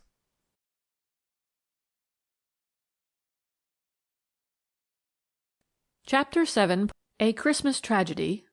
It was a fairly merry Christmas party, although the surliness of our host somewhat marred the festivities. But imagine 2 such beautiful young women as my own dear lady and Margaret Ceely, and a Christmas Eve Cinderella in the beautiful ballroom at Clevere Hall, and you will understand that even Major Ceely's well-known cantankerous temper could not altogether spoil the merriment of a good old-fashioned festive gathering. It is a far cry from a Christmas Eve party to a series of cattle-maiming outrages, yet I am forced to mention these now, for although they were ultimately proved to have no connection with the murder of the unfortunate Major, yet they were undoubtedly the means whereby the miscreant was enabled to accomplish the horrible deed with surety, swiftness, and, as it turned out afterwards, a very grave chance of immunity. Everyone in the neighborhood had been taking the keenest possible interest in those dastardly outrages against innocent animals. They were either the work of desperate ruffians who stick at nothing in order to obtain a few shillings, or else of madmen with weird propensities for purposeless crimes. Once or twice suspicious characters had been seen lurking about in the fields, and on more than one occasion a cart was heard in the middle of the night driving away at furious speed. Whenever this occurred, the discovery of a fresh outrage was sure to follow. But so far, the miscreants had succeeded in baffling not only the police, but also the many farm hands who had formed themselves into a band of volunteer watchmen, determined to bring the cattle maimers to justice. We had all been talking about these mysterious events during the dinner which preceded the dance at Clevere Hall. But later on, when the young people had assembled, and when the first strains of the Merry Widow waltz had set us aglow with prospective enjoyment, the unpleasant topic was wholly forgotten. The guests went away early, Major Ceely as usual doing nothing to detain them, and by midnight all of us who were staying in the house had gone up to bed. My dear lady and I shared a bedroom and dressing-room together, our windows giving on the front. Clevere Hall is, as you know, not very far from York, on the other side of Bishopthorpe, and is one of the finest old mansions in the neighbourhood, its only disadvantage being that, in spite of the gardens being very extensive in the rear, the front of the house lies very near the road. It was about 2 hours after I had switched off the electric light and called out "Good night" to my dear lady, that something roused me out of my first sleep. Suddenly I felt very wide awake, and sat up in bed. Most unmistakably, though still from some considerable distance along the road, came the sound of a cart being driven at unusual speed. Evidently my dear lady was also awake. She jumped out of bed, and drawing aside the curtains, looked out of the window. The same idea had, of course, flashed upon us both at the very moment of waking. All the conversations anent the cattle maimers and their cart, which we had heard since our arrival at Clevere, recurring to our minds simultaneously. I had joined Lady Molly beside the window, and I don't know how many minutes we remained there in observation, not more than 2 probably, for anon the sound of the cart died away in the distance along a side road. Suddenly we were startled with a terrible cry of "Murder! Help! Help!" issuing from the other side of the house, followed by an awful, deadly silence.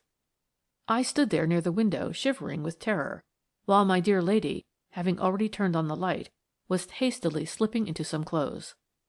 The cry had, of course, aroused the entire household, but my dear lady was even then the first to get downstairs, and to reach the garden door at the back of the house, whence the weird and despairing cry had undoubtedly proceeded.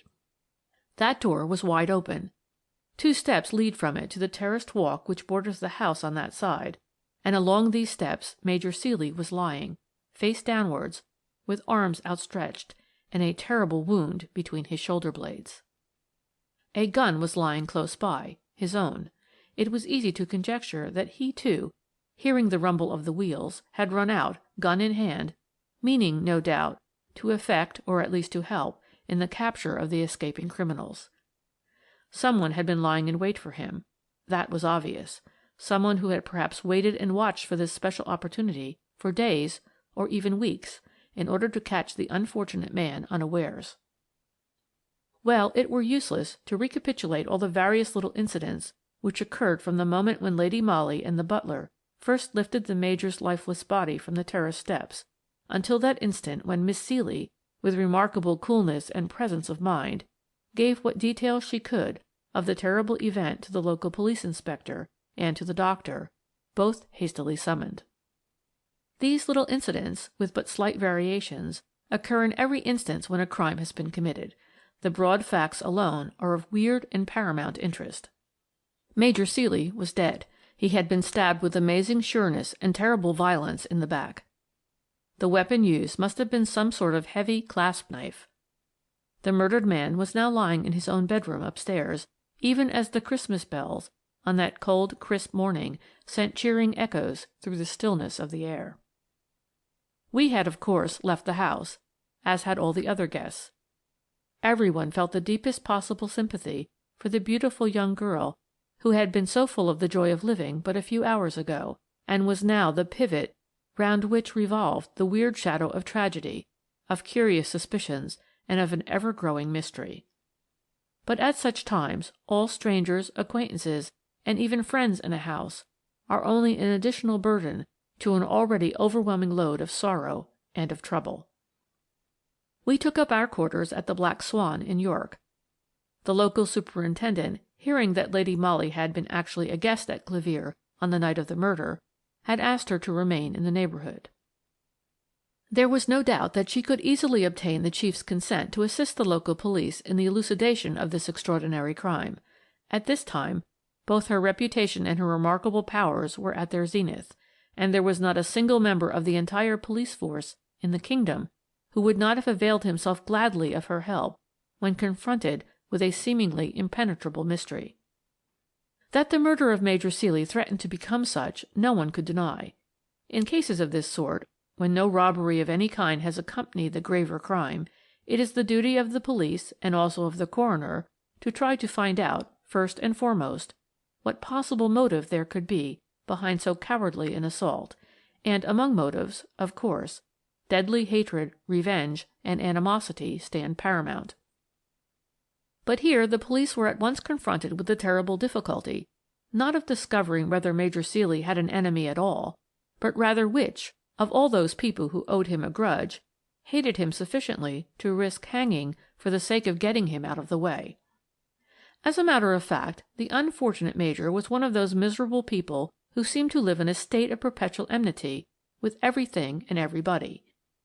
Morning, noon, and night he grumbled, and when he did not grumble he quarrelled, either with his own daughter, or with the people of his household, or with his neighbours. I had often heard about him and his eccentric, disagreeable ways from Lady Molly, who had known him for many years. She, like everybody in the county who otherwise would have shunned the old man, kept a semblance of friendship with him for the sake of his daughter. Margaret Ceely was a singularly beautiful girl, and as the Major was reputed to be very wealthy, these two facts perhaps combined to prevent the irascible gentleman from living in quite so complete an isolation as he would have wished. Mammas of marriageable young men vied with one another in their welcome to Miss Ceely at garden parties, dances, and bazaars. Indeed, Margaret had been surrounded with admirers ever since she had come out of the schoolroom. Needless to say, the cantankerous Major received these pretenders to his daughter's hand not only with insolent disdain, but at times even with violent opposition. In spite of this, the moths fluttered round the candle, and amongst this venturesome tribe none stood out more prominently than Mr. Lawrence Smethick, son of the M.P. for the Pakethorpe division. Some folk there were who vowed that the young people were secretly engaged, in spite of the fact that Margaret was an outrageous flirt, and openly encouraged more than one of her crowd of adorers. Be that as it may, one thing was very certain, namely, that Major Ceely did not approve of Mr. Smethick any more than he did of the others, and there had been more than one quarrel between the young man and his prospective father-in-law. On that memorable Christmas Eve at Clevere, none of us could fail to notice his absence, whilst Margaret, on the other hand, had shown marked predilection for the society of Captain Glynn, who, since the sudden death of his cousin, Viscount Heslington, Lord Ullesthorpe's only son, who was killed in the hunting field last October, if you remember, had become heir to the earldom and its £40,000 a year. Personally, I strongly disapproved of Margaret's behaviour the night of the dance. Her attitude with regard to Mr. Smethick, whose constant attendance on her had justified the rumour that they were engaged, being more than callous. On the morning of December 24th, Christmas Eve in fact, the young man had called at Clevere. I remember seeing him just as he was being shown into the boudoir downstairs.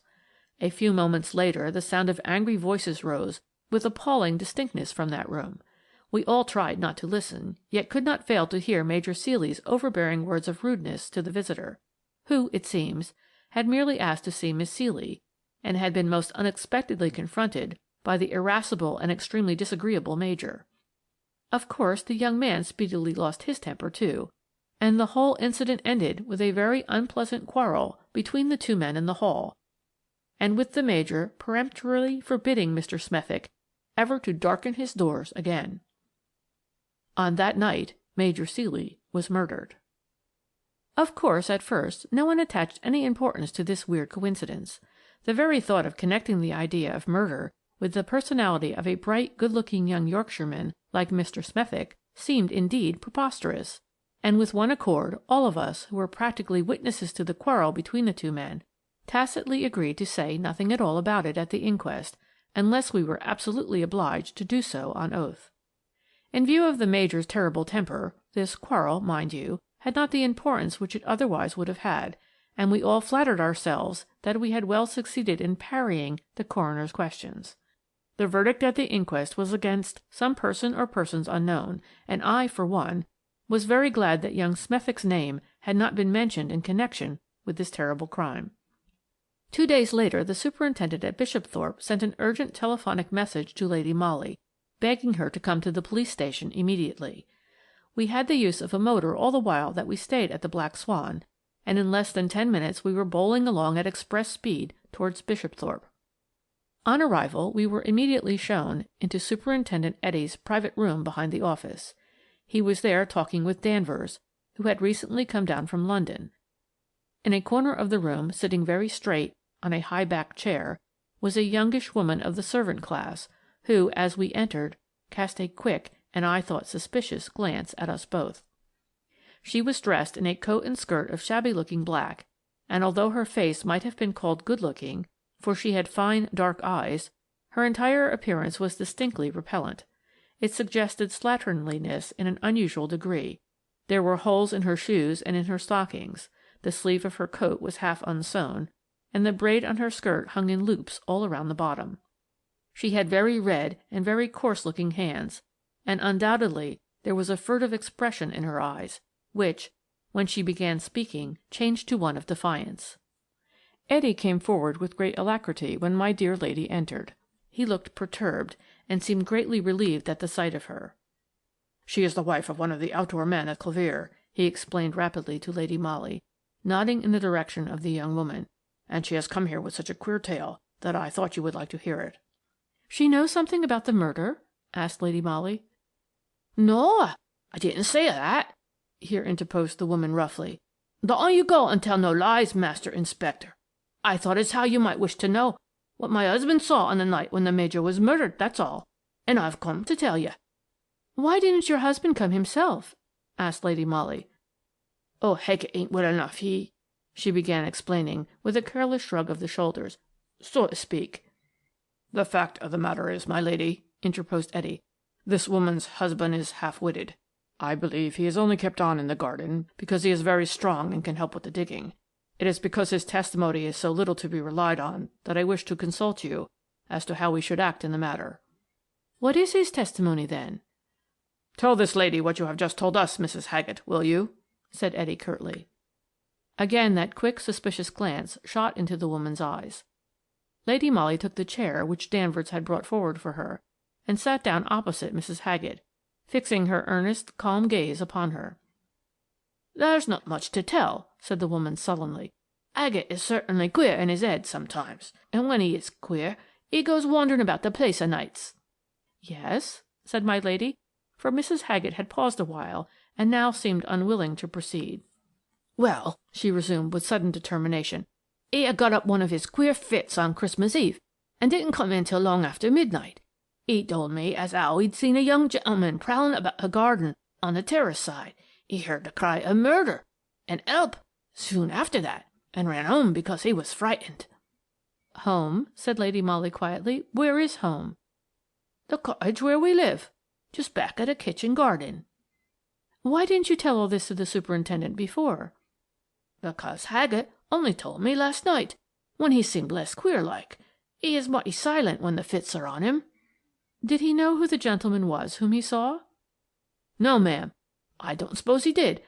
Leastwise, he wouldn't say, but—" "Yes, but—" "He found this in the garden yesterday," said the woman, holding out a screw of paper which apparently she had held tightly clutched up till now. "And maybe that's what brought Christmas Eve and the murder back to his mind." Lady Molly took the thing from her and undid the soiled bit of paper with her dainty fingers. The next moment she held up for Eddy's inspection a beautiful ring composed of an exquisitely carved moonstone, surrounded with diamonds of unusual brilliance. At the moment the setting and the stones themselves were marred by scraps of sticky mud which clung to them, the ring obviously having lain on the ground, and perhaps being trampled on for some days, and then been only very partially washed. "At any rate you can find out the ownership of the ring," commented my dear lady after a while, in answer to Etty's silent attitude of expectancy. "There would be no harm in that." Then she turned once more to the woman. "I'll walk with you to your cottage, if I may," she said decisively, "and have a chat with your husband. Is he at home?" I thought Mrs. Haggett took this suggestion with marked reluctance. I could well imagine from her own personal appearance that her home was most unlikely to be in a fit state for a lady's visit. However, she could, of course, do nothing but obey, and after a few muttered words of grudging acquiescence, she rose from her chair and stalked towards the door, leaving my lady to follow as she chose. Before going, however, she turned and shot an angry glance at Etty. "You'll give me back the ring, Master Inspector," she said with her usual tone of sullen defiance. "Findings is keepings, you know."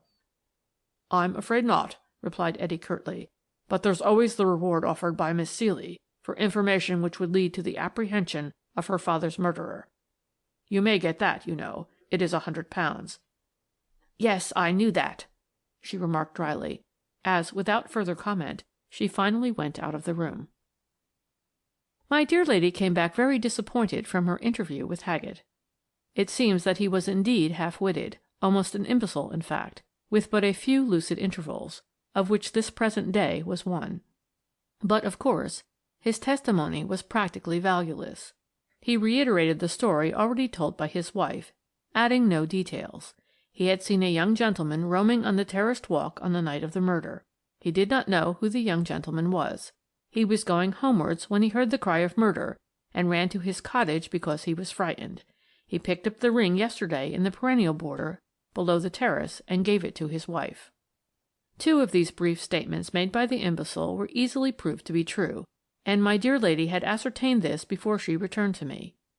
One of the Clevere under-gardeners said he had seen Haggett running home in the small hours of that fateful Christmas morning. He himself had been on the watch for the cattle-maimers that night, and remembered the little circumstance quite plainly. He added that Haggett certainly looked to be in a panic. Then Newby, another outdoor-man at the Hall, saw Haggett pick up the ring in the perennial border and advised him to take it to the police.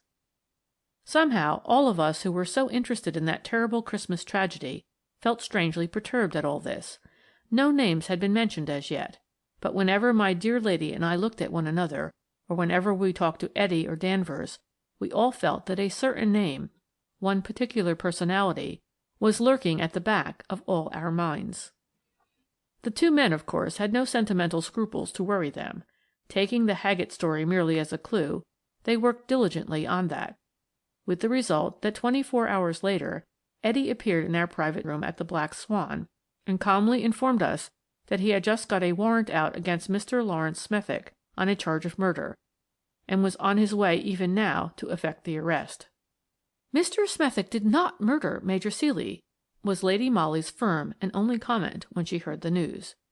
"Well, my lady, that's as it may be," rejoined Etty, speaking with that deference with which the entire force invariably addressed my dear lady.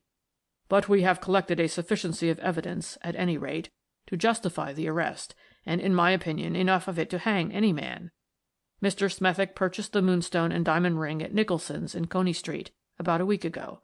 He was seen abroad on Christmas Eve by several persons, loitering about the gates of Clevere Hall, somewhere about the time when the guests were leaving after the dance, and again, some few moments after the first cry of murder had been heard. His own valet admits that his master did not get home that night until long after 2 a.m., whilst even Miss Granard here won't deny that there was a terrible quarrel between Mr. Smethick and Major Ceely less than 24 hours before the latter was murdered." Lady Molly offered no remark to this array of facts which Etty had thus pitilessly marshalled before us, but I could not help from exclaiming, "Mr. Smethick is innocent, I am sure." "I hope for his sake he may be," retorted Etty gravely, "but somehow 'tis a pity that he don't seem to be able to give a good account of himself between midnight and 2 o'clock on Christmas morning." "Oh," I ejaculated, "what does he say about that?" "Nothing," said the man dryly. "That's just the trouble." Well, of course, as you who read the papers will doubtless remember, Mr. Lawrence Smethick, son of Colonel Smethick, M.P. of Pakethorpe Hall, Yorks, was arrested on the charge of having murdered Major Ceely on the night of December 24th, 25th, and after the usual magisterial inquiry was duly committed to stand his trial at the next York Assizes. I remember well that, throughout his preliminary ordeal, young Smethick bore himself like one who had given up all hope of refuting the terrible charges brought against him, and, I must say, the formidable number of witnesses which the police brought up against him more than explained that attitude. Of course, Haggett was not called, but as it happened, there were plenty of people to swear that Mr. Lawrence Smethick was seen loitering round the gates of Clevere Hall after the guests had departed on Christmas Eve. The head gardener, who lives at the lodge, actually spoke to him, and Captain Glynn, leaning out of his brougham, was heard to exclaim, "Hello, Smethick! What are you doing here at this time of night?" And there were others too. To Captain Glynn's credit, be it here recorded, he tried his best to deny having recognized his unfortunate friend in the dark. Pressed by the magistrate, he said obstinately, "I thought at the time that it was Mr. Smethick standing by the lodge gates, but on thinking the matter over, I feel sure that I was mistaken." On the other hand, what stood dead against young Smethick was, firstly, the question of the ring, and then the fact that he was seen in the immediate neighbourhood of Clevere, both at midnight and again at about 2, when some men, who had been on the watch for the cattle maimers, saw him walking away rapidly in the direction of Pakethorpe. What was, of course, unexplainable and very terrible to witness was Mr. Smethick's obstinate silence with regard to his own movements during those fatal hours on that night. He did not contradict those who said that they had seen him at or about midnight near the gates of Clevere, nor his own valet's statement as to the hour when he returned home. All he said was that he could not account for what he did between the time when the guests left the hall and he himself went back to Pakethorpe. He realized the danger in which he stood, and what caused him to be silent about a matter which might mean life or death to him could not be easily conjectured. The ownership of the ring he could not and did not dispute. He had lost it in the grounds of Clevere, he said, but the jeweller in Coney Street swore that he had sold the ring to Mr. Smethick on the 8th of December, whilst it was a well-known and an admitted fact that the young man had not openly been inside the gates of Clevere for over a fortnight before that. On this evidence, Lawrence Smethick was committed for trial. Though the actual weapon with which the unfortunate major had been stabbed had not been found, nor its ownership traced, there was such a vast array of circumstantial evidence against the young man that bail was refused. He had, on the advice of his solicitor, Mr. Grayson, one of the ablest lawyers in York, reserved his defence, and on that miserable afternoon at the close of the year, we all filed out of the crowded court, feeling terribly depressed and anxious. My dear lady and I walked back to our hotel in silence.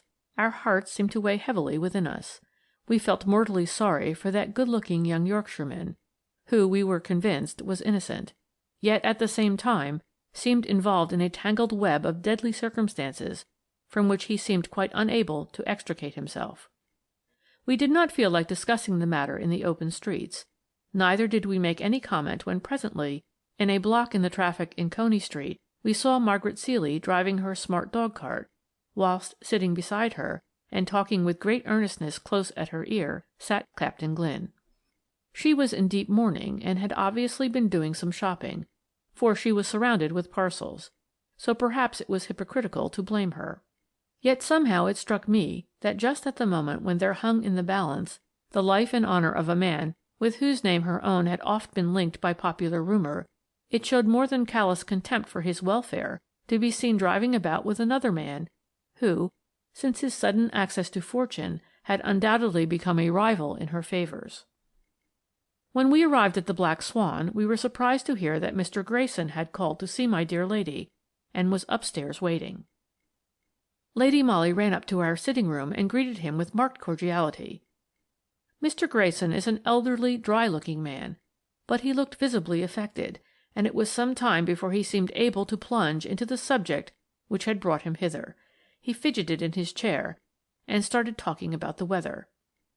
"I am not here in a strictly professional capacity, you know," said Lady Molly presently, with a kindly smile and with a view to helping him out of his embarrassment. "Our police, I fear me, have an exaggerated view of my capacities, and the men here have asked me unofficially to remain in the neighbourhood and give them my advice if they should require it. Our chief is very lenient to me and has allowed me to stay. Therefore, if there is anything I can do—" Indeed there is, ejaculated Mr. Grayson with sudden energy. From all I hear, there is not another soul in the kingdom but you who can save this innocent man from the gallows. My dear lady heaved a little sigh of satisfaction. She had all along wanted to have a more important finger in that Yorkshire pie. "Mr. Smethick?" she said. Yes, my unfortunate young client, replied the lawyer. I may as well tell you, he resumed after a slight pause, during which he seemed to pull himself together, as briefly as possible what occurred on December 24th last, and on the following Christmas morning.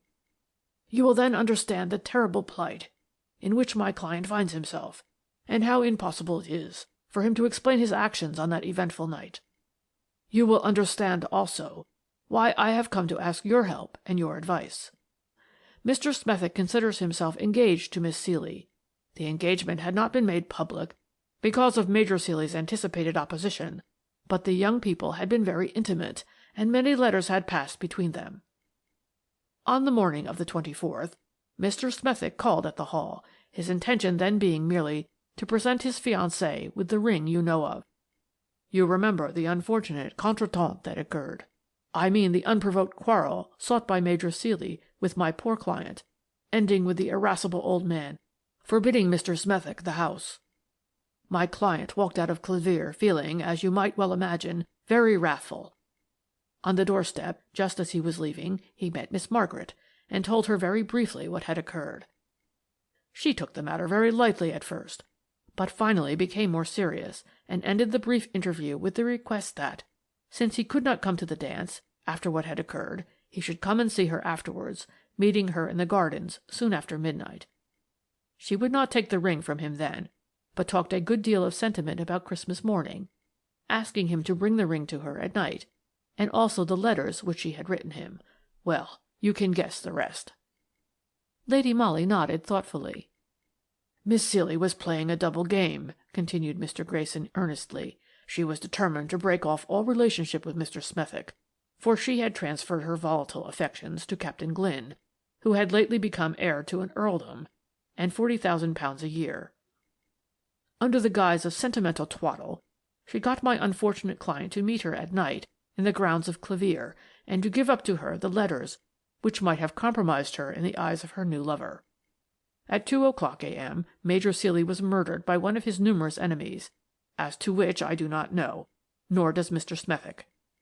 He had just parted from Miss Ceely at the very moment when the first cry of murder roused Clevere from its slumbers.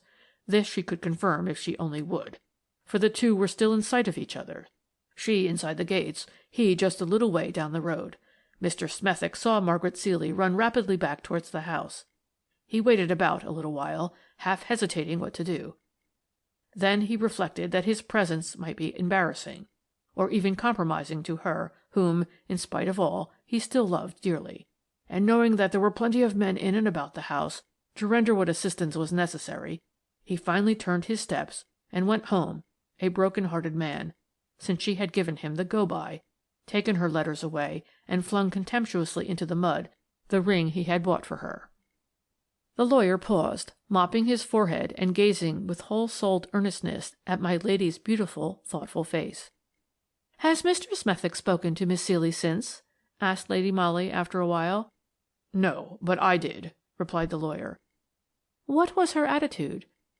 "One of bitter and callous contempt. She denies my unfortunate client's story from beginning to end.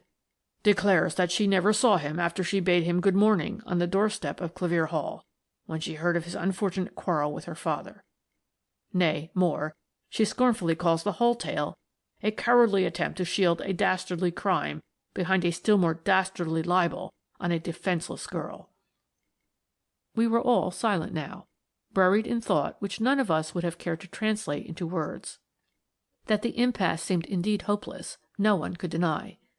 The tower of damning evidence against the unfortunate young man had indeed been built by remorseless circumstances with no faltering hand. Margaret Ceely alone could have saved him, but with brutal indifference she preferred the sacrifice of an innocent man's life and honour to that of her own chances of a brilliant marriage. There are such women in the world. Thank God, I have never met any but that one. Yet I am wrong when I say that she alone could save the unfortunate young man, who throughout was behaving with such consummate gallantry, refusing to give his own explanation of the events that occurred on that Christmas morning, unless she chose first to tell the tale. There was one present now in the dingy little room at the Black Swan who could disentangle that weird skein of coincidences, if any human being not gifted with miraculous powers could indeed do it at this 11th hour. She now said gently, "What would you like me to do in this matter, Mr. Grayson, and why have you come to me rather than to the police?" "How can I go with this tale to the police?" he ejaculated in obvious despair. "Would they not also look upon it as a dastardly libel on a woman's reputation? We have no proofs, remember, and Miss Ceely denies the whole story from first to last. No, no," he exclaimed with wonderful fervour. "I came to you because I have heard of your marvellous gifts, your extraordinary intuition. Someone murdered Major Ceely. It was not my old friend, Colonel Smethick's son. Find out who it was, then. I beg of you, find out who it was." He fell back in his chair, broken down with grief. With inexpressible gentleness, Lady Molly went up to him and placed her beautiful white hand on his shoulder. "I will do my best, Mr. Grayson," she said simply. We remained alone and singularly quiet the whole of that evening. That my dear lady's active brain was hard at work, I could guess by the brilliance of her eyes, and that sort of absolute stillness in her person through which one could almost feel the delicate nerves vibrating. The story told her by the lawyer had moved her singularly. Mind you, she had always been morally convinced of young Smethick's innocence, but in her the professional woman always fought hard battles against the sentimentalist, and in this instance the overwhelming circumstantial evidence and the conviction of her superiors had forced her to accept the young man's guilt as something out of her ken. By his silence, too, the young man had tacitly confessed, and if a man is perceived on the very scene of a crime, both before it has been committed and directly afterwards, if something admittedly belonging to him is found within 3 yards of where the murderer must have stood, if, added to this, he has had a bitter quarrel with the victim and can give no account of his actions or whereabouts during the fatal time, it were vain to cling to optimistic beliefs in that same man's innocence. But now matters had assumed an altogether different aspect. The story told by Mr. Smethick's lawyer had all the appearance of truth. Margaret Ceely's character, her callousness on the very day when her late fiancé stood in the dock, her quick transference of her affections to the richer man, all made the account of the events on Christmas night, as told by Mr. Grayson, extremely plausible. No wonder my dear lady was buried in thought. "I shall have to take the threads up from the beginning, Mary," she said to me the following morning, when after breakfast she appeared in her neat coat and skirt, with hat and gloves, ready to go out. "So, on the whole, I think I will begin with a visit to the Haggets." "I may come with you, I suppose?" I suggested meekly. "Oh, yes," she rejoined carelessly.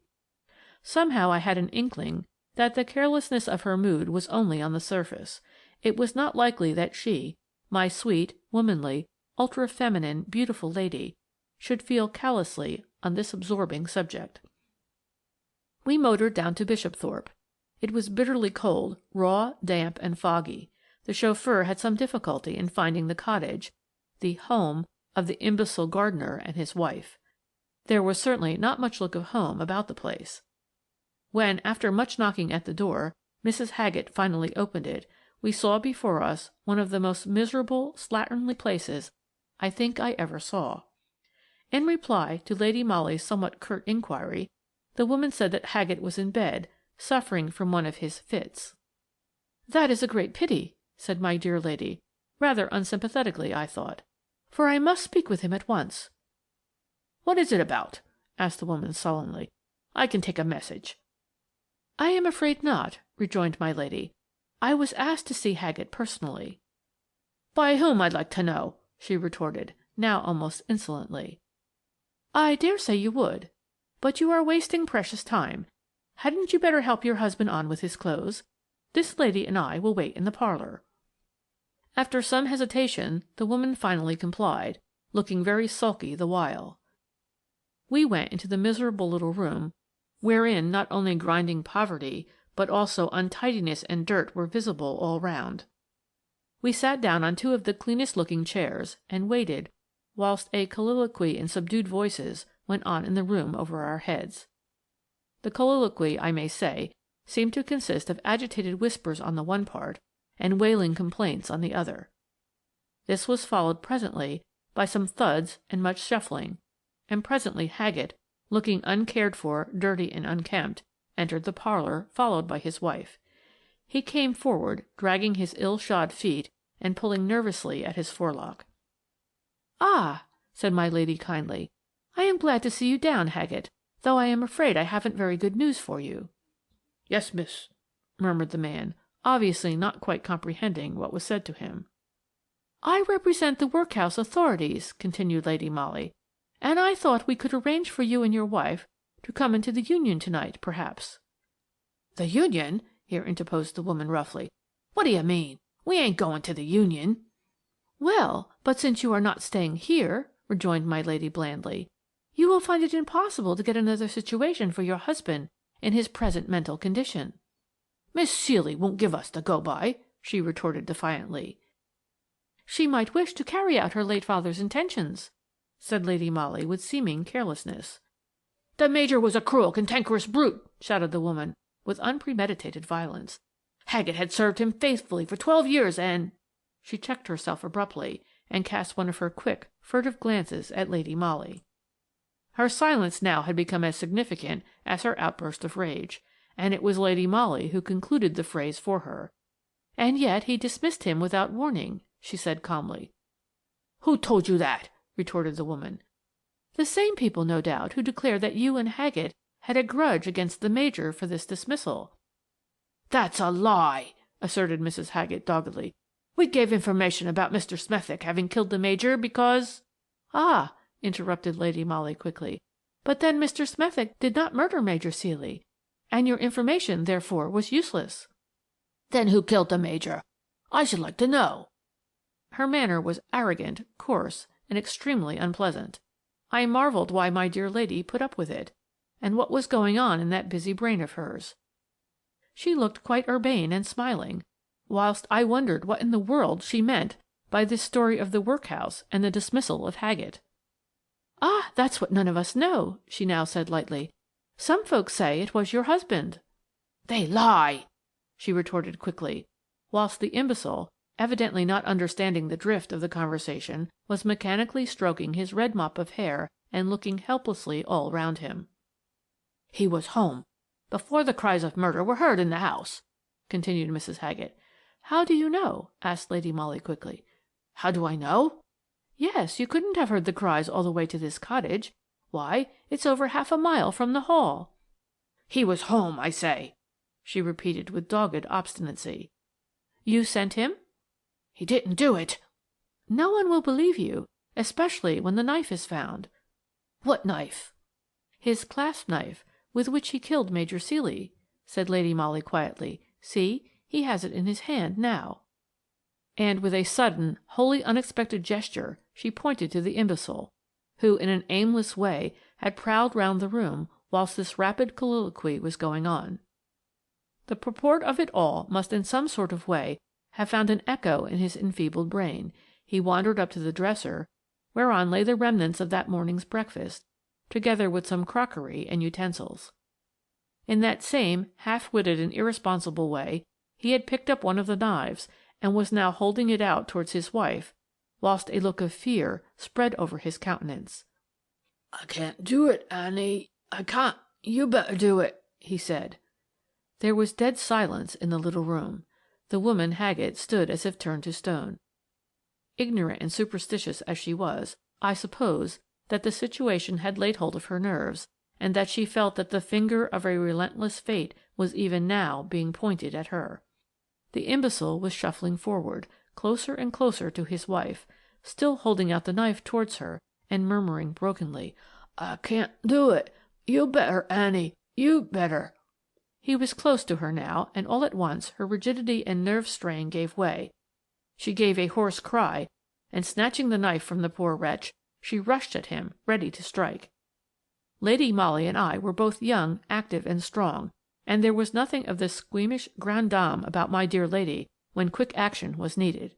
But even then we had some difficulty in dragging Annie Haggett away from her miserable husband. Blinded with fury, she was ready to kill the man who had betrayed her. Finally, we succeeded in wresting the knife from her. You may be sure that it required some pluck after that to sit down again quietly and to remain in the same room with this woman, who already had one crime upon her conscience, and with this weird, half-witted creature who kept on murmuring pitiably, "You'd better do it, Annie." Well, you've read the account of the case, so you know what followed. Lady Molly did not move from that room until she had obtained the woman's full confession. All she did for her own protection was to order me to open the window and to blow the police whistle which she handed to me. The police station, fortunately, was not very far, and sound carried in the frosty air. She admitted to me afterwards that it had been foolish, perhaps, not to have brought Etty or Danvers with her, but she was supremely anxious not to put the woman on the alert from the very start. Hence her circumlocutory speeches anent the workhouse and Haggett's probable dismissal. That the woman had some connection with the crime, Lady Molly, with her keen intuition, had always felt, but as there was no witness to the murder itself, and all circumstantial evidence was dead against young Smethick, there was only one chance of successful discovery, and that was the murderer's own confession. If you think over the interview between my dear lady and the Haggetts on that memorable morning, you will realize how admirably Lady Molly had led up to the weird finish. She would not speak to the woman unless Haggett was present, and she felt sure that as soon as the subject of the murder cropped up, the imbecile would either do or say something that would reveal the truth. Mechanically, when Major Ceely's name was mentioned, he had taken up the knife. The whole scene recurred to his tottering mind. That the Major had summarily dismissed him recently was one of those bold guesses which Lady Molly was wont to make. That Haggett had been merely egged on by his wife, and had been too terrified at the last to do the deed himself, was no surprise to her, and hardly one to me, whilst the fact that the woman ultimately wreaked her own passionate revenge upon the unfortunate Major was hardly to be wondered at, in the face of her own coarse and elemental personality. Cowed by the quickness of events, and by the appearance of Danvers and Etty on the scene, she finally made full confession. She was maddened by the Major's brutality, when with rough, cruel words he suddenly turned her husband adrift, refusing to give him further employment. She herself had great ascendancy over the imbecile, and had drilled into him a part of hate and of revenge. At first he seemed ready and willing to obey. It was arranged that he was to watch on the terrace every night until such time as an alarm of the recurrence of the cattle-maiming outrages should lure the Major out alone.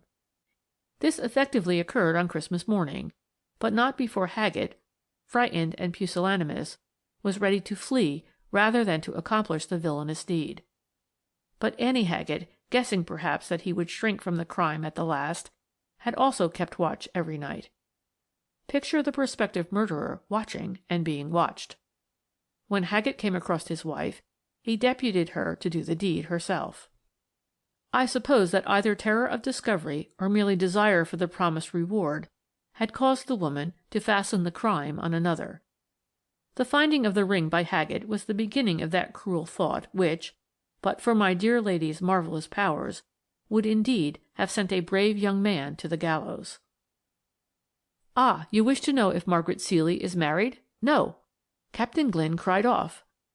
What suspicions crossed his mind I cannot say, but he never proposed to Margaret, and now she is in Australia, staying with an aunt, I think, and she has sold Clevere Hall.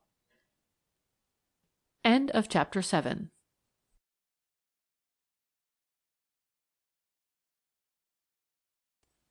Chapter 8. The Bag of Sand. Of course, I knew at once by the expression of her face that morning that my dear lady had some important business on hand. She had a bundle in her arms, consisting of a shabby-looking coat and skirt, and a very dowdy hat trimmed with bunches of cheap calico roses. "Put these things on at once, Mary," she said curtly, "for you are going to apply for the situation of good plain cook, so mind you look the part." "But where in the world?" I gasped in astonishment. "In the house of Mr. Nicholas Jones in Eaton Terrace," she interrupted dryly.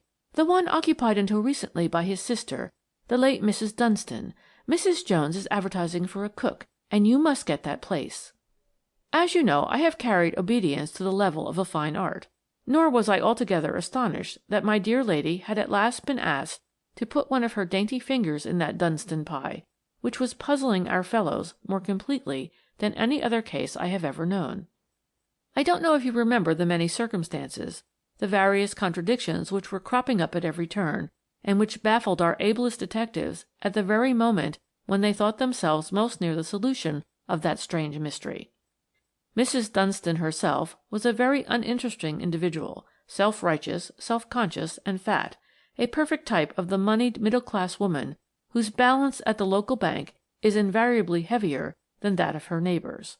Her niece, Violet Frostwyck, lived with her, a smart, pretty girl, inordinately fond of dainty clothes and other luxuries which money can give.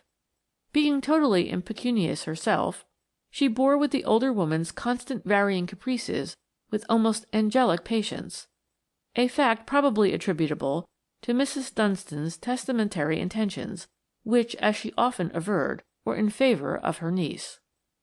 In addition to these two ladies, the household consisted of 3 servants and Miss Cruikshank. The latter was a quiet, unassuming girl, who was by way of being secretary and lady help to Mrs. Dunstan, but who, in reality, was nothing but a willing drudge. Up betimes in the morning, she combined the work of a housekeeper with that of an upper servant.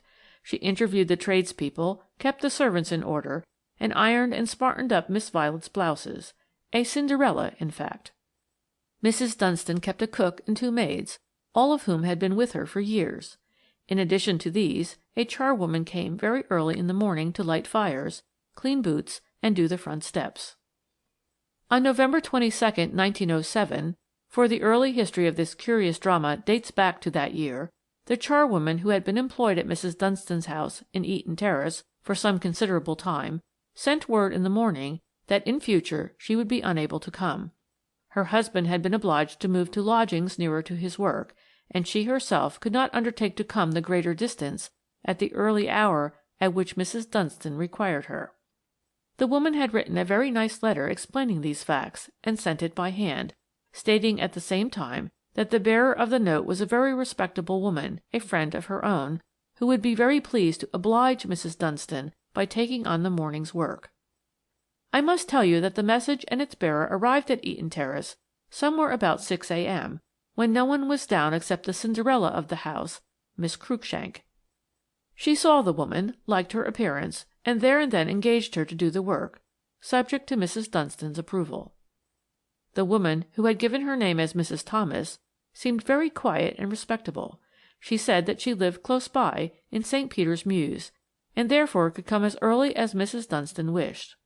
In fact, from that day, she came every morning at 5:30 a.m., and by 7 o'clock had finished her work and was able to go home. If, in addition to these details, I tell you that, at the time, pretty Miss Violet Frostwyck was engaged to a young Scotsman, Mr. David Athol, of whom her aunt totally disapproved, I shall have put before you all the personages who, directly or indirectly, were connected with that drama, the final act of which has not yet been witnessed either by the police or by the public.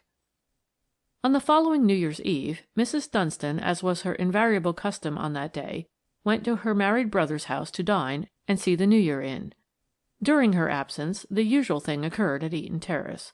Miss Violet Frostwyck took the opportunity of inviting Mr. David Athol to spend the evening with her. Mrs. Dunstan's servants, mind you, all knew of the engagement between the young people, and with the characteristic sentimentality of their class, connived at these secret meetings and helped to hoodwink the irascible old aunt. Mr. Athol was a good-looking young man, whose chief demerit lay in his total lack of money or prospects. Also, he was by way of being an actor, Another deadly sin in the eyes of the puritanically minded old lady.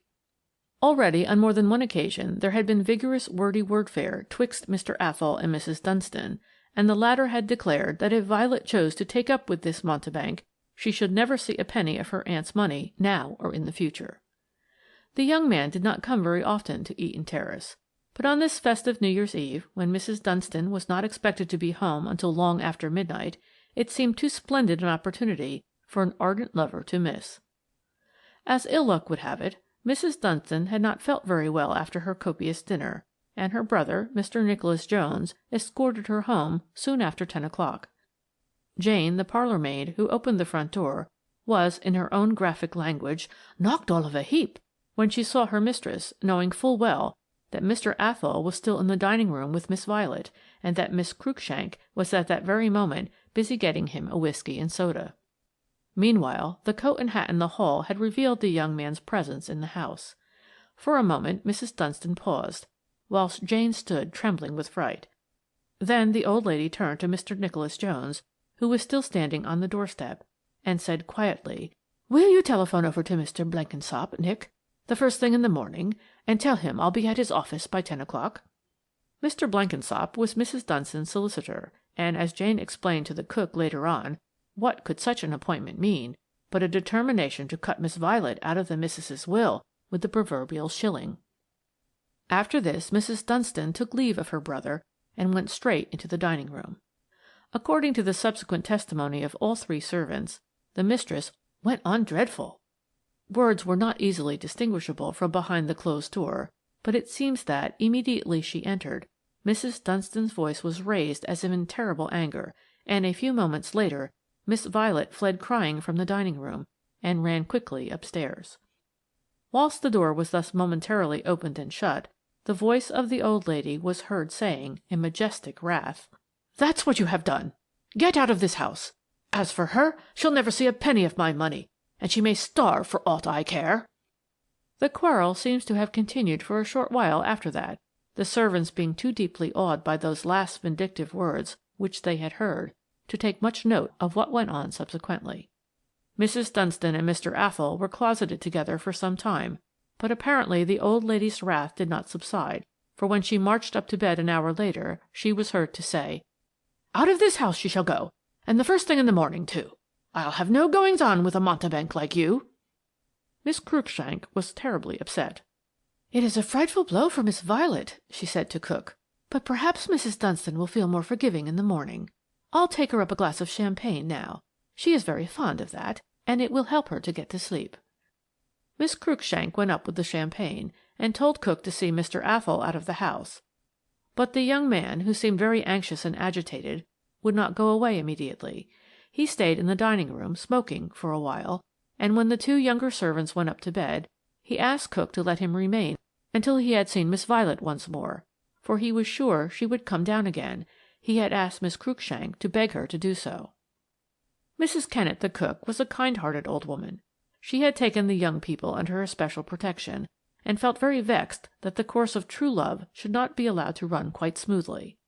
So she told Mr. Athol to make himself happy and comfortable in the dining-room, and she would sit up by the fire in the library until he was ready to go. The good soul thereupon made up a fire in the library, drew up a chair in front of it, and went fast to sleep. Suddenly something awoke her. She sat up and looked round in that dazed manner peculiar to people just aroused from deep sleep. She looked at the clock. It was past 3.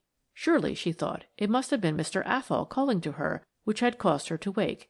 She went into the hall, where the gas had not yet been turned off, and there she saw Miss Violet, fully dressed and wearing a hat and coat, in the very act of going out at the front door. In the cook's own words, before she could ask a question or even utter a sound, the young girl had opened the front door, which was still on the latch, and then banged it to again, she herself having disappeared into the darkness of the street beyond. Mrs. Kennett ran to the door and out into the street as fast as her old legs would let her, but the night was an exceptionally foggy one. Violet, no doubt, had walked rapidly away, and there came no answer to Mrs. Kennett's repeated calls. Thoroughly upset, and not knowing what to do, the good woman went back into the house. Mr. Athol had evidently left, for there was no sign of him in the dining-room or elsewhere. She then went upstairs and knocked at Mrs. Dunstan's door. To her astonishment, the gas was still burning in her mistress's room, as she could see a thin ray of light filtering through the keyhole. At her first knock there came a quick, impatient answer. "What is it?" "Miss Violet, said the cook, who was too agitated to speak very coherently. "She's gone." "The best thing she could do," came promptly from the other side of the door. "You go to bed, Mrs. Kennett, and don't worry." Whereupon the gas was suddenly turned off inside the room, and, in spite of Mrs. Kennett's further feeble protests, no other word issued from the room save another impatient "Go to bed." The cook then did as she was bid, but before going to bed she made the round of the house, turned off all the gas, and finally bolted the front door. Some 3 hours later the servants were called, as usual, by Miss Cruikshank, who then went down to open the area door to Mrs. Thomas, the charwoman. At 6:30, when Mary the housemaid came down, candle in hand, she saw the charwoman a flight or two lower down, also apparently in the act of going downstairs. This astonished Mary not a little, as the woman's work lay entirely in the basement, and she was supposed never to come to the upper floors. The woman, though walking rapidly down the stairs, seemed, moreover, to be carrying something heavy. "Anything wrong, Mrs. Thomas?" asked Mary in a whisper. The woman looked up, pausing a moment immediately under the gas bracket, the bypass of which shed a feeble light upon her and her burden. The latter Mary recognized as the bag containing the sand which, on frosty mornings, had to be strewn on the front steps of the house. On the whole, though she certainly was puzzled, Mary did not think very much about the incident then. As was her custom, she went into the housemaid's closet, got the hot water for Miss Cruikshank's bath, and carried it to the latter's room, where she also pulled up the blinds and got things ready generally, for Miss Cruikshank usually ran down in her dressing-gown and came up to tidy herself later on. As a rule, by the time the 3 servants got downstairs it was nearly 7, and Mrs. Thomas had generally gone by that time. But on this occasion Mary was earlier. Miss Cruikshank was busy in the kitchen, getting Mrs. Dunstan's tea ready. Mary spoke about seeing Mrs. Thomas on the stairs with the bag of sand, and Miss Cruikshank, too, was very astonished at the occurrence. Mrs. Kennett was not yet down, and the charwoman apparently had gone. Her work had been done as usual, and the sand was strewn over the stone steps in front, as the frosty fog had rendered them very slippery. At 7:15, Miss Cruikshank went up with Mrs. Dunstan's tea, and less than 2 minutes later a fearful scream rang through the entire house, followed by the noise of breaking crockery. In an instant the 2 maids ran upstairs, straight to Mrs. Dunstan's room, the door of which stood wide open. The first thing Mary and Jane were conscious of was a terrific smell of gas, then of Miss Cruikshank, with eyes dilated with horror, staring at the bed in front of her, whereon lay Mrs. Dunstan, with one end of a piece of india-rubber piping still resting in her mouth, her jaw having dropped in death. The other end of that piece of piping was attached to the burner of a gas bracket on the wall close by. Every window in the room was fastened and the curtains drawn. The whole room reeked of gas. Mrs. Dunstan had been asphyxiated by its fumes. A year went by after the discovery of the mysterious tragedy, and I can assure you that our fellows at the Yard had one of the toughest jobs in connection with the case that ever fell to their lot. Just think of all the contradictions which met them at every turn. Firstly, the disappearance of Miss Violet. No sooner had the women in the Dunstan household roused themselves sufficiently from their horror at the terrible discovery which they had just made, than they were confronted with another almost equally awful fact, awful, of course, because of its connection with the primary tragedy. Miss Violet Frostwicke had gone. Her room was empty. Her bed had not been slept in. She herself had been seen by the cook, Mrs. Kennett, stealing out of the house at the dead of night. To connect the pretty, dainty young girl even remotely with a crime so hideous, so callous, as the deliberate murder of an old woman who had been as a mother to her, seemed absolutely out of the question. And by tacit consent the 4 women, who now remained in the desolate and gloom-laden house at Eaton Terrace, forbore to mention Miss Violet Frostwicke's name either to police or doctor. Both of these, of course, had been summoned immediately, Miss Cruikshank sending Mary to the police station and thence to Dr. Folwell in Eaton Square, whilst Jane went off in a cab to fetch Mr. Nicholas Jones, who, fortunately, had not yet left for his place of business. The doctor's and the police inspector's first thought, on examining the mise en scène of the terrible tragedy, was that Mrs. Dunstan had committed suicide. It was practically impossible to imagine that a woman in full possession of health and strength would allow a piece of india rubber piping to be fixed between her teeth, and would, without a struggle, continue to inhale the poisonous fumes which would mean certain death. Yet there were no marks of injury upon the body, nothing to show how sufficient unconsciousness had been produced in the victim to permit the miscreant completing his awesome deed. But the theory of suicide set up by Dr. Folwell was promptly refuted by the most cursory examination of the room. Though the drawers were found closed, they had obviously been turned over, as if the murderer had been in search either of money or papers, or the key of the safe. The latter, on investigation, was found to be open, whilst the key lay on the floor close by. A brief examination of the safe revealed the fact that the tin boxes must have been ransacked, for they contained neither money nor important papers now, whilst the gold and platinum settings of necklaces, bracelets, and a tiara showed that the stones, which, as Mr. Nicholas Jones subsequently averred, were of considerable value, had been carefully, if somewhat clumsily, taken out by obvious, inexperienced hands. On the whole, therefore, appearances suggested deliberate, systematic, and very leisurely robbery, which wholly contradicted the theory of suicide. Then, suddenly, the name of Miss Frostwicke was mentioned. Who first brought it on the tapis, no one subsequently could say, but in a moment the whole story of the young girl's engagement to Mr. Athol, in defiance of her aunt's wishes, the quarrel of the night before, and the final disappearance of both young people from the house during the small hours of the morning, was dragged from the 4 unwilling witnesses by the able police inspector. Nay, more. One very unpleasant little circumstance was detailed by one of the maids and corroborated by Miss Cruikshank.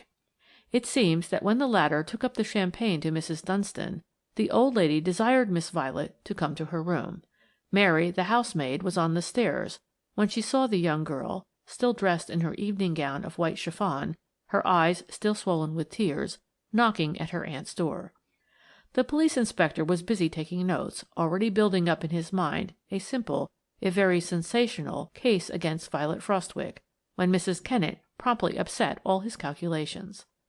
Miss Violet could have had nothing to do with the murder of her aunt, seeing that Miss Dunstan was alive and actually spoke to the cook when the latter knocked at her bedroom door after she had seen the young girl walk out of the house. Then came the question of Mr. Athol, but, if you remember, it was quite impossible even to begin to build up a case against the young man. His own statement that he left the house at about midnight, having totally forgotten to rouse the cook when he did so, was amply corroborated from every side. The cabman who took him up to the corner of Eaton Terrace at 11:50 p.m. was one witness in his favour. His landlady at his rooms in Jermyn Street, who let him in since he had mislaid his latchkey, and who took him up some tea at 7 o'clock the next morning, was another, whilst, when Mary saw Miss Violet going into her aunt's room, the clock at St. Peter's, Eaton Square, was just striking 12. I dare say you think I ought by now to have mentioned the charwoman, Mrs. Thomas, who represented the final, most complete, most hopeless contradiction in this remarkable case. Mrs. Thomas was seen by Mary, the housemaid, at 6:30 o'clock in the morning, coming down from the upper floors, where she had no business to be, and carrying the bag of sand used for strewing over the slippery front door steps. The bag of sand, of course, was always kept in the area. The moment that the bag of sand was mentioned, Dr. Folwell gave a curious gasp. Here, at least, was the solution to one mystery. The victim had been stunned while still in bed, by a blow on the head dealt with that bag of sand, and while she was unconscious, the callous miscreant had robbed her and finally asphyxiated her with the gas fumes. Where was the woman who, at 6:30 in the morning, was seen in possession of the silent instrument of death? Mrs. Thomas had disappeared. The last that was then, or ever, has been seen of her was when she passed underneath the dim light of a bypass on the landing, as if tired out with the weight which she was carrying. Since then, as you know, the police have been unswerving in their efforts to find Mrs. Thomas. The address which she had given in St. Peter's Mews was found to be false. No one of that name or appearance had ever been seen there. The woman who was supposed to have sent her with a letter of recommendation to Mrs. Dunstan knew nothing of her. She swore that she had never sent anyone with a letter to Mrs. Dunstan. She gave up her work there one day because she found it too hard at such an early hour in the morning, but she never heard anything more from her late employer after that. Strange, wasn't it? that two people should have disappeared out of that house on the same memorable night? Of course, you will remember the tremendous sensation that was caused some 24 hours later, when it transpired that the young person who had thrown herself into the river from Waterloo Bridge on that same eventful morning, and whose body was subsequently recovered and conveyed to the Thames police station, was identified as Miss Violet Frostwicke, the niece of the lady who had been murdered in her own house in Eaton Terrace.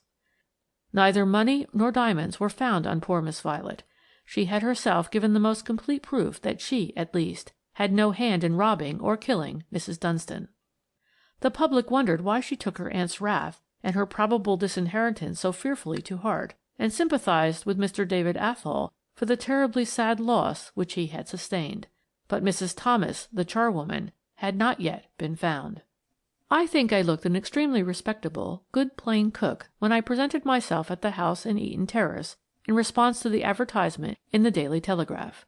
As, in addition to my prepossessing appearance, I also asked very low wages, and declared myself ready to do anything except scour the front steps in the stone area, I was immediately engaged by Mrs. Jones, and was duly installed in the house the following day under the name of Mrs. Kirwin.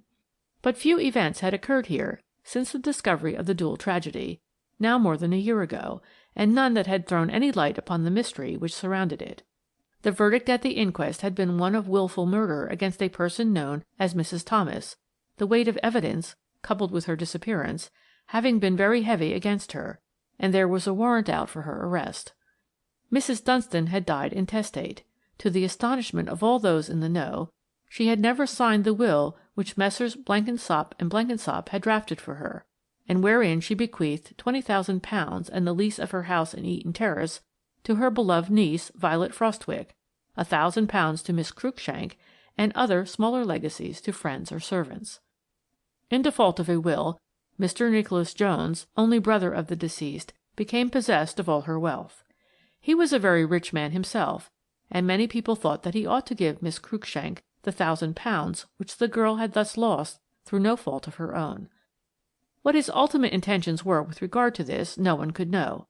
For the present he contented himself with moving to Eaton Terrace with his family, and as his wife was a great invalid, he asked Miss Cruikshank to continue to make her home in the house and to help in its management. Neither the diamonds nor the money stolen from Mrs. Dunstan's safe were ever traced. It seems that Mrs. Dunstan, a day or two before her death, had sold a freehold cottage which she owned near Teddington. The money, as is customary, had been handed over to her in gold, in Mr. Blenkinsop's office, and she had been foolish enough not to bank it immediately. This money and the diamonds had been the chief spoils of her assailant, and all the while no trace of Mrs. Thomas, in spite of the most strenuous efforts on the part of the police to find her. Strangely enough, when I had been in Eaton Terrace about 3 days, and was already getting very tired of early rising and hard work, the charwoman there fell ill one day, and did not come to her work as usual. I, of course, grumbled like 6, for I had to be on my hands and knees the next morning scrubbing stone steps, and my thoughts of Lady Molly for the moment were not quite as loyal as they usually were. Suddenly I heard a shuffling footstep close behind me. I turned and saw a rough-looking, ill-dressed woman standing at the bottom of the steps. "What do you want?" I asked sourly, for I was in a very bad humour. "I saw you scrubbing them steps, miss," she said in a very raucous voice. "My husband's out of work, and the children ain't had no breakfast this morning. I do them steps, miss, if you give me a trifle." The woman certainly did not look very prepossessing, with her shabby, broad-brimmed hat hiding the upper part of her face, and her skirt, torn and muddy, pinned up untidily round her stooping figure. However, I did not think that I could be doing anything very wrong by letting her do this one bit of rough work, which I hated, so I agreed to give her 6pence, and left her there with kneeling mat and scrubbing brush, and went in, leaving, however, the front door open. In the hall I met Miss Cruikshank, who, as usual, was down before everybody else. "What is it, Kirwin?" she asked, for through the open door she had caught sight of the woman kneeling on the step. "A woman, miss," I replied somewhat curtly. "She offered to do the steps. I thought Mrs. Jones wouldn't mind, as Mrs. Callahan hasn't turned up." Miss Cruikshank hesitated an instant, and then walked up to the front door. At the same moment the woman looked up, rose from her knees, and boldly went up to accost Miss Cruikshank. "You'll remember me, miss," she said in her raucous voice. "I used to work for Mrs. Dunstan once. My name is Mrs. Thomas." No wonder Miss Cruikshank uttered a quickly smothered cry of horror. Thinking that she would faint, I ran to her assistance, but she waved me aside and then said quite quietly, "This poor woman's mind is deranged. She is no more Mrs. Thomas than I am. Perhaps we had better send for the police." "Yes, miss, perhaps you'd better," said the woman with a sigh. "My secret has been weighing heavy on me of late." "But, my good woman," said Miss Cruikshank very kindly, for I suppose that she thought, as I did, that this was one of those singular cases of madness which sometimes cause innocent people to accuse themselves of undiscovered crimes. "You are not Mrs. Thomas at all. I knew Mrs. Thomas well, of course, and—" "Of course you knew me, miss," replied the woman. "The last conversation you and I had together was in the kitchen that morning, when Mrs. Dunstan was killed. I remember your saying to me—" "Fetch the police, Kerwin," said Miss Cruikshank peremptorily, whereupon the woman broke into a harsh, loud laugh of defiance.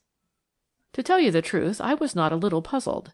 That this scene had been foreseen by my dear lady, and that she had sent me to this house on purpose that I should witness it, I was absolutely convinced. But here was my dilemma. Ought I to warn the police at once or not? On the whole, I decided that my best plan would undoubtedly be to communicate with Lady Molly first of all, and to await her instructions. So I ran upstairs, scribbled a hasty note to my dear lady, and in response to Miss Cruikshank's orders, flew out of the house through the area gate, noticing, as I did so, that Miss Cruikshank was still parleying with the woman on the doorstep. I sent the note off to Maida Vale by taxicab. Then I went back to Eaton Terrace. Miss Cruikshank met me at the front door and told me that she had tried to detain the woman, pending my return, but that she felt very sorry for the unfortunate creature, who obviously was labouring under a delusion, and she had allowed her to go away. About an hour later I received a curt note from Lady Molly, ordering me to do nothing whatever without her special authorization.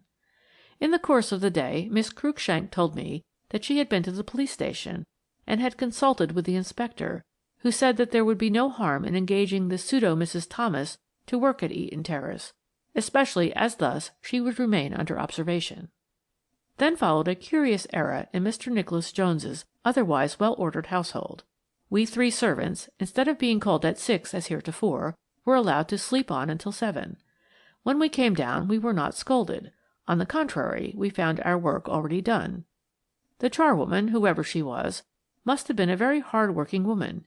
It was marvellous what she accomplished single-handed before 7 a.m., by which time she had invariably gone. The 2 maids, of course, were content to let this pleasant state of things go on, but I was devoured with curiosity. One morning I crept quietly downstairs and went into the kitchen soon after 6. I found the pseudo Mrs. Thomas sitting at a very copious breakfast. I noticed that she had on altogether different, though equally shabby and dirty, clothes from those she had worn when she first appeared on the doorstep of 180 Eaton Terrace. Near her plate were 3 or 4 golden sovereigns, over which she had thrown her grimy hand. Miss Cruikshank, the while, was on her hands and knees scrubbing the floor. At sight of me she jumped up, and with obvious confusion muttered something about hating to be idle, etc. That day Miss Cruikshank told me that I did not suit Mrs. Jones, who wished me to leave at the end of my month. In the afternoon I received a little note from my dear lady, telling me to be downstairs by 6 o'clock the following morning. I did as I was ordered, of course, and when I came into the kitchen punctually at 6 a.m. I found the charwoman sitting at the table with a pile of gold in front of her, which she was counting over with a very grubby finger. She had her back to me, and was saying as I entered, "I think if you was to give me another 50 quid, I'd leave you the rest now. You'd still have the diamonds and the rest of the money." She spoke to Miss Cruikshank, who was facing me, and who, on seeing me appear, turned as white as a ghost. But she quickly recovered herself, and standing between me and the woman, she said vehemently, "What do you mean by prying on me like this? Go and pack your boxes and leave the house this instant." But before I could reply, the woman interposed. "Don't fret yourself, miss," she said, placing her grimy hand on Miss Cruikshank's shoulder. "There's the bag of sand in that there corner. We'll knock her down as we did Mrs. Dunstan, eh?" "Hold your tongue, you lying fool," said the girl, who now looked like a maddened fury. "Give me that other 50 quid, and I'll hold my tongue," retorted the woman boldly. "This creature is mad," said Miss Cruikshank, who had made a vigorous and successful effort to recover herself. "She is under the delusion that not only is she Mrs. Thomas, but that she murdered Mrs. Dunstan." "No, no," interrupted the woman. "I only came back that morning because I recollected that you had left the bag of sand upstairs after you so cleverly did away with Mrs. Dunstan, robbed her of all her money and jewels, and even was sharp enough to imitate her voice when Mrs. Kennett, the cook, terrified you by speaking to Mrs. Dunstan through the door. It is false. You are not Mrs. Thomas. The 2 maids who are here now, and who were in this house at that time, can swear that you are a liar." "Let us change clothes now, Miss Cruikshank," said a voice, which sounded almost weirdly in my ear in spite of its familiarity, for I could not locate whence it came, "and see if in a charwoman's dress those 2 maids would not recognize you. Mary," continued the same familiar voice, "help me out of these filthy clothes. Perhaps Miss Cruikshank would like to resume her own part of Mrs. Thomas, the charwoman." "Liars and impostors both!" shouted the girl, who was rapidly losing all presence of mind. "I'll send for the police." "Quite unnecessary," rejoined Lady Molly coolly. "Detective Inspector Danvers is just outside that door." The girl made a dash for the other door, but I was too quick for her and held her back, even whilst Lady Molly gave a short, sharp call which brought Danvers on the scene. I must say that Miss Cruikshank made a bold fight, but Danvers had 2 of our fellows with him, and arrested her on the warrant for the apprehension of the person known as Mrs. Thomas. The clothes of the charwoman who had so mysteriously disappeared had been found by Lady Molly at the back of the coal cellar, and she was still dressed in them at the present moment. No wonder I had not recognized my own dainty lady in the grimy woman who had so successfully played the part of a blackmailer on the murderess of Mrs. Dunstan. She explained to me subsequently that the first inkling that she had had of the horrible truth, namely, that it was Miss Cruikshank who had deliberately planned to murder Mrs. Dunstan by impersonating a charwoman for a while, and thus throwing dust in the eyes of the police, was when she heard of the callous words which the old lady was supposed to have uttered when she was told of Miss Violet's flight from the house in the middle of the night. "She may have been angry at the girl's escapade," explained Lady Molly to me, "but she would not have allowed her to starve. Such cruelty was all out of proportions to the offence. Then I looked about me for a stronger motive for the old woman's wrath, and remembering what she said on New Year's Eve, when Violet fled crying from the room, I came to the conclusion that her anger was not directed against her niece, but against the other girl, and against the man who had transferred his affections from Violet Frostwicke to Miss Cruikshank, and had not only irritated Mrs. Dunstan by this clandestine, double-faced love-making, but had broken the heart of his trusting fiancée. No doubt Miss Cruikshank did not know that the will, whereby she was to inherit £1,000, was not signed, and no doubt she and young Athol planned out that cruel murder between them. The charwoman was also a bag of sand which was literally thrown into the eyes of the police. "But," I objected, "I can't understand how a cold-blooded creature like that Miss Cruikshank could have allowed herself to be terrorized and blackmailed. She knew that you could not be Mrs. Thomas, since Mrs. Thomas never existed." "Yes, but one must reckon a little sometimes with that negligible quantity known as conscience. My appearance as Mrs. Thomas vaguely frightened Miss Cruikshank. She wondered who I was and what I knew. When, 3 days later, I found the shabby clothes in the coal cellar, and appeared dressed in them, she lost her head. She gave me money. From that moment she was done for. Confession was only a matter of time." And Miss Cruikshank did make full confession. She was recommended to mercy on account of her sex, but she was plucky enough not to implicate David Athol in the recital of her crime. He has since emigrated to Western Canada. End of chapter 8.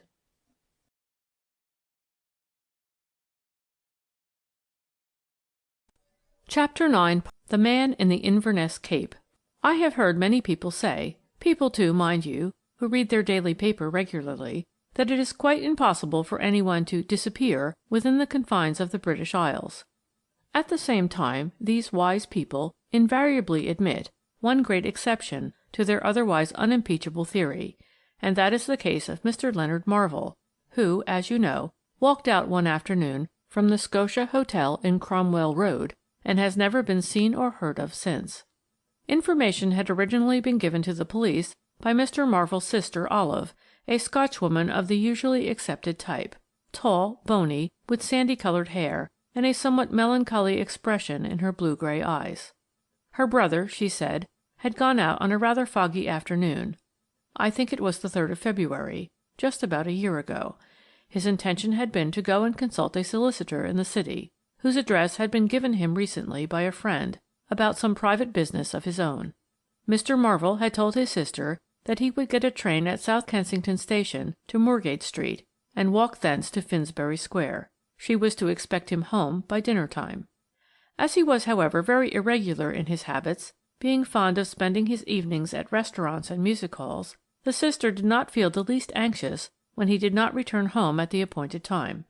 She had her dinner in the table d'hôte room, and went to bed soon after 10 o'clock. She and her brother occupied 2 bedrooms and a sitting-room on the 2nd floor of the little private hotel.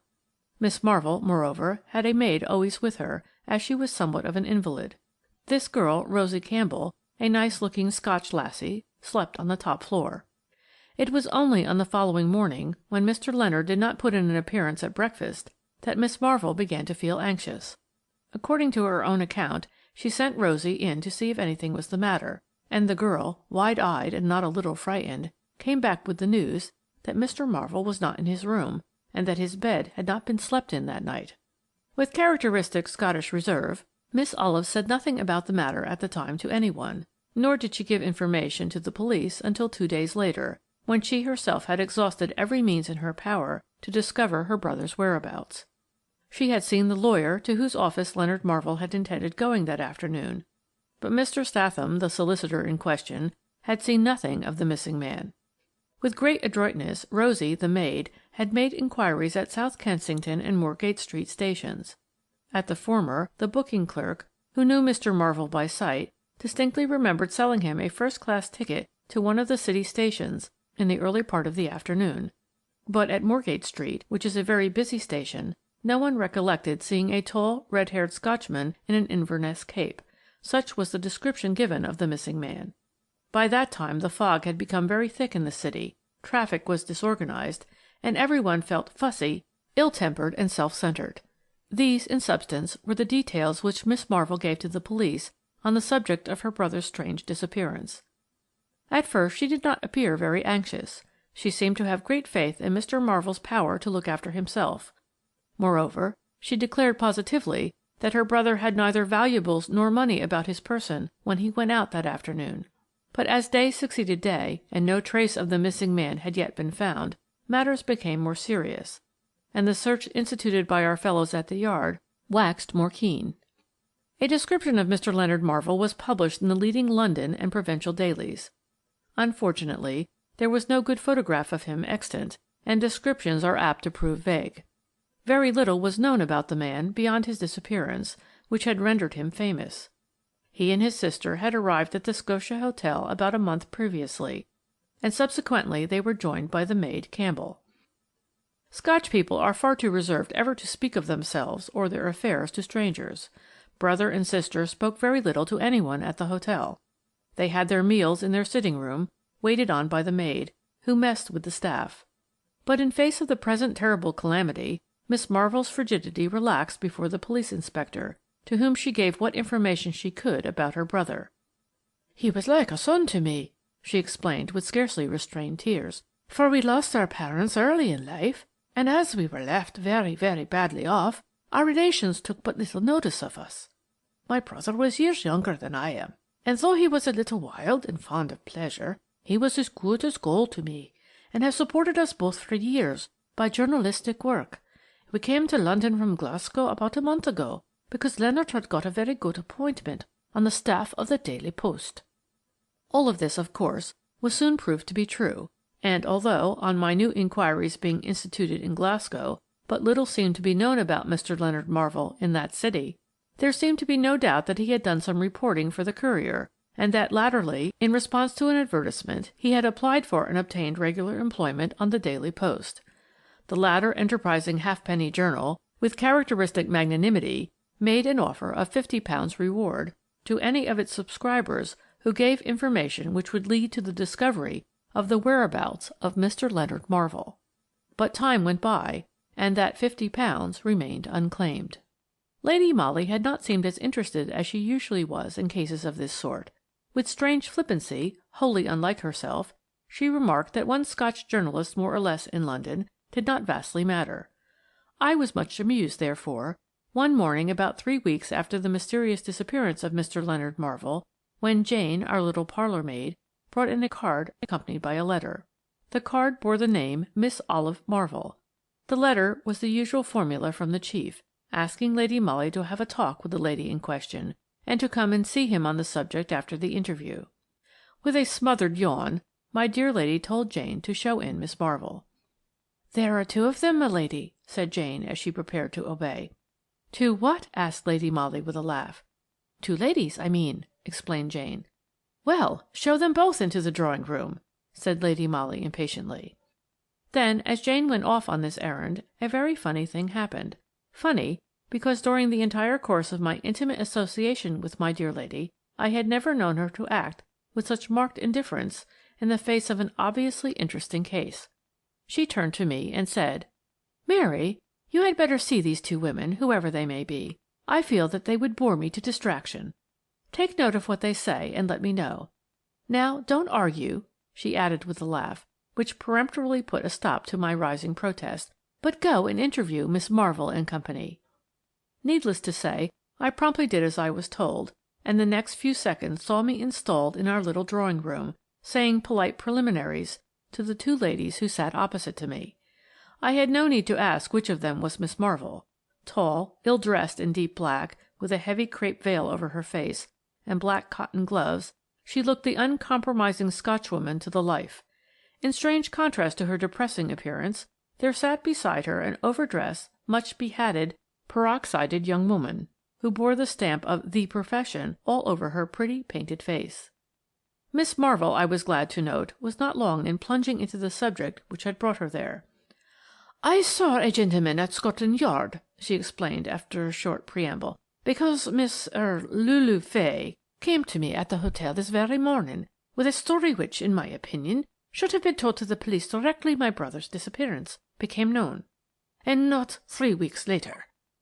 The emphasis which she laid on the last few words and the stern look with which she regarded the golden-haired young woman beside her showed the disapproval with which the rigid Scotchwoman viewed any connection which her brother might have had with the lady, whose very name seemed unpleasant to her lips.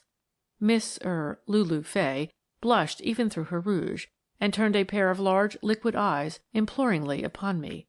I didn't know. I was frightened," she stammered.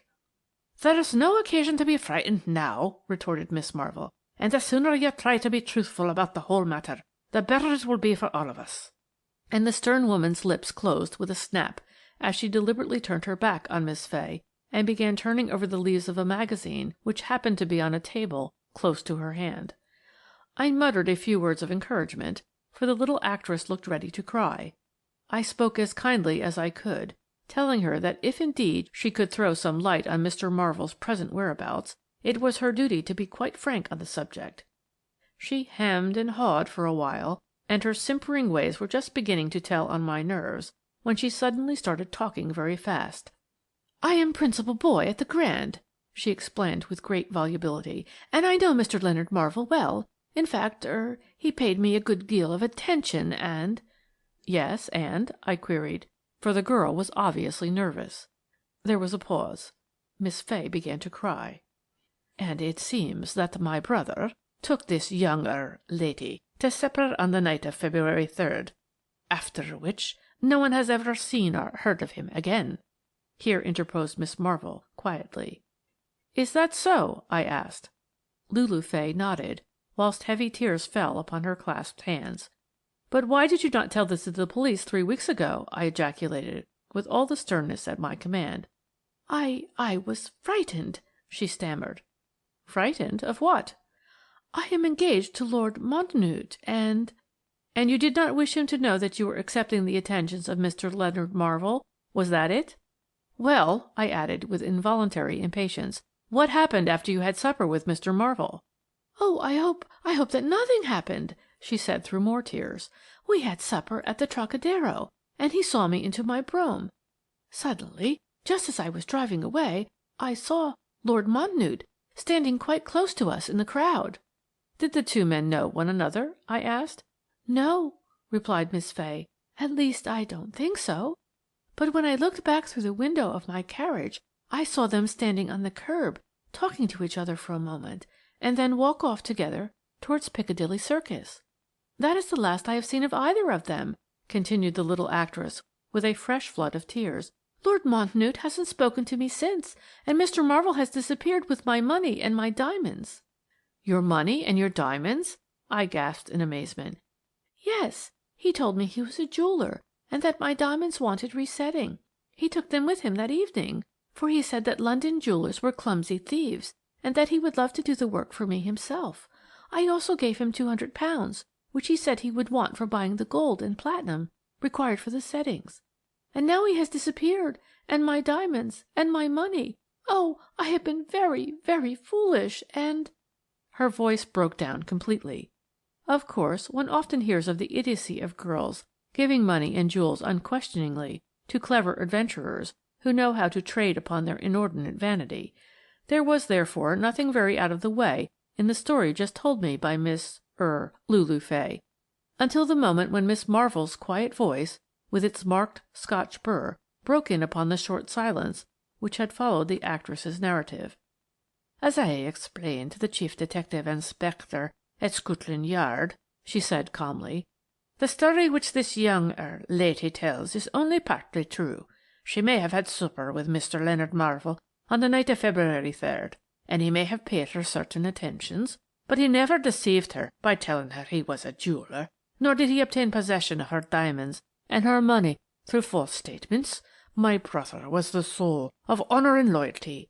If for some reason, which Miss Lulu Fay chooses to keep secret, he had her jewels and money in his possession on the fete of February 3rd, then I think his disappearance is accounted for.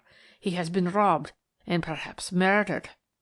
Like a true Scotchwoman, she did not give way to tears, but even her harsh voice trembled slightly when she thus bore witness to her brother's honesty and expressed the fears which assailed her as to his fate. Imagine my plight. I could ill forgive my dear lady for leaving me in this unpleasant position, a sort of peacemaker between two women who evidently hated one another, and each of whom was trying her best to give the other the lie direct. I ventured to ring for our faithful Jane, and to send her with an imploring message to Lady Molly, begging her to come and disentangle the threads of this muddled skein with her clever fingers, but Jane returned with a curt note from my dear lady telling me not to worry about such a silly case, and to bow the two women out of the flat as soon as possible, and then come for a nice walk. I wore my official manner as well as I could, trying not to betray the prentice hand. Of course, the interview lasted a great deal longer, and there was considerably more talk than I can tell you of in a brief narrative. But the gist of it all was just as I have said. Miss Lulu Fay stuck to every point of the story which she had originally told Miss Marvell. It was the latter uncompromising lady who had immediately marched the younger woman off to Scotland Yard in order that she might repeat her tale to the police. I did not wonder that the chief promptly referred them both to Lady Molly. Anyway, I made excellent shorthand notes of the conflicting stories which I heard, and I finally saw, with real relief, the two women walk out of our little front door. Miss Lulu Fay, mind you, never contradicted in any one particular the original story which she had told me, about going out to supper with Leonard Marvell, entrusting him with £200 and the diamonds, which he said he would have reset for her, and seeing him finally in close conversation with her recognised fiancé, Lord Mountnewte. Miss Marvell, on the other hand, very commendably refused to admit that her brother acted dishonestly towards the girl. If he had her jewels and money in his possession at the time of his disappearance, then he had undoubtedly been robbed, or perhaps murdered, on his way back to the hotel, and if Lord Mountnewte had been the last to speak to him on that fatal night, then Lord Mountnewte must be able to throw some light on the mysterious occurrence. Our fellows at the Yard were abnormally active. It seemed, on the face of it, impossible that a man, healthy, vigorous, and admittedly sober, should vanish in London between Piccadilly Circus and Cromwell Road, without leaving the slightest trace of himself or of the valuables said to have been in his possession. Of course, Lord Mountnewte was closely questioned. He was a young guardsman of the usual pattern, and after a great deal of vapid talk, which irritated Detective Inspector Saunders not a little, he made the following statement. "I certainly am acquainted with Miss Lulu Fay. On the night in question I was standing outside the Chalk, when I saw this young lady, at her own carriage window, talking to a tall man in an Inverness cape. She had, earlier in the day, refused my invitation to supper, saying that she was not feeling very well and would go home directly after the theatre. Therefore I felt, naturally, a little vexed. I was just about to hail a taxi, meaning to go on to the club, when, to my intense astonishment, the man in the Inverness cape came up to me and asked if I could tell him the best way to get back to Cromwell Road." "And what did you do?" asked Saunders. "I walked a few steps with him and put him on his way," replied Lord Mountnewte blandly. In Saunders' own expressive words, he thought that story fishy. He could not imagine the arm of coincidence being quite so long as to cause these two men, who presumably were both in love with the same girl, and who had just met at a moment when one of them was obviously suffering pangs of jealousy, to hold merely a topographical conversation with one another. But it was equally difficult to suppose that the eldest son and heir of the Marquis of Loam should murder a successful rival and then rob him in the streets of London. Moreover, here came the eternal and unanswerable questions. If Lord Mountnewte had murdered Leonard Marvell, where and how had he done it, and what had he done with the body? I dare say you are wondering by this time why I have said nothing about the maid, Rosie Campbell.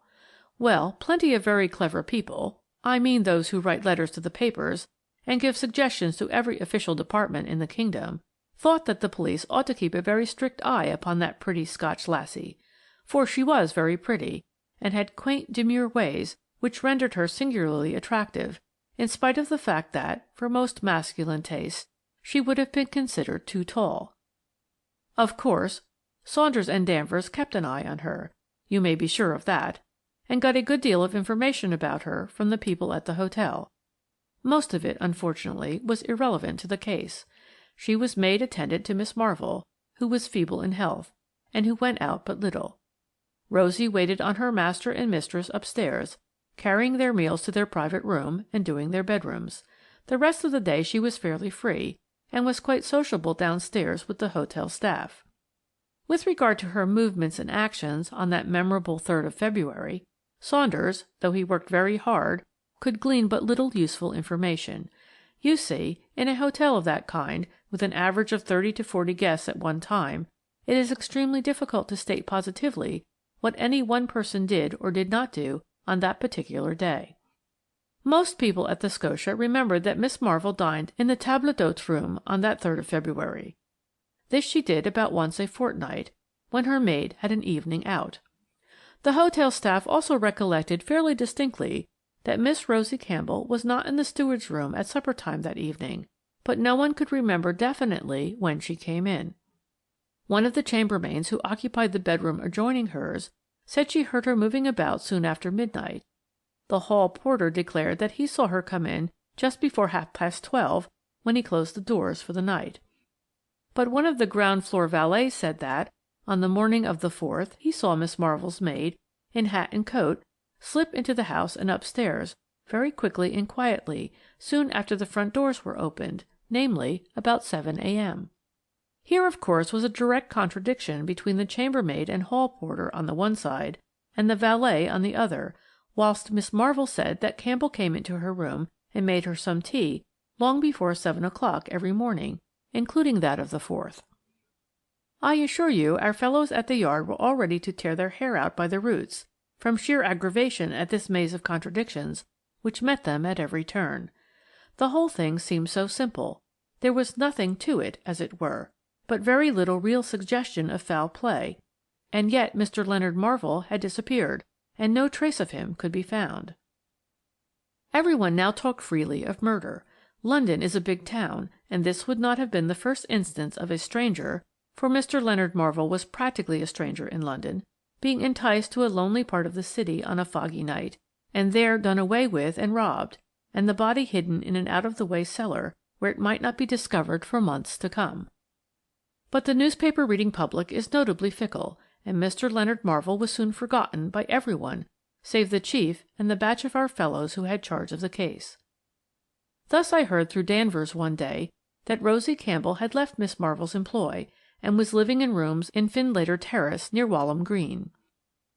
I was alone in our Maida Vale flat at the time, my dear lady having gone to spend the week-end with the Dowager Lady Loam, who was an old friend of hers, nor, when she returned, did she seem any more interested in Rosie Campbell's movements than she had been hitherto. Yet another month went by, and I for one had absolutely ceased to think of the man in the Inverness cape, who had so mysteriously and so completely vanished in the very midst of busy London, when, one morning early in January, Lady Molly made her appearance in my room, looking more like the landlady of a disreputable gambling-house than anything else I could imagine. "What in the world—" I began. "Yes, I think I look the part," she replied, surveying with obvious complacency the extraordinary figure which confronted her in the glass. My dear lady had on a purple cloth coat and skirt of a peculiarly vivid hue, and of a singular cut, which made her matchless figure look like a sack of potatoes. Her soft brown hair was quite hidden beneath a transformation of that yellow-reddish tint only to be met with in very cheap dyes. As for her hat, I won't attempt to describe it. It towered above and around her face, which was plentifully covered with brick red, and with that kind of powder which causes the cheeks to look a deep mauve. My dear lady looked, indeed, a perfect picture of appalling vulgarity. "Where are you going in this elegant attire?" I asked in amazement. "I have taken rooms in Findlater Terrace," she replied lightly. "I feel that the air of Walham Green will do us both good. Our amiable, if somewhat slatternly landlady expects us in time for luncheon. You will have to keep rigidly in the background, Mary, all the while we are there.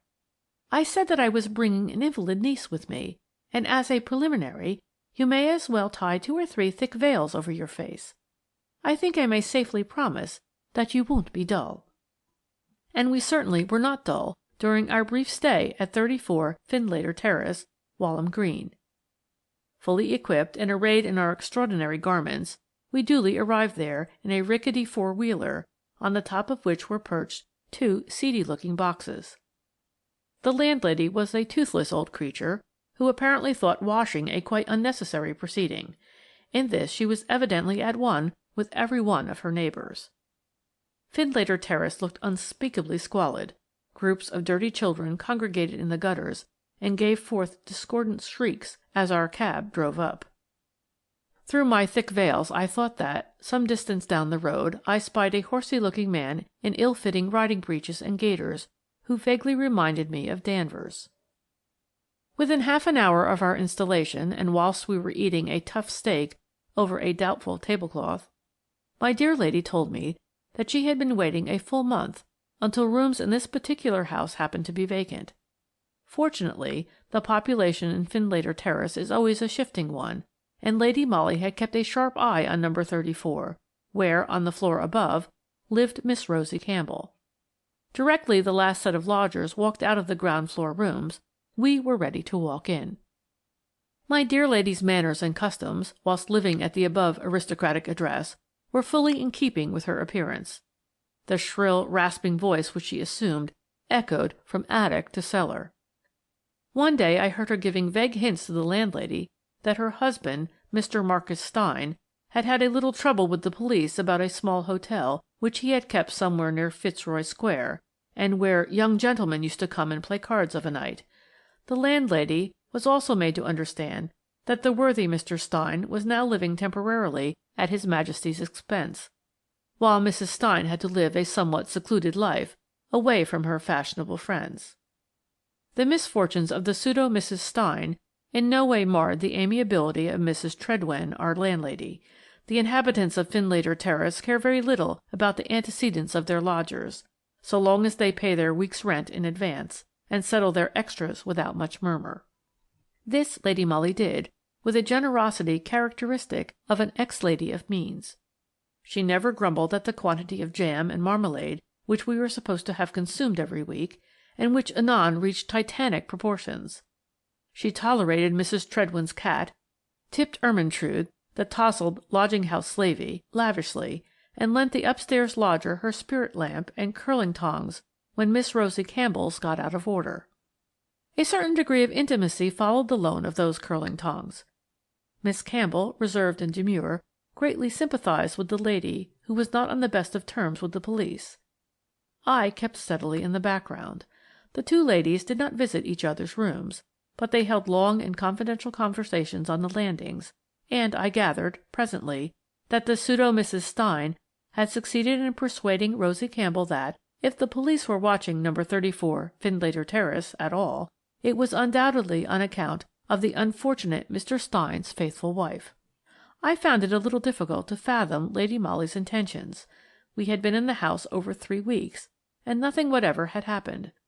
Once I ventured on a discreet query as to whether we were to expect the sudden reappearance of Mr. Leonard Marvell. For if that's all about it, I argued, then surely the men from the yard could have kept the house in view without all this inconvenience and masquerading on our part. But to this tirade my dear lady vouchsafed no reply. She and her newly acquired friend were, about this time, deeply interested in the case known as the West End shop robberies, which no doubt you recollect, since they occurred such a very little while ago. Ladies who were shopping in the large drapers' emporiums during the crowded and busy sale time lost reticules, purses, and valuable parcels, without any trace of the clever thief being found. The drapers during sale time invariably employ detectives in plain clothes to look after their goods, but in this case it was the customers who were robbed, and the detectives, attentive to every attempt at shoplifting, had no eyes for the more subtle thief. I had already noticed Miss Rosie Campbell's keen look of excitement whenever the pseudo Mrs. Stein discussed these cases with her. I was not a bit surprised, therefore, when one afternoon, at about tea-time, my dear lady came home from her habitual walk, and at the top of her shrill voice called out to me from the hall, "Mary, Mary, they've got the man of the shop robberies. He's given the silly police the slip this time, but they know who he is now, and I suppose they'll get him presently. 'Tisn't anybody I know," she added, with that harsh common laugh which she had adopted for her part. I came out of the room in response to her call, and was standing just outside our own sitting-room door.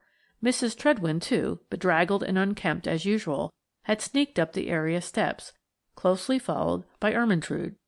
But on the half-landing just above us, the trembling figure of Rosie Campbell, with scared white face and dilated eyes, looked on the verge of a sudden fall. Still talking shrilly and volubly, Lady Molly ran up to her, but Campbell met her half-way, and the pseudo Mrs. Stein, taking vigorous hold of her wrist, dragged her into our own sitting-room. "Pull yourself together now," she said with rough kindness. "That owl Tredwin is listening, and you needn't let her know too much. Shut the door, Mary. Lord bless you, my dear, I've gone through worse scares than these. There, you just lie down on this sofa a bit. My niece'll make you a nice cup of tea, and I'll go and get an evening paper and see what's going on. I suppose you're very interested in the shop robbery man, or you wouldn't have took on so." Without waiting for Campbell's contradiction to this statement, Lady Molly flounced out of the house. Miss Campbell hardly spoke during the next 10 minutes that she and I were left alone together. She lay on the sofa with eyes wide open, staring up at the ceiling, evidently still in a great state of fear. I had just got tea ready when Lady Molly came back. She had an evening paper in her hand, but threw this down on the table directly she came in. "I could only get an early edition," she said breathlessly, "and the silly thing hasn't got anything in it about the matter." She drew near the sofa, and subduing the shrillness of her voice, she whispered rapidly, bending down towards Campbell. "There's a man hanging about at the corner down there. No, it's not the police," she added quickly, in response to the girl's sudden start of alarm. "Trust me, my dear, for knowing a tick when I see one. Why, I'd smell one half a mile off. No, my opinion is that it's your man, my dear, and that he's in a devil of a hole." "Oh, he oughtn't to have come here," ejaculated Campbell in great alarm. "He'll get me into trouble and do himself no good. He's been a fool," she added, with a fierceness wholly unlike her usual demure placidity. "Getting himself caught like that. Now I suppose we'll have to hook it, if there's time." "Can I do anything to help you?" asked the pseudo Mrs. Stein. "You know I've been through all this myself when they was after Mr. Stein. Or perhaps Mary could do something." "Well, yes," said the girl after a slight pause, during which she seemed to be gathering her wits together. "I'll write a note, and you shall take it, if you will, to a friend of mine, a lady who lives in the Cromwell Road. But if you still see a man lurking about the corner of the street, then, just as you pass him, say the word Campbell, and if he replies Rosie, then give him the note. Will you do that?" "Of course I will, my dear. Just you leave it all to me." And the pseudo Mrs. Stein brought ink and paper and placed them on the table. Rosie Campbell wrote a brief note, and then fastened it down with a bit of sealing wax before she handed it over to Lady Molly. The note was addressed to Miss Marvell, Scotia Hotel, Cromwell Road. "You understand," she said eagerly. "Don't give the note to the man unless he says Rosie in reply to the word Campbell." All right," said Lady Molly, slipping the note into her reticule. "And you go up to your room, Miss Campbell. It's no good giving that fool Tredwin too much to gossip about." Rosie Campbell went upstairs, and presently my dear lady and I were walking rapidly down the badly lighted street. "Where is the man?" I whispered eagerly, as soon as we were out of earshot of number 34. "There is no man," replied Lady Molly quickly. "But the West End shop thief?" I asked. "He hasn't been caught yet, and won't be either, for he is far too clever a scoundrel to fall into an ordinary trap." She did not give me time to ask further questions, for presently, when we had reached Reporton Square, my dear lady handed me the note written by Campbell, and said, "Go straight to the Scotia Hotel and ask for Miss Marvell, and send up the note to her, but don't let her see you, as she knows you by sight. I must see the chief first, and will be with you as soon as possible. Having delivered the note, you must hang about outside as long as you can. Use your wits. She must not leave the hotel before I see her." There was no hansom to be got in this elegant quarter of town, so having parted from my dear lady, I made for the nearest underground station, and took a train for South Kensington. Thus it was nearly 7 o'clock before I reached the Scotia. In answer to my inquiries for Miss Marvell, I was told that she was ill in bed and could see no one. I replied that I had only brought a note for her, and would wait for a reply. Acting on my dear lady's instructions, I was as slow in my movements as ever I could be, and was some time in finding the note and handing it to a waiter, who then took it upstairs.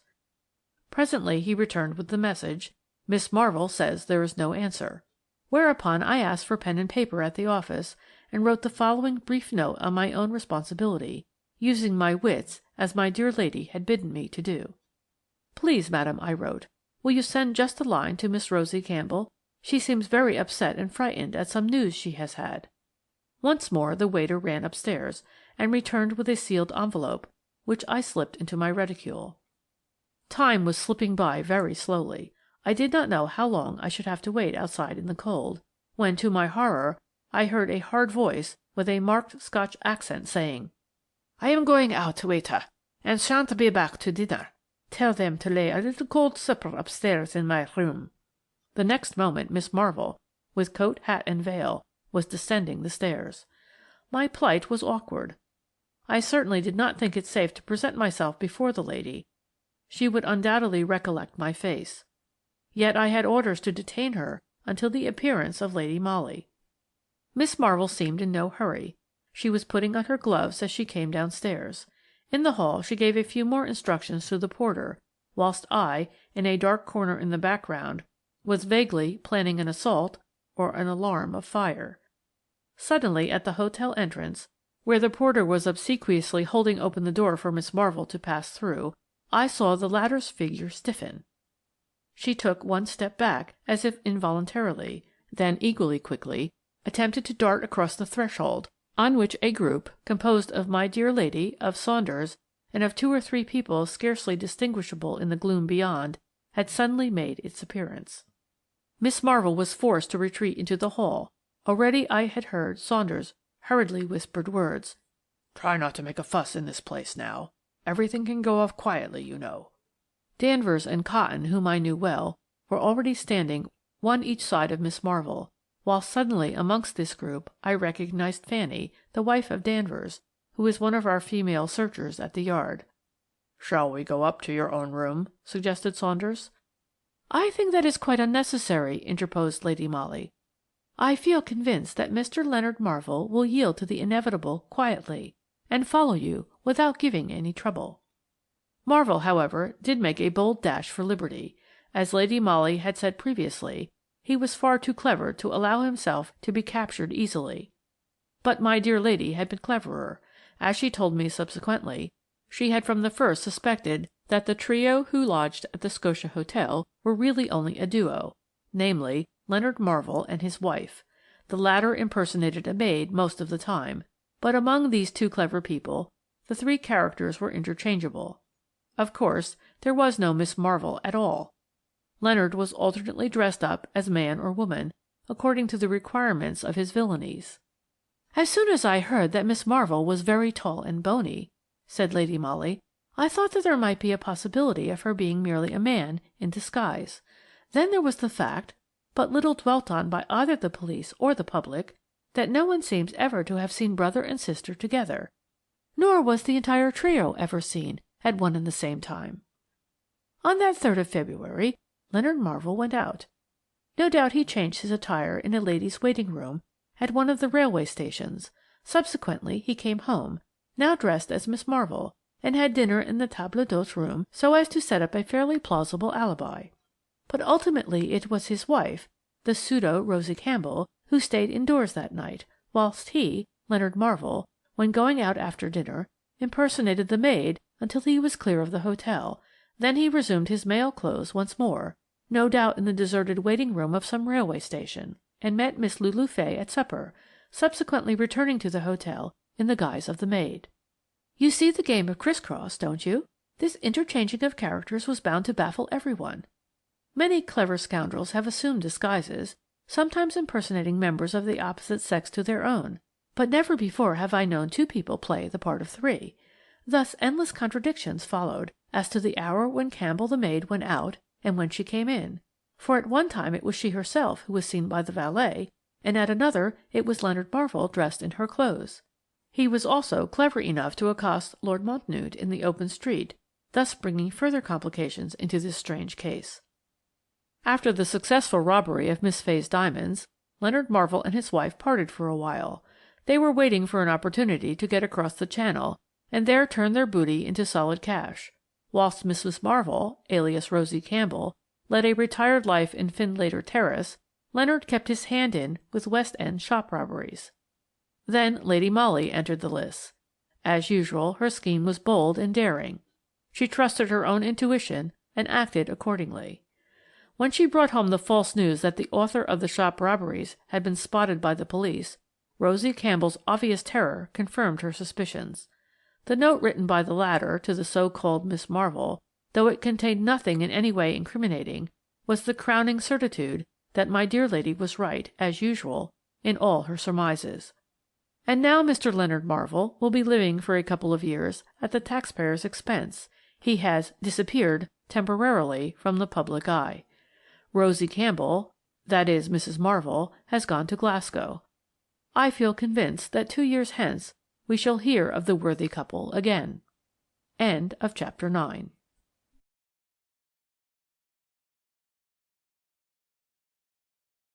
Chapter 10. The Woman in the Big Hat. Lady Molly always had the idea that if the finger of fate had pointed to Mathes's in Regent Street, rather than to Lyons's, as the most advisable place for us to have a cup of tea that afternoon, Mr. Culledon would be alive at the present moment. My dear lady is quite sure, and needless to say that I share her belief in herself, that she would have anticipated the murderer's intentions, and thus prevented one of the most cruel and callous of crimes which ever were perpetrated in the heart of London. She and I had been to a matinee of Trilby, and were having tea at Lyons's, which is exactly opposite Mathes's Vienna Café in Regent Street. From where we sat we commanded a view of the street and of the café, which had been very crowded during the last hour. We had lingered over our toasted muffin until past 6, when our attention was drawn to the unusual commotion which had arisen both outside and in the brilliantly lighted place over the road. We saw 2 men run out of the doorway, and return a minute or 2 later in company with a policeman. You know what is the inevitable result of such a proceeding in London. Within 3 minutes a crowd had collected outside Mathes's. 2 or 3 more constables had already assembled, and had some difficulty in keeping the entrance clear of intruders. But already my dear lady, keen as a pointer on the scent, had hastily paid her bill, and without waiting to see if I followed her or not, had quickly crossed the road, and the next moment her graceful form was lost in the crowd. I went after her, impelled by curiosity, and presently caught sight of her in close conversation with one of our own men. I have always thought that Lady Molly must have eyes at the back of her head, otherwise how could she have known that I stood behind her now? Anyway, she beckoned to me, and together we entered Mathes's, much to the astonishment and anger of the less fortunate crowd. The usually gay little place was indeed sadly transformed. In one corner the waitresses, in dainty caps and aprons, had put their heads together, and were eagerly whispering to one another, whilst casting furtive looks at the small group assembled in front of one of those pretty alcoves, which, as you know, line the walls all round the big tea-room at Mathes's. Here 2 of our men were busy with pencil and notebook, whilst one fair-haired waitress, dissolved in tears, was apparently giving them a great deal of irrelevant and confused information. Chief Inspector Saunders had, I understood, been already sent for. The constables, confronted with this extraordinary tragedy, were casting anxious glances towards the main entrance, whilst putting the conventional questions to the young waitress. And in the alcove itself, raised from the floor of the room by a couple of carpeted steps, the cause of all this commotion, all this anxiety, and all these tears, sat huddled up on a chair, with arms lying straight across the marble-topped table, on which the usual paraphernalia of afternoon tea still lay scattered about. The upper part of the body, limp, backboneless, and awry, half propped up against the wall, half falling back upon the outstretched arms, told quite plainly its weird tale of death. Before my dear lady and I had time to ask any questions, Saunders arrived in a taxicab. He was accompanied by the medical officer, Dr. Townson, who at once busied himself with the dead man, while Saunders went up quickly to Lady Molly. "The chief suggested sending for you," he said quickly. "He was phoning you when I left. There's a woman in this case, and we shall rely on you a good deal." "What has happened?" asked my dear lady, whose fine eyes were glowing with excitement at the mere suggestion of work. "I have only a few stray particulars," replied Saunders, "but the chief witness is that yellow-haired girl over there. We'll find out what we can from her directly Dr. Townson has given us his opinion." The medical officer, who had been kneeling beside the dead man, now rose and turned to Saunders. His face was very grave. "The whole matter is simple enough as far as I am concerned," he said. "The man has been killed by a terrific dose of morphia, administered, no doubt, in this cup of chocolate," he added, pointing to a cup in which there still lingered the cold dregs of the thick beverage. "But when did this occur?" asked Saunders, turning to the waitress. "I can't say," she replied, speaking with obvious nervousness. The gentleman came in very early with a lady, somewhere about 4. They made straight for this alcove. The place was just beginning to fill, and the music had begun."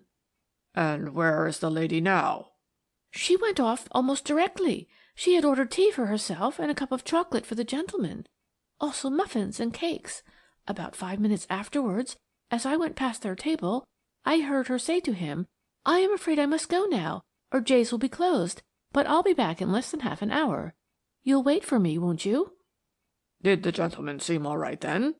"Oh, yes," said the waitress. "He had just begun to sip his chocolate, and merely said, 'S'long,' as she gathered up her gloves and muff and went out of the shop." "And she has not returned since?" "No." "When did you first notice that there was anything wrong with this gentleman?" asked Lady Molly. "Well," said the girl with some hesitation, "I looked at him once or twice as I went up and down, for he certainly seemed to have fallen all of a heap. Of course, I thought that he had gone to sleep, and I spoke to the manageress about him, but she thought that I ought to leave him alone for a bit. Then we got very busy, and I paid no more attention to him until about 6 o'clock, when most afternoon tea customers had gone, and we were beginning to get the tables ready for dinners. Then I certainly did think there was something wrong with the man. I called to the manageress, and we sent for the police." "And the lady who was with him at first? What was she like? Would you know her again?" queried Saunders. "I don't know," replied the girl.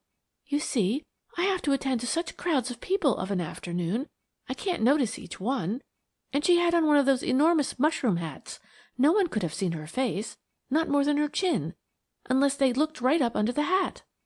"Would you know the hat again?" asked Lady Molly. "Yes, I think I should," said the waitress. "It was black velvet and had a lot of plumes. It was enormous," she added, with a sigh of admiration and of longing for the monumental headgear. During the girl's narrative, one of the constables had searched the dead man's pockets. Among other items, he had found several letters addressed to Mark Culledon, Esquire, some with an address in Lombard Street, others with one in Fitzjohn's Avenue, Hampstead. The initials M.C., which appeared both in the hat and on the silver mount of a letter case belonging to the unfortunate gentleman, proved his identity beyond a doubt. A house in Fitzjohn's Avenue does not, somehow, suggest a bachelor establishment. Even while Saunders and the other men were looking through the belongings of the deceased, Lady Molly had already thought of his family. Children, perhaps a wife, a mother, who could tell? What awful news to bring to an unsuspecting, happy family, who might even now be expecting the return of father, husband, or son, at the very moment when he lay murdered in a public place, the victim of some hideous plot or feminine revenge. As our amiable friends in Paris would say, it jumped to the eyes that there was a woman in the case, a woman who had worn a gargantuan hat for the obvious purpose of remaining unidentifiable when the question of the unfortunate victim's companion that afternoon came up for solution. And all these facts to put before an expectant wife or an anxious mother. As no doubt you have already foreseen, Lady Molly took the difficult task on her own kind shoulders. She and I drove together to Lorbury House, Fitzjohn's Avenue, and on asking of the manservant who opened the door if his mistress were at home, we were told that Lady Irene Culledon was in the drawing-room. Mine is not a story of sentiment, so I am not going to dwell on that interview, which was one of the most painful moments I recollect having lived through. Lady Irene was young, not 25, I should say, petite and frail-looking, but with a quiet dignity of manner which was most impressive. She was Irish, as you know, the daughter of the Earl of Athyville, and it seems had married Mr. Mark Culledon in the teeth of strenuous opposition on the part of her family, which was as penniless as it was aristocratic, whilst Mr. Culledon had great prospects and a splendid business, but possessed neither ancestors nor high connections. She had only been married 6 months, poor little soul, and from all accounts must have idolized her husband. Lady Molly broke the news to her with infinite tact. But there it was. It was a terrific blow, wasn't it? To deal to a young wife, now a widow, and there was so little that a stranger could say in these circumstances. Even my dear lady's gentle voice, her persuasive eloquence, her kindly words, seemed empty and conventional in the face of such appalling grief.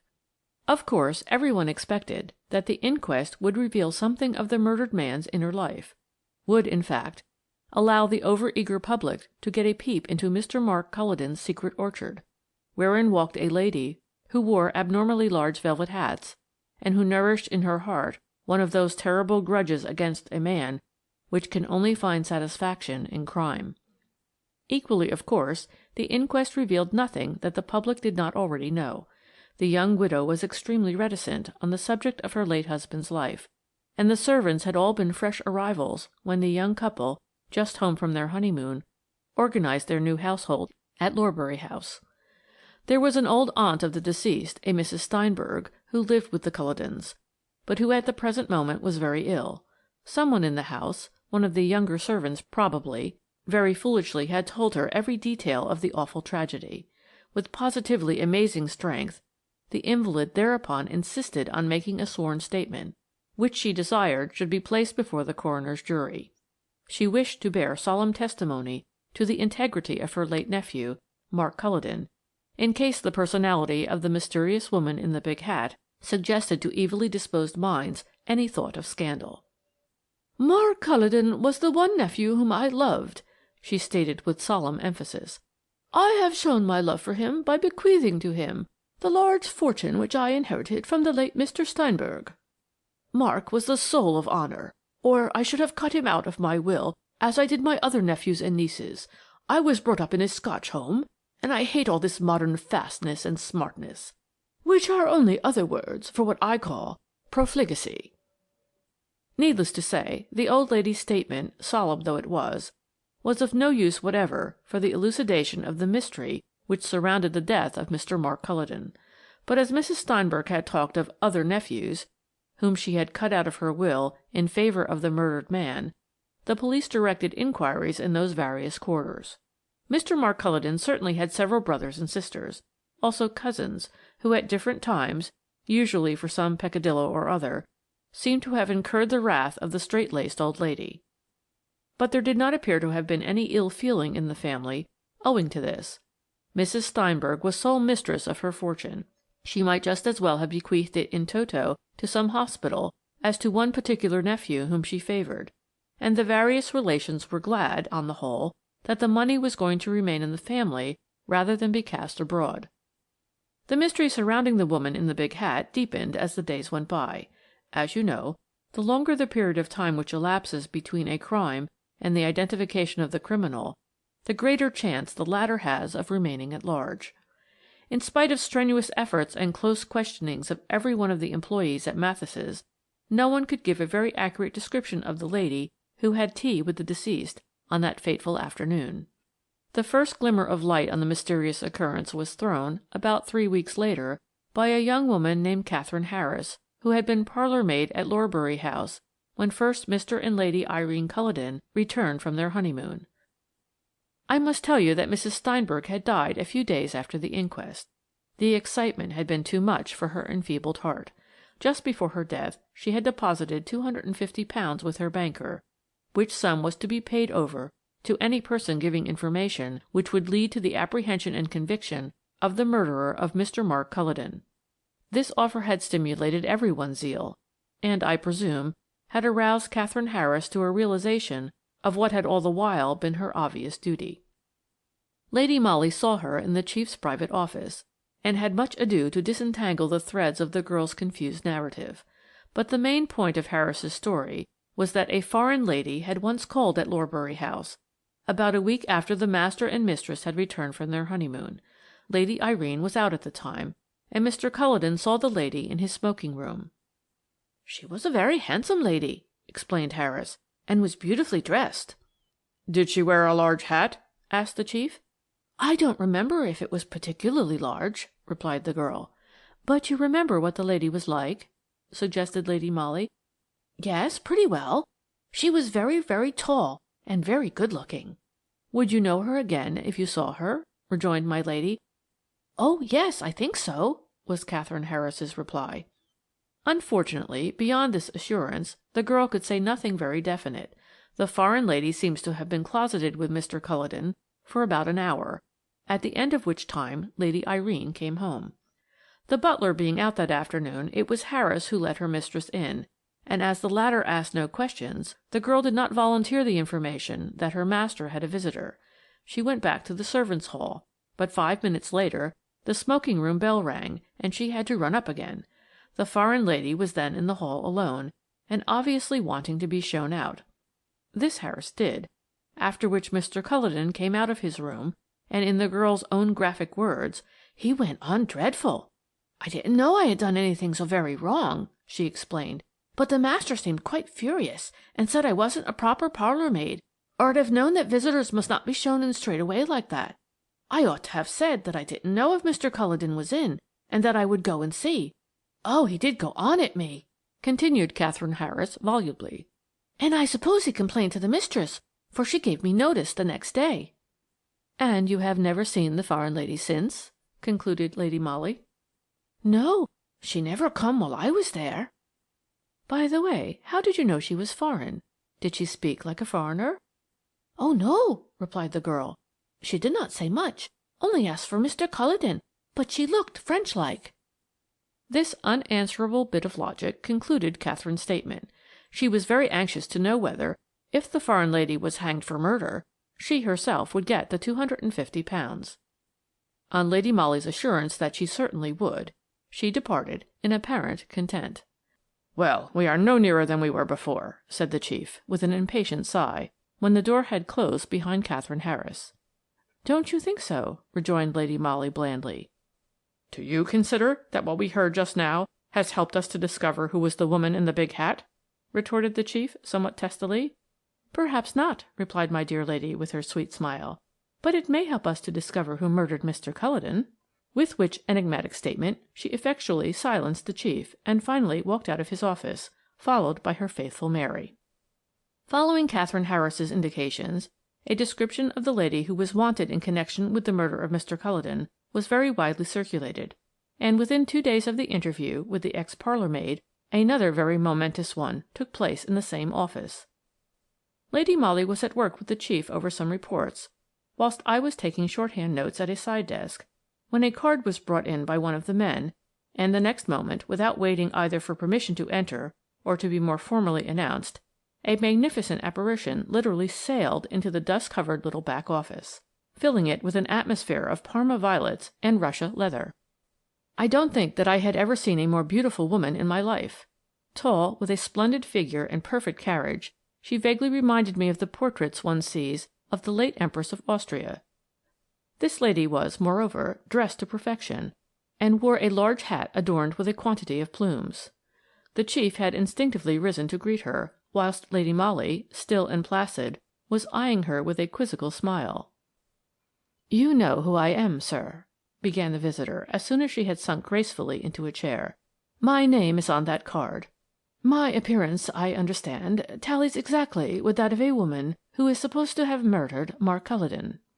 She said this so calmly, with such perfect self-possession, that I literally gasped.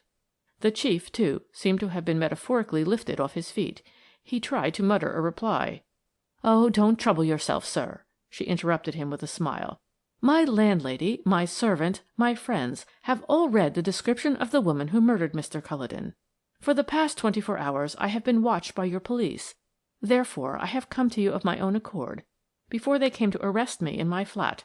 I am not too soon, am I?" she asked, with the same cool indifference which was so startling, considering the subject of her conversation. She spoke English with a scarcely perceptible foreign accent, but I quite understood what Katherine Harris had meant when she said that the lady looked French-like. She certainly did not look English, and when I caught sight of her name on the card which the chief had handed to Lady Molly, I put her down at once as Viennese. Miss Elizabeth Löwenthal had all the charm, the grace, the elegance which one associates with Austrian women more than with those of any other nation. No wonder the chief found it difficult to tell her that, as a matter of fact, the police were about to apply for a warrant that very morning for her arrest on the charge of wilful murder. I know," she said, seeming to divine his thoughts. "But let me tell you at once, sir, that I did not murder Mark Culledon. He treated me shamefully, and I would willingly have made a scandal just to spite him. He had become so respectable and straight-laced. But between scandal and murder there is a wide gulf. Don't you think so, madam?" she added, turning for the first time towards Lady Molly. "Undoubtedly," replied my dear lady with the same quizzical smile. "A wide gulf which, no doubt, Miss Elizabeth Löwenthal will best be able to demonstrate to the magistrate to-morrow," rejoined the chief, with official sternness of manner. I thought that, for the space of a few seconds, the lady lost her self-assurance at this obvious suggestion. The bloom on her cheek seemed to vanish, and 2 hard lines appeared between her fine eyes. But, frightened or not, she quickly recovered herself and said quietly, "Now, my dear sir, let us understand one another. I came here for that express purpose. I take it that you don't want your police to look ridiculous any more than I want a scandal. I don't want detectives to hang about round my flat, questioning my neighbours and my servants. They would soon find out that I did not murder Mark Culledon, of course. But the atmosphere of the police would hang round me, and I prefer Parma violets," she added, raising a daintily perfumed handkerchief to her nose. "Then you have come to make a statement?" asked the chief. "Yes," she replied. "I'll tell you all I know. Mr. Culledon was engaged to marry me. Then he met the daughter of an earl, and thought he would like her better as a wife than a simple Miss Löwenthal. I suppose I should be considered an undesirable match for a young man who has a highly respectable and snobbish aunt, who would leave him all her money only on the condition that he made a suitable marriage. I have a voice, and I came over to England 2 years ago to study English, so that I might sing an oratorio at the Albert Hall. I met Mark on the Calais Dover boat, when he was returning from a holiday abroad. He fell in love with me, and presently asked me to be his wife. After some demur, I accepted him. We became engaged, but he told me that our engagement must remain a secret, for he had an old aunt from whom he had great expectations, and who might not approve of his marrying a foreign girl, who was without connections and a professional singer. From that moment I mistrusted him, nor was I very astonished when gradually his affection for me seemed to cool.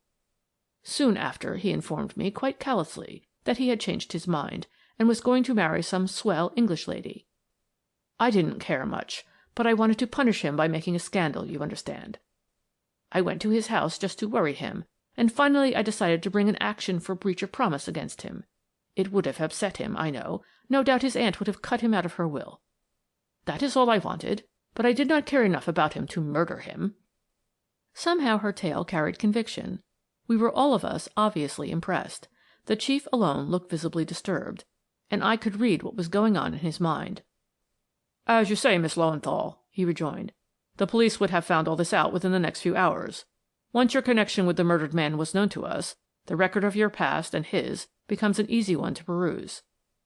No doubt, too," he added insinuatingly, "our men would soon have been placed in possession of the one undisputable proof of your complete innocence with regard to that fateful afternoon spent at Mathis' café." "What is that?" she queried blandly. "An alibi." "You mean where I was during the time that Mark was being murdered in a tea shop?" "Yes," said the chief. "I was out for a walk," she replied quietly. "Shopping, perhaps?" "No." "You met someone who would remember the circumstance, or your servants could say at what time you came in?" "No," she replied dryly. "I met no one, for I took a brisk walk on Primrose Hill. My 2 servants could only say that I went out at 3 o'clock that afternoon and returned after 5. There was silence in the little office for a moment or two. I could hear the scraping of the pen with which the chief was idly scribbling geometrical figures on his blotting pad. Lady Molly was quite still. Her large, luminous eyes were fixed on the beautiful woman who had just told us her strange story, with its unaccountable sequel, its mystery which had deepened with the last phrase which she had uttered. Miss Lowenthal, I felt sure, was conscious of her peril. I am not sufficiently a psychologist to know whether it was guilt or merely fear which was distorting the handsome features now, hardening the face and causing the lips to tremble. Lady Molly scribbled a few words on a scrap of paper, which she then passed over to the chief.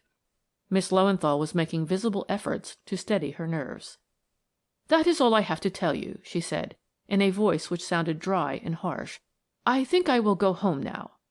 But she did not rise from her chair, and seemed to hesitate, as if fearful lest permission to go were not granted her. To her obvious astonishment, and I must add to my own, the chief immediately rose and said quite urbanely, "I thank you very much for the helpful information which you have given me. Of course, we may rely on your presence in town for the next few days, may we not?" She seemed greatly relieved, and all at once resumed her former charm of manner and elegance of attitude. The beautiful face was lit up by a smile. The chief was bowing to her in quite a foreign fashion, and in spite of her visible reassurance she eyed him very intently. Then she went up to Lady Molly and held out her hand. My dear lady took it without an instant's hesitation. I, who knew that it was the few words hastily scribbled by Lady Molly which had dictated the chief's conduct with regard to Miss Lowenthal, was left wondering whether the woman I loved best in all the world had been shaking hands with a murderess. No doubt you will remember the sensation which was caused by the arrest of Miss Lowenthal on a charge of having murdered Mr. Mark Culledon by administering morphia to him in a cup of chocolate at Mathis' café in Regent Street. The beauty of the accused, her undeniable charm of manner, the hitherto blameless character of her life, all tended to make the public take violent sides either for or against her, and the usual budget of amateur correspondence, suggestions, recriminations, and advice poured into the chief's office in titanic proportions. I must say that, personally, all my sympathies went out to Miss Lowenthal. As I have said before, I am no psychologist, but I had seen her in the original interview at the office, and I could not get rid of an absolutely unreasoning certitude that the beautiful Viennese singer was innocent. The magistrate's court was packed, as you may well imagine, on that first day of the inquiry, and, of course, sympathy with the accused went up to fever pitch when she staggered into the dock, beautiful still, despite the ravages caused by horror, anxiety, fear, in the face of the deadly peril in which she stood. The magistrate was most kind to her, her solicitor was unimpeachably assiduous, even our fellows, who had to give evidence against her, did no more than their duty, and were as lenient in their statements as possible. Miss Löwenthal had been arrested in her flat by Danvers, accompanied by 2 constables. She had loudly protested her innocence all along, and did so still, pleading, "Not guilty," in a firm voice. The great points in favour of the arrest were, firstly, the undoubted motive of disappointment and revenge against a faithless sweetheart, then the total inability to prove any kind of alibi, which, under the circumstances, certainly added to the appearance of guilt. The question of where the fatal drug was obtained was more difficult to prove. It was stated that Mr. Mark Culledon was director of several important companies, one of which carried on business as wholesale druggists. Therefore, it was argued that the accused, at different times and under some pretext or other, had obtained drugs from Mr. Culledon himself. She had admitted to having visited the deceased at his office in the city, both before and after his marriage. Miss Löwenthal listened to all this evidence against her with a hard, set face, as she did also to Catherine Harris's statement about her calling on Mr. Culledon at Lorbury House. But she brightened up visibly when the various attendants at Mathis's café were placed in the box. A very large hat belonging to the accused was shown to the witnesses, but though the police upheld the theory that that was the headgear worn by the mysterious lady at the café on that fateful afternoon, the waitresses made distinctly contradictory statements with regard to it. Whilst one girl swore that she recognized the very hat, another was equally positive that it was distinctly smaller than the one she recollected, and when the hat was placed on the head of Miss Löwenthal, 3 out of the 4 witnesses positively refused to identify her. Most of these young women declared that though the accused, when wearing the big hat, looked as if she might have been the lady in question, yet there was a certain something about her which was different. With that vagueness which is a usual and highly irritating characteristic of their class, the girls finally parried every question by refusing to swear positively either for or against the identity of Miss Löwenthal. "There's something that's different about her somehow," one of the waitresses asserted positively. "What is it that's different?" asked the solicitor for the accused, pressing his point. "I can't say," was the perpetual, maddening reply. Of course, the poor young widow had to be dragged into the case, and here, I think, opinions and even expressions of sympathy were quite unanimous. The whole tragedy had been inexpressibly painful to her, of course, and now it must have seemed doubly so. The scandal which had accumulated round her late husband's name must have added the poignancy of shame to that of grief. Mark Culledon had behaved as callously to the girl whom clearly he had married from interested family motives as he had to the one whom he had heartlessly cast aside. Lady Irene, however, was most moderate in her statements. There was no doubt that she had known of her husband's previous entanglement with Miss Löwenthal, but apparently had not thought fit to make him accountable for the past. She did not know that Miss Löwenthal had threatened a breach of promise action against her husband. Throughout her evidence she spoke with absolute calm and dignity, and looked indeed a strange contrast in her closely fitting tailor-made costume of black serge and tiny black toque to the more brilliant woman who stood in the dock. The 2 great points in favour of the accused were, firstly, the vagueness of the witnesses who were called to identify her, and secondly, the fact that she had undoubtedly begun proceedings for breach of promise against the deceased. Judging by the latter's letters to her, she would have had a splendid case against him, which fact naturally dealt a severe blow to the theory as to motive for the murder. On the whole, the magistrate felt that there was not a sufficiency of evidence against the accused to warrant his committing her for trial. He therefore discharged her, and amid loud applause from the public, Miss Löwenthal left the court a free woman. Now I know that the public did loudly, and to my mind very justly, blame the police for that arrest, which was denounced as being as cruel as it was unjustifiable. I felt as strongly as anybody on the subject. for I knew that the prosecution had been instituted in defiance of Lady Molly's express advice, and in distinct contradiction to the evidence which she had collected. When, therefore, the chief asked my dear lady to renew her efforts in that mysterious case, it was small wonder that her enthusiasm did not respond to his anxiety. That she would do her duty was beyond a doubt, but she had very naturally lost her more fervent interest in the case. The mysterious woman in the big hat was still the chief subject of leading articles in the papers, coupled with that of the ineptitude of the police who could not discover her. There were caricatures and picture postcards in all the shop windows of a gigantic hat covering the whole figure of its wearer, only the feet, and a very long and pointed chin protruding from beneath the enormous brim. Below was the device, "Who is she? Ask the police?" One day, it was the second since the discharge of Miss Löwenthal, my dear lady came into my room beaming. It was the first time I had seen her smile for more than a week, and already I had guessed what it was that had cheered her.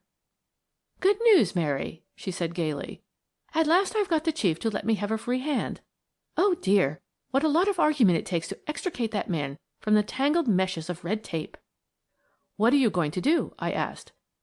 "Prove that my theory is right as to who murdered Mark Culledon," she replied seriously, "and as a preliminary, we'll go and ask his servants at Lorbury House a few questions."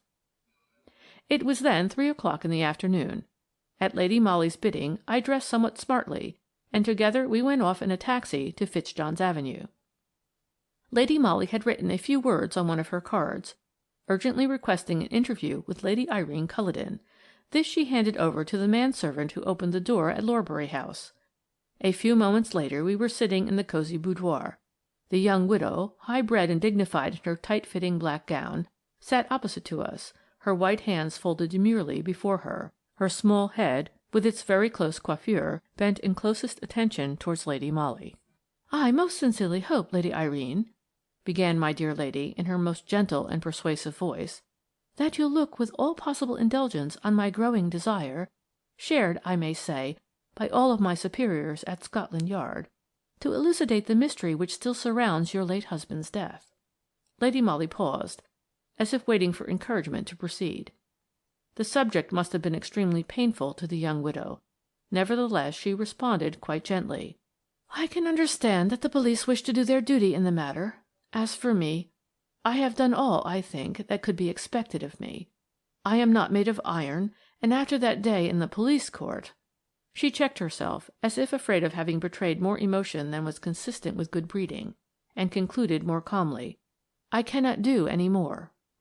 "I fully appreciate your feelings in the matter," said Lady Molly, "but you would not mind helping us, would you? In a passive way, if you could, by some simple means, further the cause of justice?" "What is it you want me to do?" asked Lady Irene.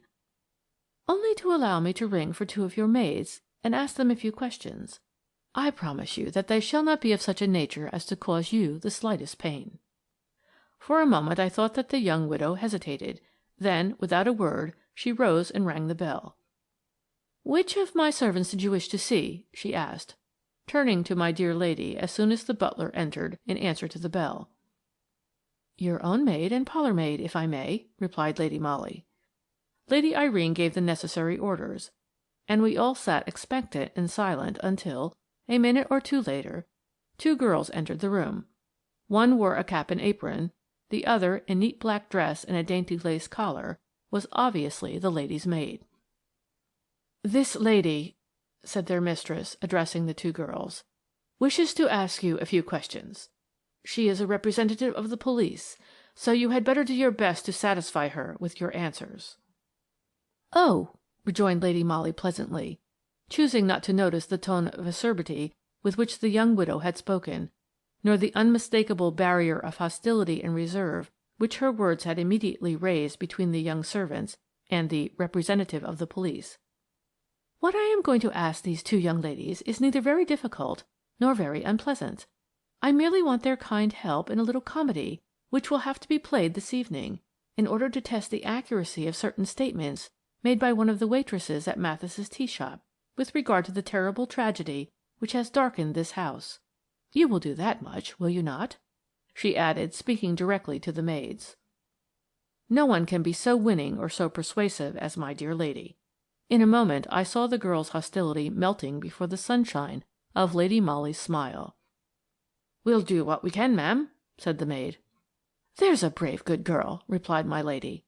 "You must know that the chief waitress at Mathis' has this very morning identified the woman in the big hat who, we all believe, murdered your late master. Yes," she continued, in response to a gasp of astonishment which seemed to go round the room like a wave.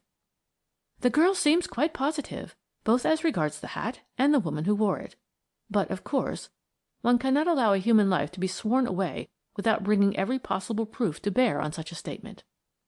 And I am sure that everyone in this house will understand that we don't want to introduce strangers more than we can help into this sad affair, which already has been bruited abroad too much."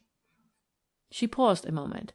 Then, as neither Lady Irene nor the maids made any comment, she continued, "My superiors at Scotland Yard think it their duty to try and confuse the witness as much as possible in her act of identification. They desire that a certain number of ladies wearing abnormally large hats should parade before the waitress. Among them will be, of course, the one whom the girl has already identified as being the mysterious person who had tea with Mr. Culledon at Mathis' that afternoon. My superiors can then satisfy themselves whether the waitress is or is not so sure of her statement that she invariably picks out again and again one particular individual amongst a number of others or not." "Surely," interrupted Lady Irene dryly, "you and your superiors do not expect my servants to help in such a farce?" "We don't look upon such a proceeding as a farce, Lady Irene," rejoined Lady Molly gently. "It is often resorted to in the interests of an accused person, and we certainly would ask the cooperation of your household." "I don't see what they can do." But the two girls did not seem unwilling. The idea appealed to them, I felt sure. It suggested an exciting episode, and gave promise of variety in their monotonous lives. "I am sure both these young ladies possess fine big hats," continued Lady Molly with an encouraging smile. "I should not allow them to wear ridiculous headgear," retorted Lady Irene sternly. "I have the one your ladyship wouldn't wear and threw away," interposed the young parlour-maid. "I put it together again with the scraps I found in the dust-hole." There was just one instant of absolute silence, one of those magnetic moments when fate seems to have dropped the spool on which she was spinning the threads of life, and is just stooping in order to pick it up. Lady Irene raised a black-bordered handkerchief to her lips, then said quietly, "I don't know what you mean, Mary. I never wear big hats." "No, my lady," here interposed the lady's maid, "but Mary means the one you ordered at Sanchez's, and only wore the once, the day you went to that concert." "Which day was that?" asked Lady Molly blandly. "Oh, I couldn't forget that day," ejaculated the maid. "Her ladyship came home from the concert. I had undressed her, and she told me that she would never wear her big hat again, it was too heavy. That same day Mr. Culledon was murdered." "That hat would answer our purpose very well," said Lady Molly quite calmly. "Perhaps Mary will go and fetch it, and you had better go and help her put it on." The two girls went out of the room without another word, and there were we three women left facing one another, with that awful secret, only half revealed, hovering in the air like an intangible spectre. "What are you going to do, Lady Irene?" asked Lady Molly after a moment's pause, during which I literally could hear my own heart beating, whilst I watched the rigid figure of the widow in deep black crape, her face set and white, her eyes fixed steadily on Lady Molly. "You can't prove it," she said defiantly. "I think we can," rejoined Lady Molly simply. "At any rate, I mean to try. I have two of the waitresses from Mathis' outside in a cab, and I have already spoken to the attendant who served you at Sanchez's, an obscure milliner in a back street near Portland Road. We know that you were at great pains there to order a hat of certain dimensions and to your own minute description. It was a copy of one you had once seen Miss Lowenthal wear when you met her at your late husband's office. We can prove that meeting too. Then we have your maid's testimony that you wore that same hat once, and once only, the day, presumably, that you went out to a concert, a statement which you will find it difficult to substantiate, and also the day on which your husband was murdered." "Bah! The public will laugh at you," retorted Lady Irene, still defiantly. "You would not dare to formulate so monstrous a charge." It will not seem monstrous when justice has weighed in the balance the facts which we can prove. Let me tell you a few of these, the result of careful investigation. There is the fact that you knew of Mr. Culledon's entanglement with Miss Elizabeth Lowenthal, and did your best to keep it from old Mrs. Steinberg's knowledge, realizing that any scandal round her favourite nephew would result in the old lady cutting him, and therefore you, out of her will. You dismissed a parlour-maid for the sole reason that she had been present when Miss Lowenthal was shown into Mr. Culledon's study. There is the fact that Mrs. Steinberg had so worded her will that, in the event of her nephew dying before her, her fortune would devolve on you. The fact that Miss Lowenthal's action for breach of promise against your husband, your last hope of keeping the scandal from the old lady's ears, had effectually vanished. You saw the fortune eluding your grasp. You feared Mrs. Steinberg would alter her will. Had you found the means, and had you dared, would you not rather have killed the old lady? But discovery would have been certain. The other crime was bolder and surer. You have inherited the old lady's millions, for she never knew of her nephew's earlier peccadilloes. All this we can state and prove, and the history of the hat, bought and worn one day only, that same memorable day, and then thrown away. A loud laugh interrupted her, a laugh that froze my very marrow. "There is one fact you have forgotten, my Lady of Scotland Yard," came in sharp, strident accents from the black-robed figure, which seemed to have become strangely spectral in the fast-gathering gloom which had been enveloping the luxurious little boudoir. "Don't omit to mention the fact that the accused took the law into her own hands." And before my dear lady and I could rush to prevent her, Lady Irene Culledon had conveyed something, we dared not think what, to her mouth. "Find Danvers, quick, Mary," said Lady Molly calmly. "You'll find him outside. Bring a doctor back with you." Even as she spoke, Lady Irene, with a cry of agony, fell senseless in my dear lady's arms. The doctor, I may tell you, came too late. The unfortunate woman evidently had a good knowledge of poisons. She had been determined not to fail. In case of discovery, she was ready and able to mete out justice to herself. I don't think the public ever knew the real truth about the woman in the big hat. Interest in her went the way of all things. Yet my dear lady had been right from beginning to end. With unerring precision she had placed her dainty finger on the real motive and the real perpetrator of the crime, the ambitious woman who had married solely for money, and meant to have that money even at the cost of one of the most dastardly murders that have ever darkened the criminal annals of this country. I asked Lady Molly what it was that first made her think of Lady Irene as the possible murderess. No one else for a moment had thought her guilty. "The big hat," replied my lady with a smile. "Had the mysterious woman at Mathis' been tall, the waitresses would not, one and all, have been struck by the abnormal size of the hat. The wearer must have been petite, hence the reason that under a wide brim only the chin would be visible. I at once sought for a small woman. Our fellows did not think of that, because they are men." You see how simple it all was. End of chapter 10.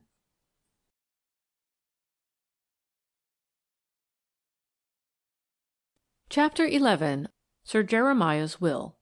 Many people have asked me whether I knew when and in what circumstances Lady Molly joined the detective staff at Scotland Yard, who she was, and how she managed to keep her position in society, as she undoubtedly did, whilst exercising a profession which usually does not make for high social standing.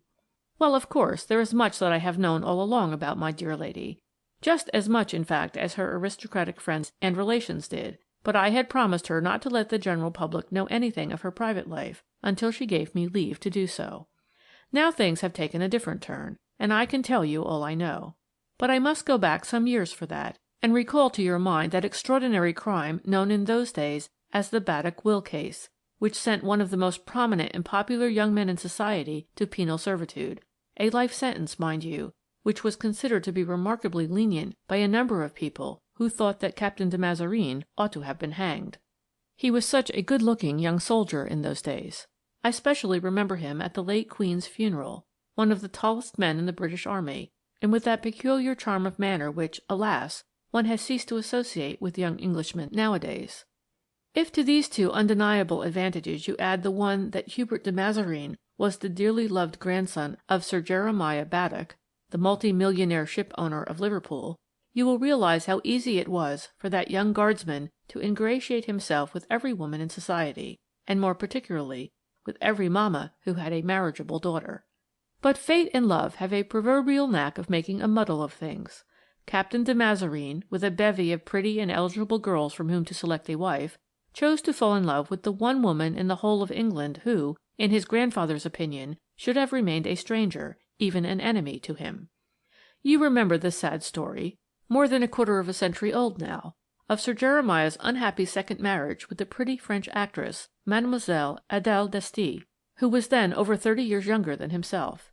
He married her abroad and never brought her to England. She made him supremely wretched for about 3 years, and finally ran away with the Earl of Flintshire, whom she had met at Monte Carlo. Well, it was with a daughter of that same Earl of Flintshire, Lady Molly Robertson-Kirk, that Captain Hubert de Mazareen fell desperately in love. Imagine Sir Jeremiah's feelings when he heard of it. Captain Hubert, you must know, had resigned his commission in 1902 at his grandfather's request, when the latter's health first began to fail. He had taken up his permanent abode at Appledore Castle, Sir Jeremiah's magnificent home in Cumberland, and, of course, it was generally understood that ultimately he would become possessed of the wealthy ship-owner's millions as well as of the fine property, seeing that his mother had been Sir Jeremiah's only child by the latter's first marriage. Lord Flintshire's property was quite close to Appledore, but needless to say, old Sir Jeremiah never forgave his noble neighbour the cruel wrong he had suffered at his hands. The second Lady Baddock, afterwards Countess of Flintshire, has been dead 20 years. Neither the county nor the more exclusive sets of London ever received her, but her daughter Molly, who inherited all her beauty and none of her faults, was the idol of her father, and the acknowledged queen of county and town society. You see, it was the ancient, yet ever new, story of Cappelletti and Montecchi over again, and one day Captain Hubert de Mazareen had to tell Sir Jeremiah that he desired to marry the daughter of his grandfather's most cruel enemy. What the immediate result of that announcement was, no one could say. Neither Sir Jeremiah nor Captain Hubert de Mazareen would have allowed servants or dependents to hear a word of disagreement that might have passed between them, much less to suspect that an unpleasant scene had occurred. Outwardly everything went on as usual at Appledore Castle for about a fortnight or so, after which Captain Hubert went away one day, ostensibly for a brief stay in London, but he never re-entered the doors of the castle until after the dark veil of an appalling tragedy had begun to descend on the stately old Cumberland home. Sir Jeremiah bore up pretty well for a time, then he had a slight paralytic stroke and became a confirmed invalid. The postmaster at Appledore declared that after many letters came, addressed to Sir Jeremiah in Captain Hubert's well-known handwriting, and bearing the London postmark. But presumably the old gentleman felt bitterly irreconcilable toward his grandson, for Captain de Mazareen was never seen at the castle. Soon the invalid grew more and more eccentric and morose. He ordered all the reception rooms of his magnificent home to be closed and shuttered, and he dismissed all his indoor servants, with the exception of his own male attendant and an old married couple named Bradley, who had been in his service for years, and who now did the little work that was required in what had once been one of the most richly appointed country mansions in England. Bitter resentment against his once dearly loved grandson, and against the man who had robbed him of his young wife 25 years ago, seemed to have cut off the old man from contact with the outside world. Thus matters stood until the spring of 1903, when Sir Jeremiah announced one morning to the 3 members of his household that Mr. Philip Baddock was coming to stay at the castle, and that a room must be got ready immediately. Mr. Philip Baddock came that same evening. He was a young man of quite ordinary appearance, short, rather dark, with the somewhat uncouth manners suggestive of an upbringing in a country parsonage. His arrival created no little excitement in the neighbourhood. Who was Mr. Philip Baddock, and where did he come from? No one had ever heard of him before, and now, after a very brief time spent at the castle, he seemed to be gradually taking up the position which originally had belonged to Captain Hubert. He took over the command of the small household, dismissing Sir Jeremiah's personal attendant after a while, and engaging another. He supervised the outdoor men, reducing the staff both in the gardens and the stables. He sold most of the horses and carriages, and presently bought a motor car, which he at once took to driving all over the country. But he spoke to no one in the village, and soon, in answer to inquiries by 1 or 2 of Sir Jeremiah's faithful friends and cronies, the reply came regularly from Mr. Philip Baddock that the invalid was disinclined for company. Only Dr. Thorne, the local practitioner, saw the patient. Sir Jeremiah, it was understood, was slowly sinking towards the grave, but his mind was quite clear, even if his temper was abnormal. One day Mr. Philip Baddock made inquiries in the village for a good chauffeur. George Taylor presented himself, and was at once told off to drive the car as quickly as possible to Carlisle, to the office of Mr. Stedman, solicitor, and to bring that gentleman back to the castle as soon as he could come. The distance from Appledore to Carlisle is over 50 miles. It was 7 o'clock in the evening before George Taylor was back, bringing Mr. Stedman with him. The solicitor was received at the castle door by old Bradley, and at Sir Jeremiah's door by Felkin, the new attendant, who showed him in. The interview between the invalid and Mr. Stedman lasted half an hour, after which the latter was driven back to Carlisle by George Taylor. That same evening a telegram was sent off by Mr. Philip Baddock to Captain de Mazareen in London, containing the few words, "Sir Jeremiah very ill. Come at once." 24 hours later Captain Hubert arrived at Appledore Castle, too late, however, to see his grandfather alive. Sir Jeremiah Baddock had died an hour before the arrival of his once so tenderly cherished grandson, and all hopes of a reconciliation had now been mercilessly annihilated by death. The end had come much more suddenly than Dr. Thorne had anticipated. He had seen the patient in the morning and thought that he might last some days. But when Sir Jeremiah had heard that Captain de Mazareen had been sent for, he had worked himself into a state of such terrible agitation that the poor overtaxed brain and heart finally gave way. The events of those memorable days, in the early spring of 1904, are so graven on my memory that I can recount them as if they happened yesterday. I was maid to Lady Molly Robertson-Kirk at the time. Since then she has honoured me with her friendship. Directly after Captain Hubert's first estrangement from his grandfather, she and I came down to Cumberland and lived very quietly at Kirk Hall, which, as you know, is but a stone's throw from Appledore. Here Captain Hubert paid my dear lady several visits. She had irrevocably made up her mind that their engagement was to be indefinitely prolonged, for she had a vague hope that, sooner or later, Sir Jeremiah would relent towards the grandson whom he had loved so dearly. At any rate, there was a chance of it whilst the marriage had not actually taken place. Captain de Mazareen, mind you, was in no sense of the word badly off. His father had left him some £25,000, and Lady Molly had a small private fortune of her own. Therefore I assure you that there was not a single mercenary thought behind this protracted engagement, or Captain Hubert's desire for a reconciliation with his grandfather. The evening that he arrived at Appledore in response to Mr. Philip Baddock's telegram, Lady Molly met him at the station. He sent his luggage on to Kirk Hall, and the two young people walked together as far as Elkhorn Woods, which divide the Earl of Flintshire's property from Appledore itself. Here they met Mr. Stedman, the solicitor, who had motored over from Carlisle in response to an urgent summons from Sir Jeremiah Baddock, but whose car had broken down about 200 yards up the road. It seems that the chauffeur had suggested his walking on through the woods, it being an exceptionally fine and mild spring evening, with a glorious full moon overhead, which lit up almost every turn of the path that cuts through the pretty coppice. Lady Molly had given me rendezvous at the edge of the wood, so that I might accompany her home after she had taken leave of Captain Hubert. It seems that the latter knew Mr. Stedman slightly, as we saw the two men shake hands with one another. Then, after a few words of conversation, turn off to walk together through the wood. We then made our way back silently to Kirk Hall. My dear lady was inexpressibly sad. She appreciated very deeply the love which Captain Hubert bore for his grandfather, and was loath to see the final annihilation of all her hopes of an ultimate reconciliation between the two men. I had dressed Lady Molly for dinner, and she was just going downstairs when Captain de Mazareen arrived at the Hall. He announced the sad news of his grandfather's death and looked extremely dejected and upset. Of course he stayed at the Hall, for Mr. Philip Baddock seemed quite to have taken command at Appledore Castle, and Captain Hubert did not care to be beholden to him for hospitality. My dear lady asked him what had become of Mr. Stedman. "I don't know," he replied. "He started to walk with me through the wood, then he seemed to think that the tramp would be too much for him, and that the car would be put right very quickly. He preferred to drive round, and was quite sure that he would meet me at the castle in less than half an hour. However, he never turned up." Lady Molly asked several more questions about Sir Jeremiah, which Captain Hubert answered in a listless way. He had been met at the door of the castle by Mr. Philip Baddock, who told him that the old gentleman had breathed his last half an hour before. I remember that we all went to bed that night feeling quite unaccountably depressed. It seemed that something more tragic than the natural death of a septuagenarian hovered in the air of these remote Cumberland villages. The next morning our strange premonitions were confirmed.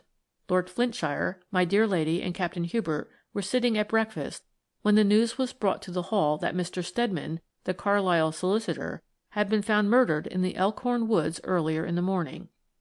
Evidently he had been stunned and then done to death by a heavily loaded stick or some similar weapon. When he was discovered in the early hours of the morning, he had apparently been dead some time. The local police were at once apprised of the terrible event, which created as much excitement as the death of the eccentric old millionaire at Appledore Castle. Everyone at Kirk Hall, of course, was keenly interested, and Captain de Mazareen went over to Appledore as soon as he could in order to place his information at the service of the police. It is a strange fact, but nevertheless a true one, that when a deadly peril arises such as now threatened Captain de Mazareen, the person most in danger is the last to be conscious of it. I am quite sure that Lady Molly, the moment she heard that Mr. Stedman had been murdered in the Elkhorn woods, realized that the man she loved would be implicated in that tragedy in some sinister manner. But that is the intuition of a woman who loves. As for Captain Hubert, he went about during the whole of that day quite unconscious of the abyss which already was yawning at his feet. He even discussed quite equably the several valuable bits of information which the local police had already collected, and which eventually formed a portion of that damning fabric of circumstantial evidence which was to bring him within sight of the gallows. Earlier in the day Mr. Philip Baddock sent him a stiff little note saying that, as Captain de Mazareen was now the owner of Appledore Castle, he, Philip Baddock, did not desire to trespass a moment longer than was necessary on his relative's hospitality, and had arranged to stay at the village inn until after the funeral, when he would leave Cumberland.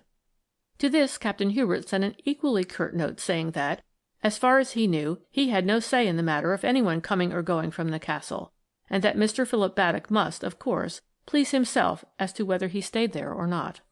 So far, of course, the old gentleman's testamentary dispositions were not known. He had made a will in 1902, bequeathing Appledore and everything he possessed unconditionally to his beloved grandson, Hubert de Mazareen, whom he also appointed his sole executor. That will was lodged with Mr. Truscott, who had been solicitor to the deceased practically until the last moment, when Mr. Stedman, a new arrival at Carlisle, had been sent for. Whether that will had been revoked or not, Mr. Truscott did not know, but in the course of the afternoon Lord Flintshire, whilst out driving, met the local superintendent of police, who told him that Mr. Stedman's senior partner, a Mr. Fueling, had made a statement to the effect that Sir Jeremiah had sent for Mr. Stedman the day before his death and given instructions for the drafting of a new will whereby the old gentleman bequeathed Appledore and everything he possessed to his beloved grandson Hubert de Mazareen, but only on the condition that the latter did not marry the daughter or any other relative of the Earl of Flintshire.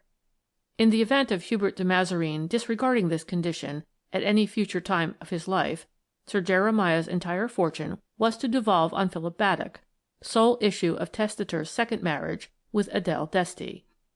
The draft of this will, added Mr. Fueling, was in Mr. Stedman's pocket, ready for Sir Jeremiah's signature on that fateful night when the unfortunate young solicitor was murdered. The draft had not been found in the murdered man's pocket. A copy of it, however, was in Mr. Fueling's safe. But as this will had never been signed by the deceased, the one of 1902 remained valid, and Captain Hubert de Mazareen remained unconditionally his grandfather's sole heir. Events crowded thick and fast on that day, one of the most miserable I have ever lived through. After an early tea which my dear lady had alone in her little boudoir, she sent me down to ask Captain Hubert to come up and speak to her. He did so at once, and I went into the next room, which was Lady Molly's bedroom, to prepare her dress for the evening. I had, of course, discreetly closed the door of communication between the two rooms, but after the first 5 minutes, Lady Molly deliberately reopened it, from which I gathered that she actually wished me to know what was going on. It was then a little after 4 o'clock. I could hear Captain de Mazareen's voice, low-toned and infinitely tender. He adored my dear lady, but he was a very quiet man, and it was only by the passionate tensity of his attitude when he was near her that a shrewdly observant person could guess how deeply he cared. Now through the open door I could see his handsome head bowed very low, so that he could better look into her upturned eyes. His arms were round her, as if he were fighting the world for the possession of her, and would never let her go again. But there were tears in her eyes. "Hubert," she said after a while, "I want you to marry me. Will you?" "Will I?" he whispered, with an intensity of passionate longing which seemed to me then so unutterably pathetic that I could have sat down and had a good cry. "But," rejoined Lady Molly earnestly, "I mean as soon as possible. To-morrow, by special licence. You can wire to Mr. Herford to-night, and he will see about it first thing in the morning. We can travel up to town by the night train. Father and Mary will come with me. Father has promised, you know, and we can be married to-morrow. I think that would be the quickest way." There was a pause. I could well imagine how astonished and perturbed Captain Hubert must be feeling. It was such a strange request for a woman to make at such a time. I could see by the expression of his eyes that he was trying to read her thoughts. But she looked up quite serenely at him, and frankly, I do not think that he had the slightest inkling of the sublime motive at the back of her strange insistence. "You prefer to be married in London rather than here?" he asked quite simply. "Yes," she replied. "I desire to be married in London to-morrow." A few moments later my dear lady quietly shut the door again, and I heard and saw no more, but half an hour later she called me. She was alone in her boudoir, bravely trying to smile through a veil of tears. Captain Hubert's footsteps could still be heard going along the hall below. Lady Molly listened until the final echo of that tread died away in the distance.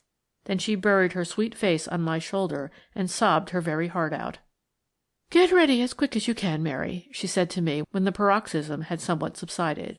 "We go up to town by the 9:10. "Is his lordship coming with us, my lady?" I asked.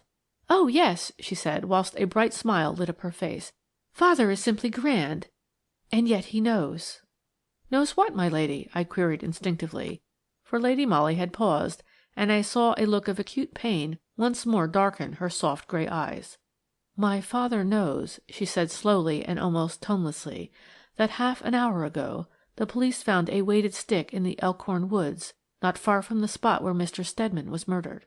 The stick has the appearance of having been very vigorously cleaned and scraped recently, in spite of which fact tiny traces of blood are still visible on the leaden knob. The inspector showed my father that stick. I saw it too. It is the property of Captain Hubert de Mazareen, and by to-morrow, at the latest, it will be identified as such." There was silence in the little boudoir now, a silence broken only by the sound of dull sobs which rose from my dear lady's overburdened heart. Lady Molly at this moment had looked into the future, and with that unerring intuition that has since been of such immense service to her, she had already perceived the grim web which fate was weaving round the destiny of the man she loved.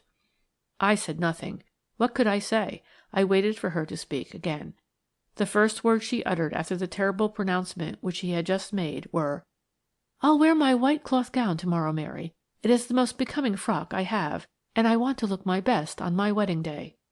Captain Hubert de Mazareen was married to Lady Molly Robertson-Kirk by special licence on April 22nd, 1904, at the Church of St. Margaret, Westminster.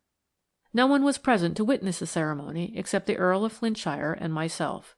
No one was apprised of the event at the time, nor until recently did anyone know that Lady Molly of Scotland Yard was the wife of de Mazareen, the convict. As you know, he was arrested at Appledore railway station the following morning and charged with the wilful murder of Alexander Stedman, solicitor, of Carlisle. Everything was against him from the first.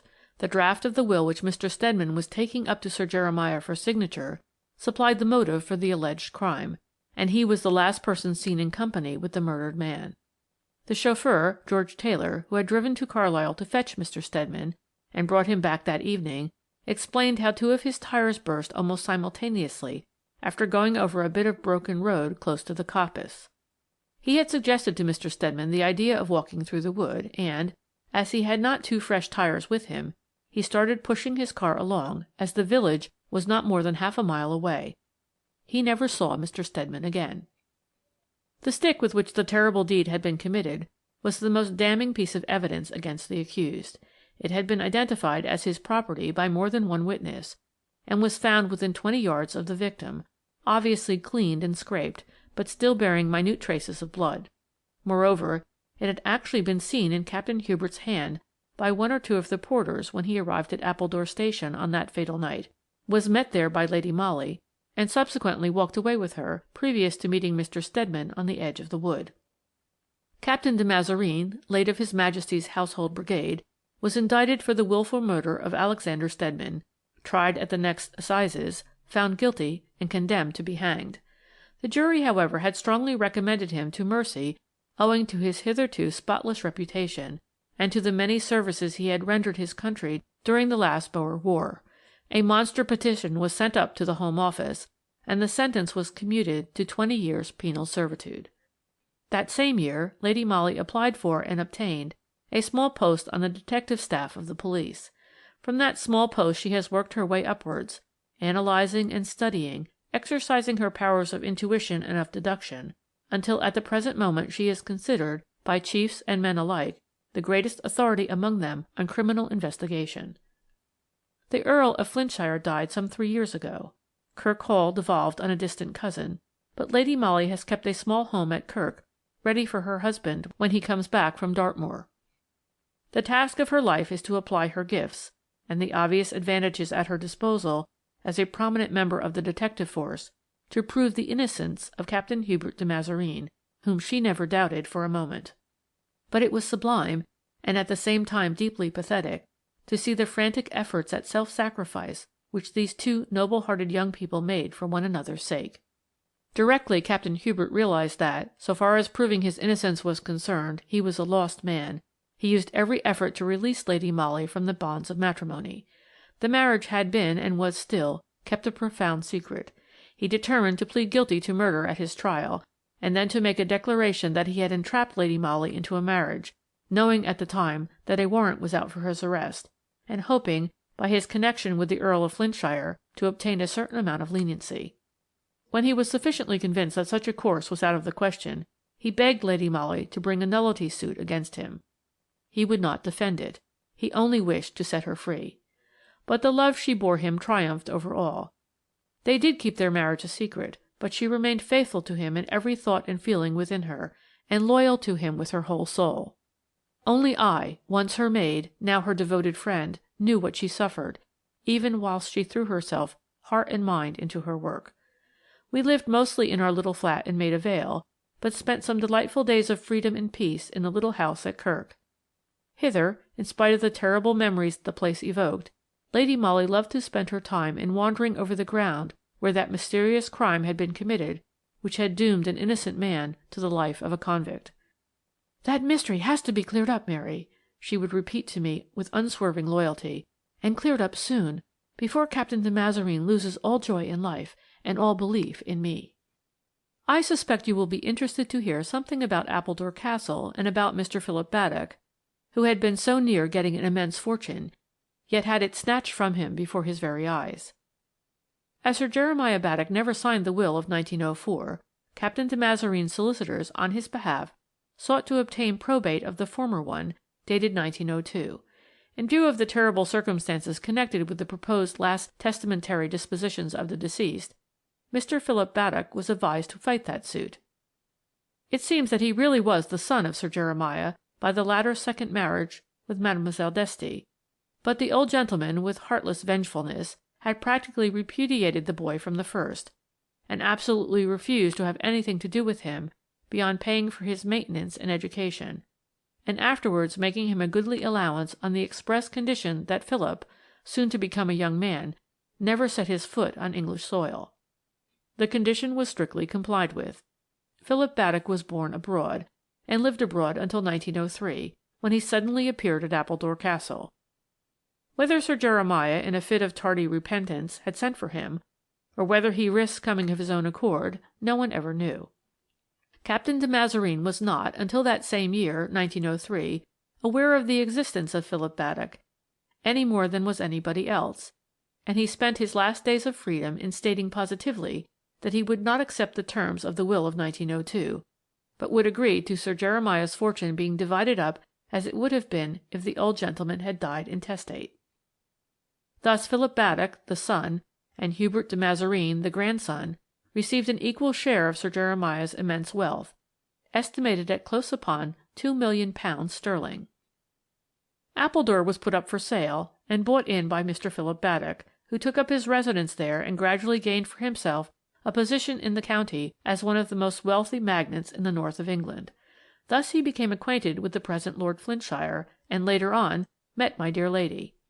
She neither sought nor avoided his acquaintance, and even went once to a dinner party at Appledore Castle. That was lately, on the occasion of our last stay at Kirk. I had gone up to the castle in the brougham so that I might accompany Lady Molly home, and had been shown into the library, whither my dear lady came in order to put on her cloak. While she was doing so, Mr. Philip Baddock came in. He had a newspaper in his hand and seemed greatly agitated. "Such extraordinary news, Lady Molly," he said, pointing to a headline in the paper. "You know, of course, that the other day a convict succeeded in effecting his escape from Dartmoor?" "Yes, I knew that," said my dear lady quietly. "Well, I have reason to suppose," continued Mr. Baddock, "that convict was none other than my unfortunate nephew, de Mazarine." "Yes?" rejoined Lady Molly, whose perfect calm and serene expression of face contrasted strangely with the obvious agitation of Philip Baddock. "Heaven knows that he tried to do me an evil turn," rejoined the latter after a while, "but of course I bear him no grudge, now that the law has given me that which he tried to wrench from me, a just share of my father's possessions. Since he has thrown himself on my mercy—" "Thrown himself on your mercy!" ejaculated my dear lady, whose face had become almost grey with a sudden fear. "What do you mean?" "De Mazarine is in my house at the present moment," replied Mr. Baddock quietly. "Here?" "Yes, it seems that he tramped here. I am afraid that his object was to try and see you. He wants money, of course. I happened to be out in the woods this afternoon and saw him. No," added Philip Baddock quickly, in response to an instinctive gasp of pain from Lady Molly. "You need not have the slightest fear. My nephew is as safe with me as he would be in your own house. I brought him here, for he was exhausted with fatigue and want of food. None of my servants know of his presence in the house except Felkin, whom I can trust. By tomorrow he will have rested. We'll make a start in the very early morning in my car. We'll get to Liverpool before midday. De Mazarine shall wear Felkin's clothes. No one will know him. One of the Baddock steamers is leaving for Buenos Aires the same afternoon, and I can arrange with the captain. You need not have the slightest fear," he repeated, with simple yet earnest emphasis. "I pledge you my word that de Mazarine will be safe." "I should like to thank you," she murmured. "Please don't," he rejoined with a sad smile. "It is a great happiness to me to be able to do this. I know that you cared for him at one time. I wish you had known and trusted me in those days. But I am glad of this opportunity which enables me to tell you that, even had my father signed his last will and testament, I should have shared his fortune with de Mazarine. The man whom you honoured with your love need never have resorted to crime in order to gain a fortune." Philip Baddock paused. His eyes were fixed on Lady Molly with unmistakable love and an appeal for sympathy. I had no idea that he cared for her, nor had she, I am quite sure. Her heart belonged solely to the poor fugitive convict, but she could not fail, I thought, to be touched by the other man's obvious sincerity and earnestness. There was silence in the room for a few moments. Only the old clock in its Sheraton case ticked on in solemn imperturbability. Lady Molly turned her luminous eyes on the man who had just made so simple, so touching a profession of love. Was she about to tell him that she was no longer free, that she bore the name of the man whom the law had ostracized and pronounced a criminal, who had even now, by this daring attempt at escape, added a few years to his already long term of punishment and another load to his burden of shame? "Do you think," she asked quietly, "that I might speak to Captain de Mazarine for a few moments without endangering his safety?" Mr. Baddock did not reply immediately. He seemed to be pondering over the request. Then he said, "I will see that everything is safe. I don't think there need be any danger." He went out of the room, and my dear lady and I were left alone for a minute or two. She was so calm and serene that I marvelled at her self-control, and wondered what was going on in her mind. "Mary," she said to me, speaking very quickly, for already we could hear two men's footsteps approaching the library door, "you must station yourself just outside the front door. You understand? If you see or hear anything suspicious, come and warn me at once." I made ready to obey, and the next moment the door opened and Mr. Philip Baddock entered, accompanied by Captain Hubert. I smothered the involuntary sob which rose to my throat at the sight of the man who had once been the most gallant, the most handsomest soldier I had ever seen. I had only just time to notice that Mr. Baddock prepared to leave the room again immediately. At the door he turned back and said to Lady Molly, "Felkin has gone down to the lodge. If he hears or sees anything that seems suspicious, he will ring up on the telephone," and he pointed to the apparatus which stood on the library table in the centre of the room. After that he closed the door, and I was left to imagine the moments of joy mingled with acute anguish which my dear lady would be living through. I walked up and down restlessly on the terrace which fronts the castle. The house itself appeared silent and dark. I presume all the servants had gone to bed. Far away on my right I caught the glimmer of a light. It came from the lodge where Felkin was watching. From the church in Appledore village came the sound of the clock striking the hour of midnight. How long I had been on the watch I cannot say, when suddenly I was aware of a man's figure running rapidly along the drive towards the house. The next moment the figure had skirted the castle, apparently making for one of the back doors. I did not hesitate a moment. Having left the big front door on the latch, I ran straight in and made for the library door. Already Mr. Philip Baddock had forestalled me. His hand was on the latch. Without more ado he pushed open the door, and I followed him in. Lady Molly was sitting on the sofa, with Captain Hubert beside her. They both rose at our entrance. "The police," said Mr. Baddock, speaking very rapidly. "Felkin has just rung up from the lodge. He is getting the car ready. Pray God we may yet be able to get away." Even as he spoke, the front door-bell sounded with a loud clang, which to me had the sound of a death-knell. "It is too late, you see," said my dear lady quietly. "No, not too late," ejaculated Philip Baddock in a rapid whisper. "Quick, de Mazarine, follow me through the hall. Felkin is at the stables getting the car ready. It will be some time before the servants are roused." "Mary, I am sure, has failed to fasten the front door," interrupted Lady Molly with the same strange calm. "I think the police are already in the hall." There was no mistaking the muffled sound of feet treading the thick Turkey carpet in the hall. The library had but one exit. Captain Hubert was literally in a trap. But Mr. Baddock had not lost his presence of mind.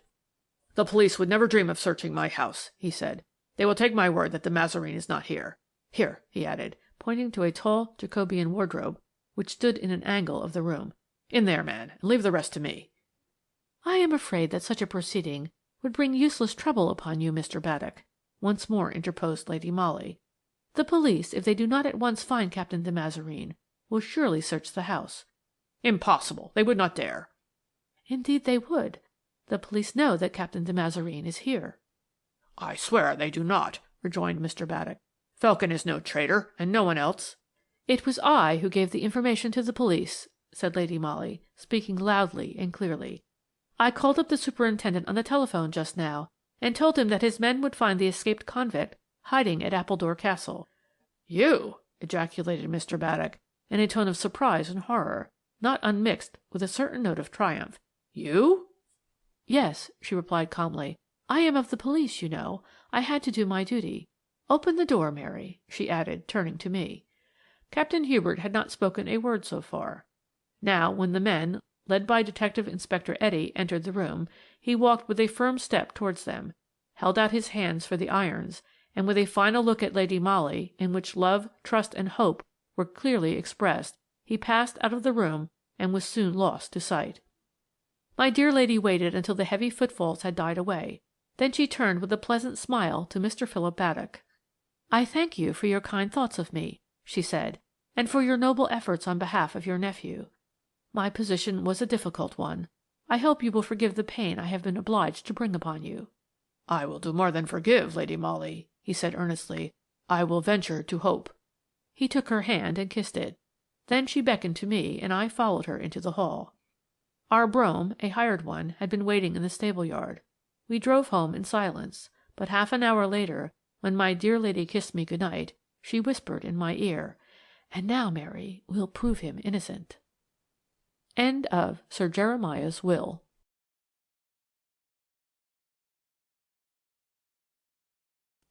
Chapter 12. The End. One or two people knew that at one time Lady Molly Robertson-Kirk had been engaged to Captain Hubert de Mazareen, who was now convict number 97, undergoing a life sentence for the murder of Mr. Stedman, a solicitor of Carlisle, in the Elkhorn Woods in April 1904. Few, on the other hand, knew of the secret marriage solemnized on that never-to-be-forgotten afternoon, when all of us present in the church, with the exception of the bridegroom himself, were fully aware that proofs of guilt, deadly and irrefutable, were even then being heaped up against the man to whom Lady Molly was plighting her troth, for better or for worse, with her mental eyes wide open, her unerring intuition keen to the fact that nothing but a miracle could save the man she loved from an ignoble condemnation, perhaps from the gallows. The husband of my dear lady, the man whom she loved with all the strength of her romantic and passionate nature, was duly tried and convicted of murder. Condemned to be hanged, he was reprieved, and his sentence commuted to penal servitude for life. The question of Sir Jeremiah's estate became a complicated one, for his last will and testament was never signed, and the former one, dated 1902, bequeathed everything he possessed unconditionally to his beloved grandson Hubert. After much legal argument, which it is useless to recapitulate here, it was agreed between the parties, and ratified in court, that the deceased gentleman's vast wealth should be disposed of as if he had died intestate. One half of it, therefore, went to Captain Hubert de Mazareen, grandson, and the other half to Philip Baddock, the son. The latter bought Appledore Castle and resided there, whilst his nephew became number 97 in Dartmoor prison. Captain Hubert had served 2 years of his sentence when he made that daring and successful escape which caused so much sensation at the time. He managed to reach Appledore, where he was discovered by Mr. Philip Baddock, who gave him food and shelter and got everything ready for the safe conveyance of his unfortunate nephew to Liverpool and thence to a port of safety in South America. You remember how he was thwarted in this laudable attempt by Lady Molly herself, who communicated with the police and gave up convict number 97 into the hands of the authorities once more. Of course, public outcry was loud against my dear lady's action. Sense of duty was all very well, so people argued, but no one could forget that at one time Captain Hubert de Mazareen and Lady Molly Robertson-Kirk had actually been engaged to be married, and it seemed positively monstrous for a woman to be so pitiless towards the man whom she must at one time have loved. You see how little people understood my dear lady's motives. Some went so far as to say that she had only contemplated marriage with Captain Hubert de Mazareen because he was then, presumably, the heir to Sir Jeremiah's fortune. Now, continued the gossips, she was equally ready to marry Mr. Philip Baddock, who at any rate was the happy possessor of one half of the deceased gentleman's wealth. Certainly Lady Molly's conduct at this time helped to foster this idea. Finding that even the chief was inclined to give her the cold shoulder, she shut up our flat in Maida Vale and took up her residence at the little house which she owned in Kirk, and from the windows of which she had a splendid view of stately Appledore Castle nestling among the trees on the hillside. I was with her, of course, and Mr. Philip Baddock was a frequent visitor at the house. There could be no doubt that he admired her greatly, and that she accepted his attentions with a fair amount of graciousness. The county fought shy of her. Her former engagement to Captain de Mazareen was well known, and her treachery to him, so it was called, was severely censured. Living almost in isolation in the village, her whole soul seemed wrapped in thoughts of how to unravel the mystery of the death of Mr. Stedman. Captain de Mazareen had sworn in his defence that the solicitor, after starting to walk through the Elkhorn Woods with him, had feared that the tramp over rough ground would be too much for him, and had almost immediately turned back in order to regain the road. But the chauffeur, George Taylor, who was busy with the broken-down car some 200 yards up the road, never saw Mr. Stedman again, whilst Captain de Mazareen arrived at the gates of Appledore Castle alone. Here he was met by Mr. Philip Baddock, who informed him that Sir Jeremiah had breathed his last an hour before. No one at the castle recollected seeing a stick in Captain Hubert's hand when he arrived, whilst there were several witnesses who swore that he carried one at Appledore Station when he started to walk with her ladyship. The stick was found close to the body of the solicitor, and the solicitor, when he met with his terrible death, had in his pocket the draft of a will which meant disinheritance to Captain de Mazareen. Here was the awful problem which Lady Molly had to face and to solve if she persisted in believing that the man whom she loved, and whom she had married at the moment when she knew that proofs of guilt were dead against him, was indeed innocent. We had spent all the morning shopping in Carlisle, and in the afternoon we called on Mr. Fuelling, of the firm of Fuelling, Steadman and Company, solicitors. Lady Molly had some business to arrange in connection with the purchase of an additional bit of land to round off her little garden at Kirk. Mr. Fuelling was courteous, but distinctly stiff in his manner towards the lady who was connected with the police, more especially when, her business being transacted, she seemed inclined to tarry for a little while in the busy solicitor's office, and to lead conversation round to the subject of the murder of Mr. Steadman. 5 years have gone by since then, said Mr. Fuelling curtly, in response to a remark from Lady Molly. I prefer not to revive unpleasant memories. You, of course, believed Captain de Mazareen guilty, retorted my dear lady imperturbably. There were circumstances, rejoined the solicitor, and, of course, I hardly knew the unfortunate young man. Messrs. Truscott and Truscott used to be the family solicitors. Yes, it seemed curious that when Sir Jeremiah wished to make his will, he should have sent for you, rather than for his accustomed lawyer, mused Lady Molly. Sir Jeremiah did not send for me, replied Mr. Fuelling, with some acerbity. He sent for my junior, Mr. Steadman. Perhaps Mr. Steadman was a personal friend of his. Not at all. Mr. Steadman was a new arrival in Carlisle, and had never seen Sir Jeremiah before the day when he was sent for, and, in a brief interview, drafted the will which, alas, proved to be the primary cause of my unfortunate young partner's death. You cannot draft a will in a brief interview, Mr. Fuelling, remarked Lady Molly lightly. Mr. Steadman did so, retorted Mr. Fuelling curtly. Though Sir Jeremiah's mind was as clear as crystal, he was very feeble, and the interview had to take place in a darkened room. That was the only time my young partner saw Sir Jeremiah. 24 hours later they were both dead. Oh, commented my dear lady with sudden indifference. Well, I won't detain you, Mr. Fuelling. Good afternoon. A few moments later, having parted from the worthy old solicitor, we were out in the street once more. The darkened room is my first ray of light, quoth Lady Molly to me, with a smile at her own paradoxical remark. When we reached home later that afternoon, we were met at the garden gate by Mr. Felkin, Mr. Philip Baddock's friend and agent, who lived with him at Appledore Castle. Mr. Felkin was a curious personality, very taciturn in manner, but a man of considerable education. He was the son of a country parson, and at the time of his father's death he had been studying for the medical profession. Finding himself unable to pursue his studies for lack of means, and being left entirely destitute, he had been forced to earn his living by taking up the less exalted calling of male nurse. It seems that he had met Mr. Philip Baddock on the Continent some years ago, and the two young men had somehow drifted into close acquaintanceship. When the late Sir Jeremiah required a personal nurse attendant, Mr. Philip Baddock sent for his friend and installed him at Appledore Castle. Here Mr. Felkin remained, even after the old gentleman's death. He was nominally called Mr. Baddock's agent, but really did very little work. He was very fond of shooting and of riding, and spent his life in the pursuit of these sports, and he always had plenty of money to spend. But everyone voted him a disagreeable bear, and the only one who ever succeeded in making him smile was Lady Molly, who always showed an unaccountable liking for the uncouth creature. Even now, when he extended a somewhat grimy hand and murmured a clumsy apology at his intrusion, she greeted him with warm effusiveness and insisted on his coming into the house. We all turned to walk along the little drive, when Mr. Baddock's car came whizzing round the corner of the road from the village. He pulled up at our gate, and the next moment had joined us in the drive. There was a very black look in his eyes, as they wandered restlessly from my dear lady's face to that of his friend. Lady Molly's little hand was even then resting on Mr. Felkin's coat sleeve. She had been in the act of leading him herself towards the house, and did not withdraw her hand when Mr. Baddock appeared upon the scene. "Burton has called about those estimates, Felton," said the latter somewhat roughly. "He is waiting at the castle. You better take the car. I can walk home later on."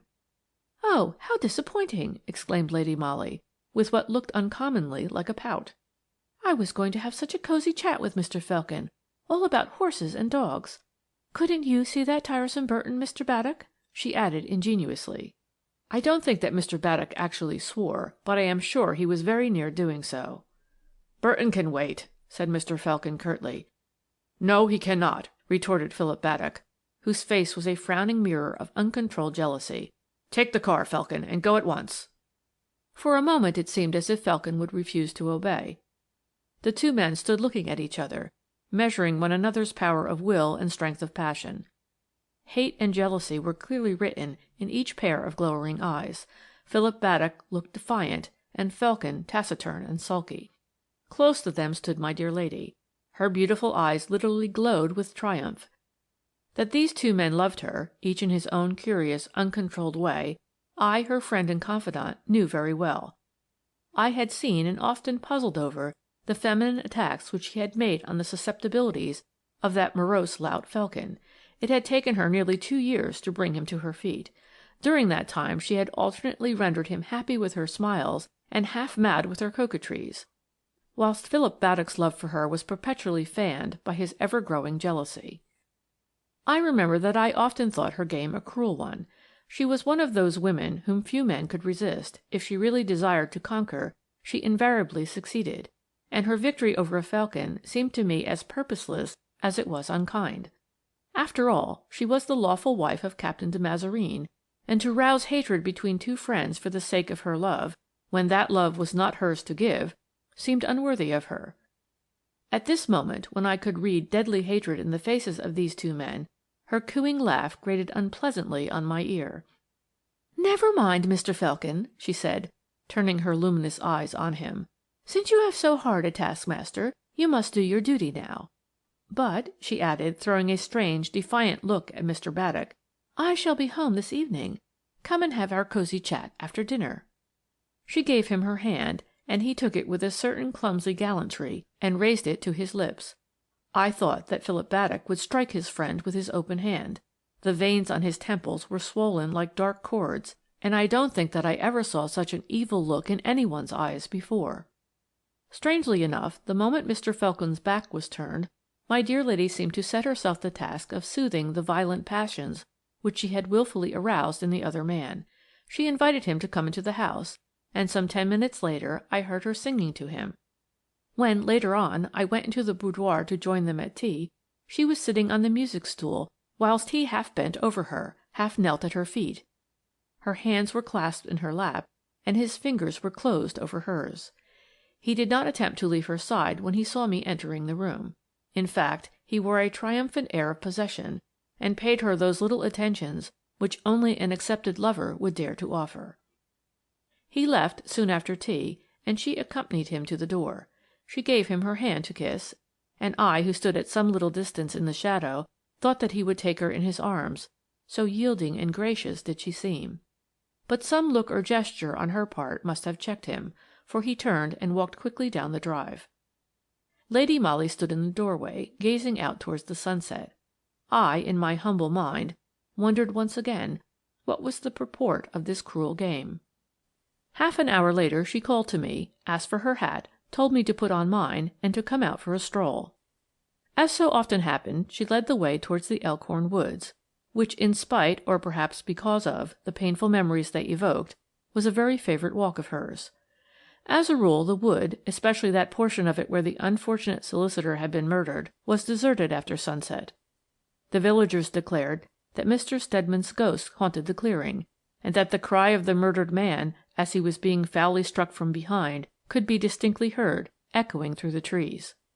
Needless to say, these superstitious fancies never disturbed Lady Molly. She liked to wander over the ground where was committed that mysterious crime, which had sent to ignominy worse than death the man she loved so passionately.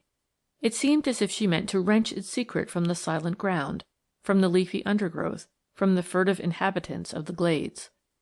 The sun had gone down behind the hills. The wood was dark and still. We strolled up as far as the first clearing, where a plain granite stone, put up by Mr. Philip Baddock, marked the spot where Mr. Stedman had been murdered. We sat down on it to rest. My dear lady's mood was a silent one. I did not dare to disturb it, and for a while only the gentle hush of the leaves, stirred by the evening breeze, broke the peaceful stillness of the glade. Then we heard a murmur of voices, deep-toned and low. We could not hear the words spoken, though we both strained our ears, and presently Lady Molly arose and cautiously made her way among the trees in the direction whence the voices came, I following as closely as I could. We had not gone far when we recognized the voices, and heard the words that were said. I paused, distinctly frightened, whilst my dear lady whispered a warning "Hush." Never in all my life had I heard so much hatred, such vengeful malignity expressed in the intonation of the human voice, as I did in the half-dozen words which now struck my ear. "You will give her up, or—" It was Mr. Felkin who spoke. I recognized his raucous delivery, but I could not distinguish either of the two men in the gloom. "Or what?" queried the other, in a voice which trembled with either rage or fear, perhaps with both. "You will give her up," repeated Felkin sullenly. "I tell you that it is an impossibility, do you understand? An impossibility for me to stand by and see her wedded to you, or to any other man for the matter of that. But that is neither here nor there," he added after a slight pause. "It is with you I have to deal now. You shan't have her. You shan't. I won't allow it, even if I have to—" He paused again. I cannot describe the extraordinary effect this rough voice, coming out of the darkness, had upon my nerves. I had edged up to Lady Molly, and had succeeded in getting hold of her hand. It was like ice, and she herself was as rigid as that piece of granite on which we had been sitting. "You seem bubbling over with covert threats," interposed Philip Baddock, with what was obviously a sneer. "What are the extreme measures to which you will resort if I do not give up the lady whom I love with all my heart, and who has honoured me to-day by accepting my hand in marriage?" "That is a lie!" ejaculated Felkin. "What is a lie?" queried the other quietly. "She has not accepted you, and you know it. You are trying to keep me away from her, arrogating rights which you do not possess. Give her up, man, give her up. It will be best for you. She will listen to me. I can win her all right, but you must stand aside for me this time. Take the word of a desperate man for it, Baddock. It will be best for you to give her up." Silence reigned in the wood for a few moments, and then we heard Philip Baddock's voice again, but he seemed to speak more calmly, almost indifferently, as I thought.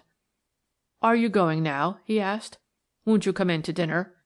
"No," replied Felkin. "I don't want any dinner, and I have an appointment for afterwards." "Don't let us part ill friends, Felkin," continued Philip Baddock in conciliatory terms. "Do you know that, personally, my feeling is that no woman on earth is worth a serious quarrel between two old friends, such as we have been?" "I'm glad you think so," rejoined the other dryly. "So long." The cracking of twigs on the moss-covered ground indicated that the two men had parted and were going their several ways. With infinite caution, and holding my hand tightly in hers, my dear lady made her way along the narrow path which led us out of the wood. Once in the road we walked rapidly, and soon reached our garden gate. Lady Molly had not spoken a word during all that time, and no one knew better than I did how to respect her silence. During dinner she tried to talk of indifferent subjects, and never once alluded to the two men whom she had thus wilfully pitted one against the other. That her calm was only on the surface, however, I realized from the fact that every sound on the gravel path outside caused her to start. She was, of course, expecting the visit of Mr. Felkin. At 8 o'clock he came. It was obvious that he had spent the past hour in wandering about in the woods. He looked untidy and unkempt. My dear lady greeted him very coldly, and when he tried to kiss her hand, she withdrew it abruptly. Our drawing-room was a double one, divided by portière curtains. Lady Molly led the way into the front room, followed by Mr. Felkin. Then she drew the curtains together, leaving me standing behind them. I concluded that she wished me to stay there and to listen, conscious of the fact that Felkin, in the agitated mood in which he was, would be quite oblivious of my presence. I almost pitied the poor man, for to me, the listener, it was at once apparent that my dear lady had only bidden him come to-night in order to torture him. For about a year she had been playing with him as a cat does with a mouse, encouraging him at times with sweet words and smiles, repelling him at others with coldness not unmixed with coquetry. But to-night her coldness was unalloyed, her voice was trenchant, her attitude almost one of contempt. I missed the beginning of their conversation, for the curtains were thick, and I did not like to go too near, but soon Mr. Felkin's voice was raised. It was harsh and uncompromising. "I suppose that I am only good enough for a summer's flirtation," he said sullenly, "but not to marry, eh? The owner of Appledore Castle, the millionaire Mr. Baddock, is more in your line." "It certainly would be a more suitable match for me," rejoined Lady Molly coolly. "He told me you had formally accepted him," said the man. with enforced calm. "Is that true?" "Partly," she replied. "But you won't marry him?" The exclamation seemed to come straight from a heart brimful of passion, of love, of hate, and of revenge. The voice had the same intonation in it which had rung an hour ago in the dark Elkhorn woods. "I may do," came in quiet accents from my dear lady. "You won't marry him," repeated Felkin roughly. "Who shall prevent me?" retorted Lady Molly, with a low, sarcastic laugh. "I will." "You," she said contemptuously. "I told him an hour ago that he must give you up. I tell you now that you shall not be Philip Baddock's wife." "Oh," she interposed, and I could almost see the disdainful shrug of her shoulders, the flash of contempt in her expressive eyes. No doubt it maddened him to see her so cool, so indifferent, when he had thought that he would win her. I do believe that the poor wretch loved her. She was always beautiful, but never more so than tonight, when she had obviously determined finally to dismiss him.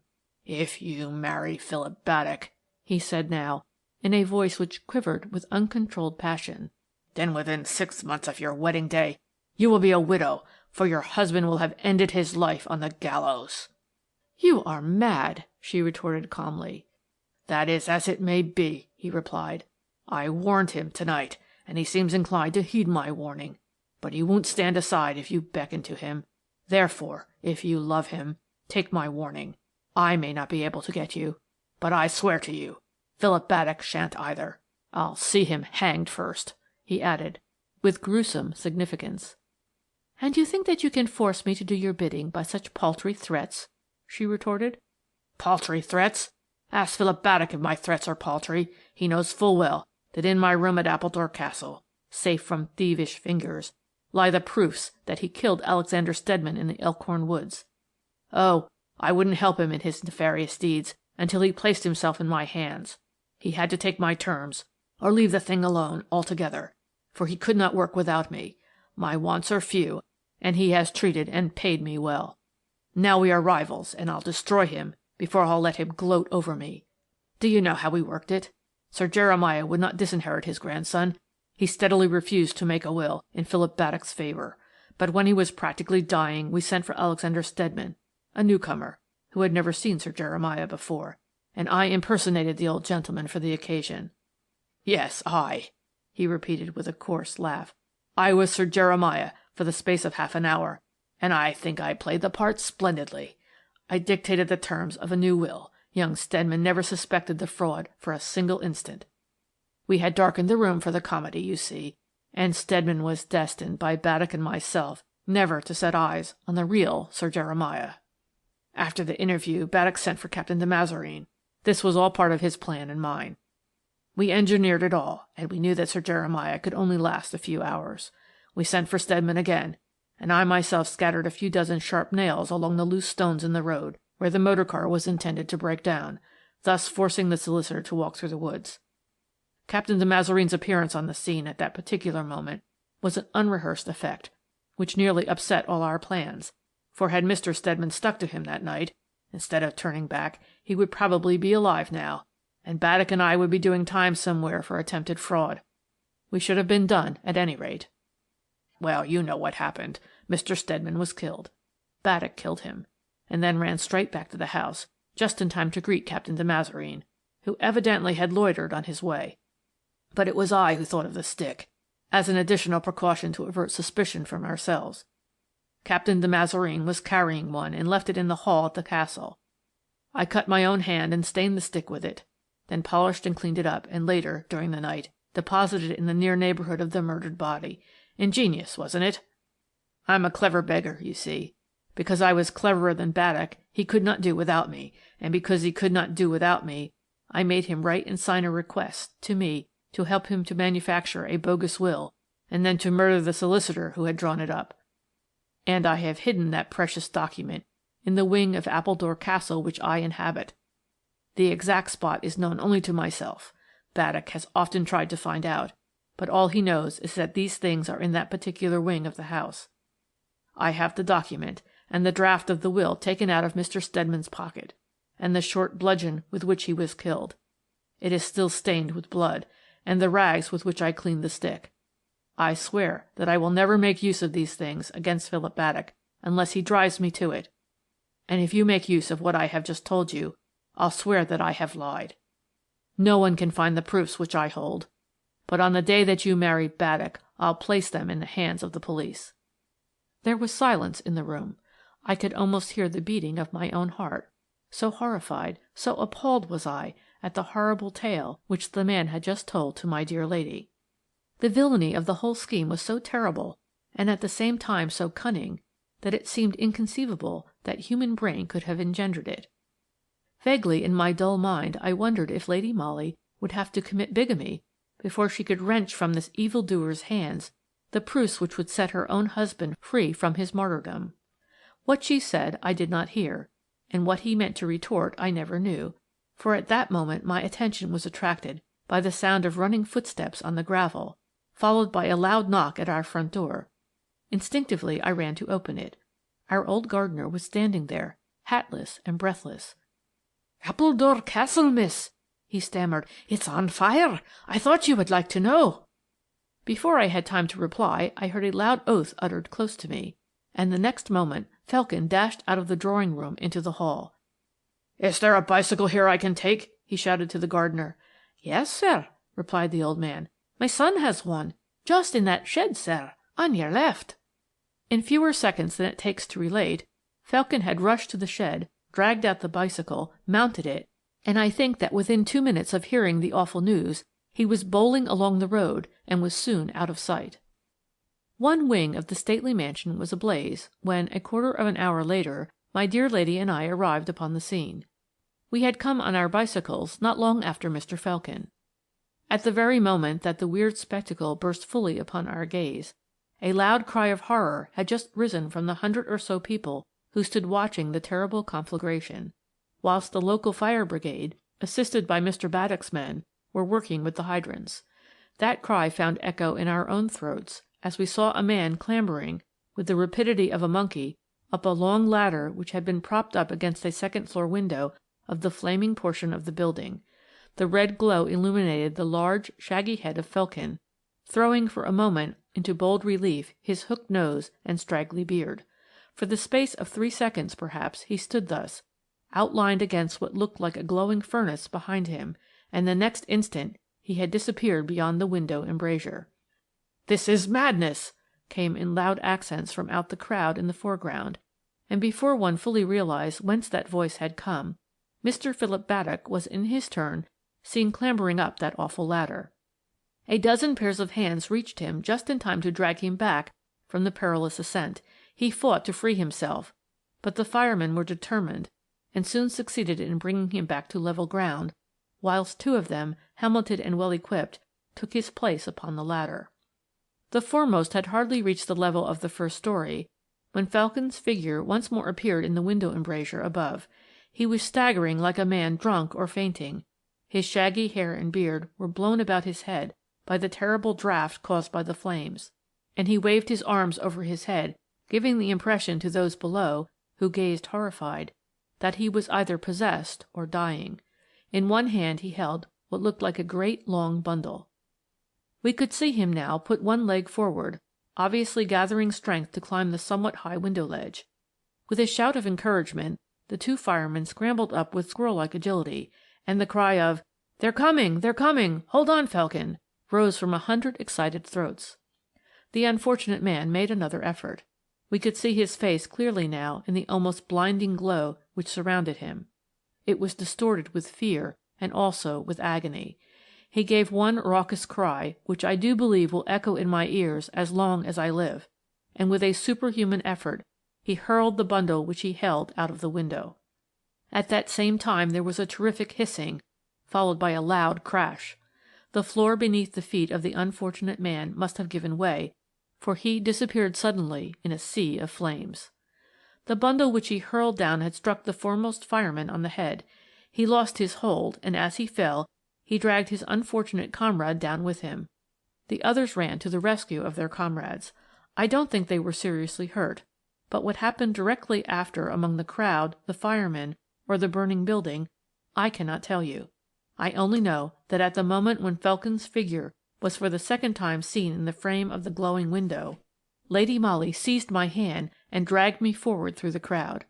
Her husband's life was hanging in the balance, just as much as that of the miserable wretch who was courting a horrible death for the sake of those proofs which, as it was proved afterwards, Philip Baddock tried to destroy by such drastic means.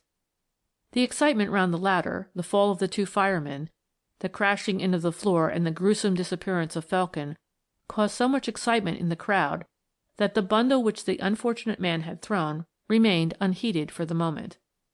But Philip Baddock reached the spot where it fell 30 seconds after Lady Molly did.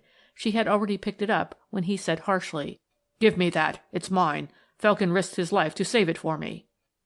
Inspector Etty, however, stood close by, and before Philip Baddock realized what Lady Molly meant to do, she had turned quickly and placed the bundle in the inspector's hands. "You know me, Etty, don't you?" she said rapidly. "Oh, yes, my lady," he replied. "Then take the utmost care of this bundle. It contains proofs of one of the most dastardly crimes ever committed in this country." No other words could have aroused the enthusiasm and caution of Etty in the same manner. After that, Philip Baddock might protest, might rage, storm, or try to bribe, but the proofs of his guilt and Captain de Mazareen's innocence were safe in the hands of the police, and bound to come to light at last. But as a matter of fact, Baddock neither stormed nor pleaded. When Lady Molly turned to him once more, he had disappeared. You know the rest, of course. It occurred too recently to be recounted. Philip Baddock was found the next morning with a bullet through his head, lying on the granite stone which, with cruel hypocrisy, he himself had erected in memory of Mr. Steadman, whom he had so foully murdered. The unfortunate Felkin had not lied when he said that the proofs which he held of Baddock's guilt were conclusive and deadly. Captain de Mazareen obtained His Majesty's gracious pardon after 5 years of martyrdom which he had borne with heroic fortitude. I was not present when Lady Molly was once more united to the man who so ardently worshipped and trusted her, and to whose love, innocence, and cause she had remained so sublimely loyal throughout the past few years. She has given up her connection with the police. The reason for it has gone with the return of her happiness, over which I, her ever faithful Mary Granard, will, with your permission, draw a veil. End of Chapter 12, and the end of Lady Molly of Scotland Yard by Baroness Orczy.